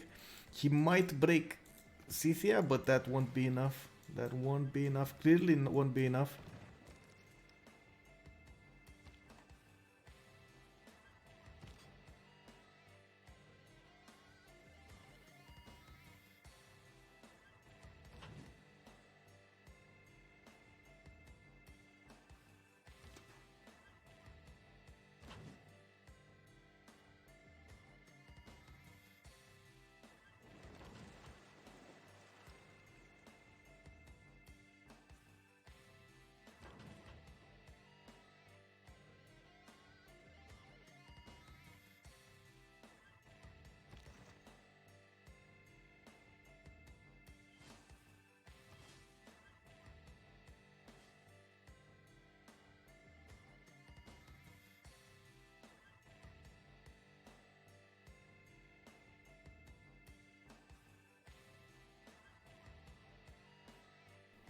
I still don't see at the moment a win condition for the TBD. It doesn't look like Scythia will break here. He does have almost 1200 military strength and then 192 science. We don't have Khmer here buckling. Actually, we will have Khmer buckling at some point. And oh, look at that! There is a canal actually built here. Nice. And the story is happily simming away. Look, and he did sim very, very well here. By the way, look at this land. This is amazingly well thought out, with a good industrial, Ruhr Valley, Oracle, Colosseum.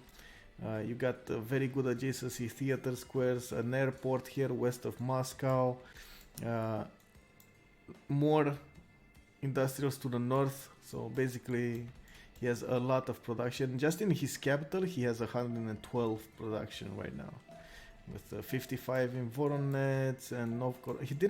He still didn't improve those tiles to the north of Moscow, so I'm actually very surprised because of that. He could have just gotten one single builder and improved all of those with lumber mills. He should be at mercantilism, so yeah.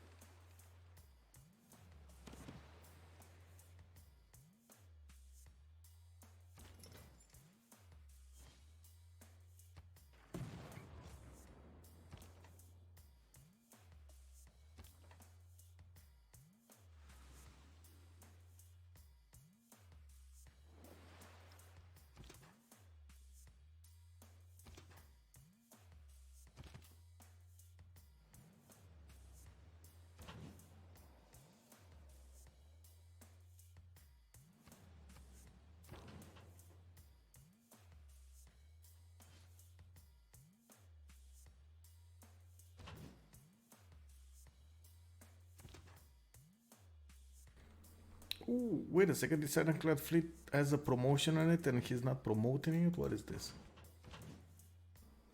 And Spain is not attacking it? What's happening here, boys? He could kill that ironclad fleet instead of waiting for it to promote. What is this?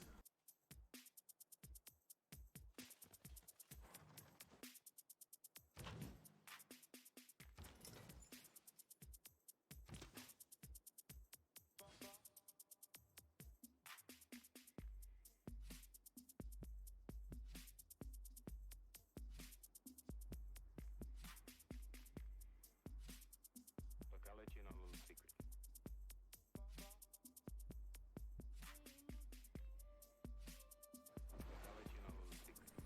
21 out of 103 necessary tourists. Still not enough to break Apriola's defense there.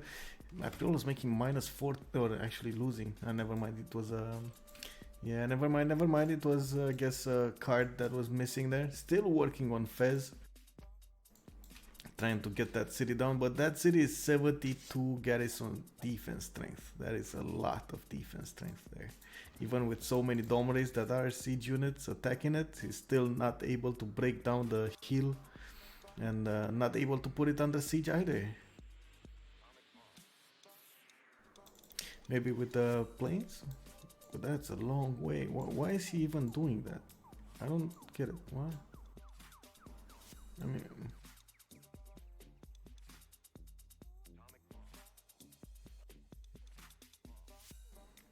Oh, finally, it looks like Spain did destroy that one injured ironclad that had a promotion on it. Okay.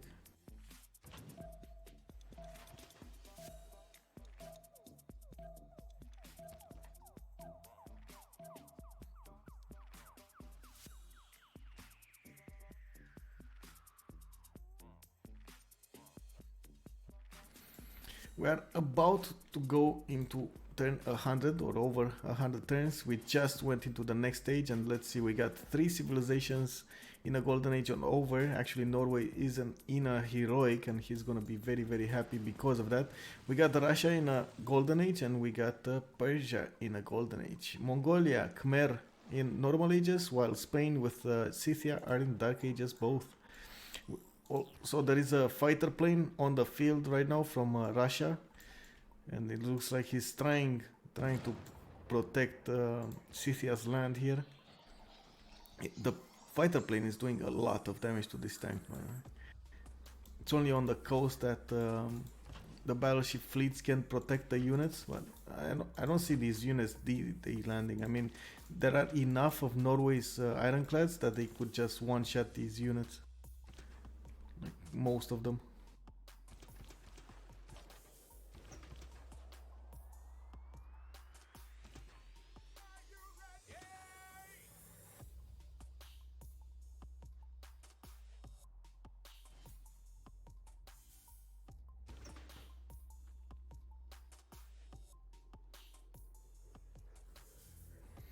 Yeah, there is. I think this was the last. I guess the last stretch.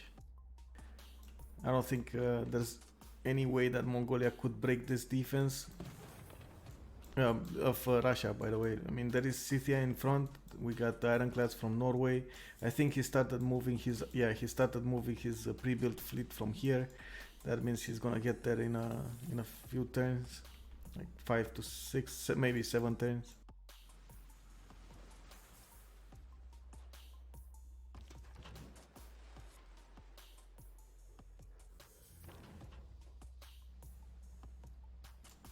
They might get a few cities from Scythia, but I don't think they can push, like truly push and overcome the defenses until Russia. Russia already has pikeman armies on the shores there, so these will be easily pikeman shots. He does have the science, 282 science, 385 culture to get to whatever he wants. If he wants anti-tanks, those will be anti-tanks. I mean, just those pikemen.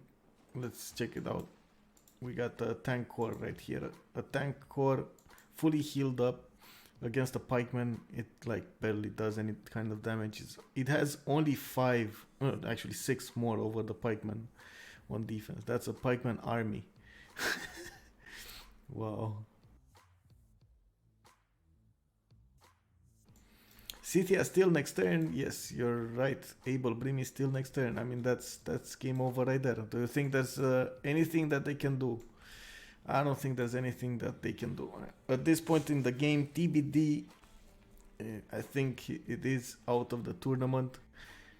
We gotta wait for their CC vote, but by the looks of it, they can't really come back from this. They did lose early game, Corny.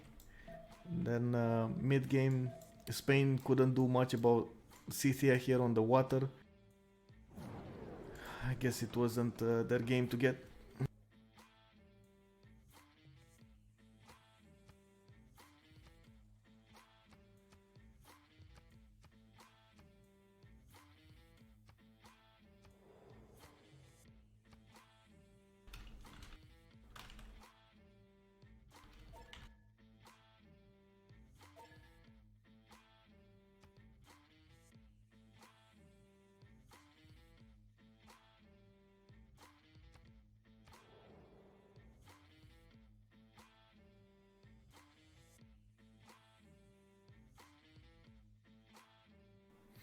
Well, the planes, to be fair, what do you think the planes will do? He has them in 2 turns. He's gonna probably lose via Mapura shortly. Those frigates will get in range to attack there. He doesn't have steel because he went top 3. He's going radio. So definitely not the best choice here to get planes. He's getting pushed by these ironclad fleets from Norway, and he did lose his defenses here. He had quite a few dome rays on the shores here, on the cliffs, I should say, and they just disappeared. He has an observation balloon, but he doesn't have artillery, so I mean it's kind of useless, or bombards for that matter. Unfortunate. This was, I think, good timing from Ulysse, and very bad timing from TBD here.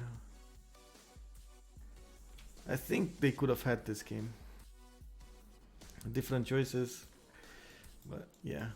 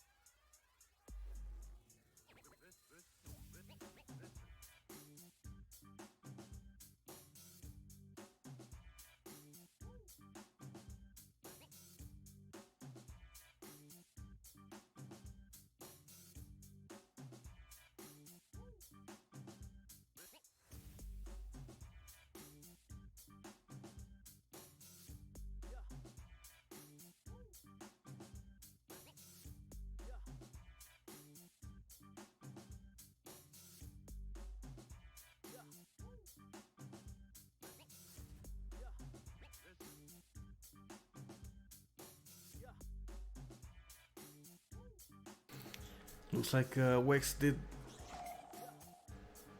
DC there. He's rejoining. We're probably gonna have to wait for him to rejoin until we can start the game again.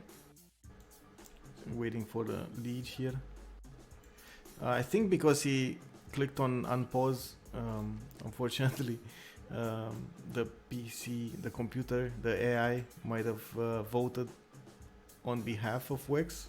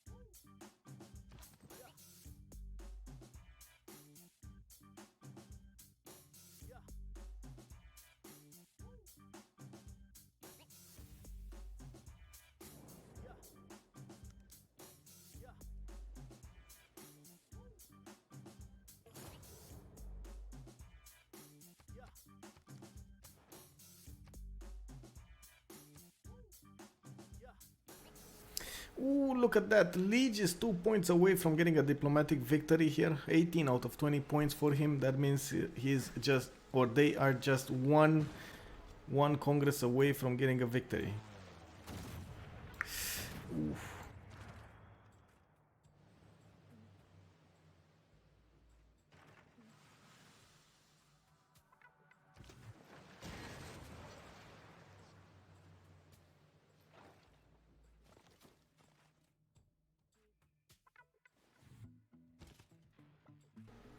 Quite a bit of a back and forth here. Mongolia losing 2 tanks.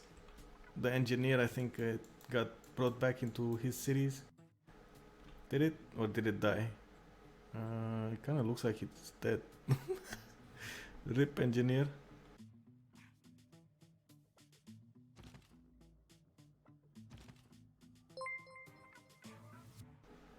Ulysse 1234, thank you very much. And you were asking Kane about the gold per turn after the Congress. We got Liege making 279 gold per turn. Distoria losing 8 gold. Jack is 152. Abel 28. Mule and Thanos minus 40. Wow, I mean, this is definitely not ideal. Wow, and look at that. Abel just upgraded his arties on the shores here of Isik. And it looks like he might actually pull this off to defend this. We got the Battleship Armada starting to attack that city, but I don't think they can break the steel walls while defending against artilleries, against that soon-to-be battleship inside Isik. Battleship core.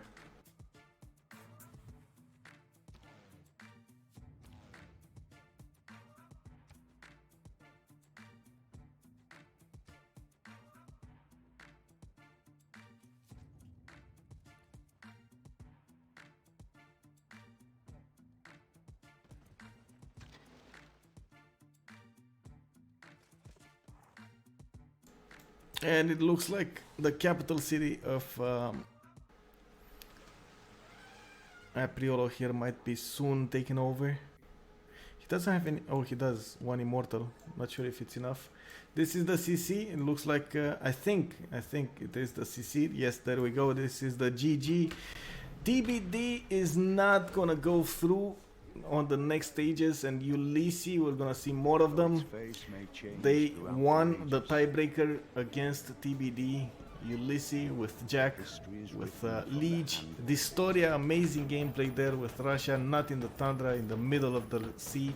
This was Continents and Islands. Abel Brimi making an extremely good defense there with Scythia fighting against Spain. I hope you guys enjoyed this, and I hope we're gonna see amazing games next weekend. Next weekend we're gonna have the CCC, that is the Clan Championship Cup, and hopefully we're gonna get amazing games there as well. We got 9 clans fighting for supremacy over 5 days. The games will start probably on the 15th, if I'm not mistaken. Maybe not on the 15th, on like 3 days from now, on Wednesday. So let's check them out. I'm still waiting for the full schedule. You can look at the CPL website and you can find more details for the CCC. I can actually share it right now, the CCC webpage. Give me a second here.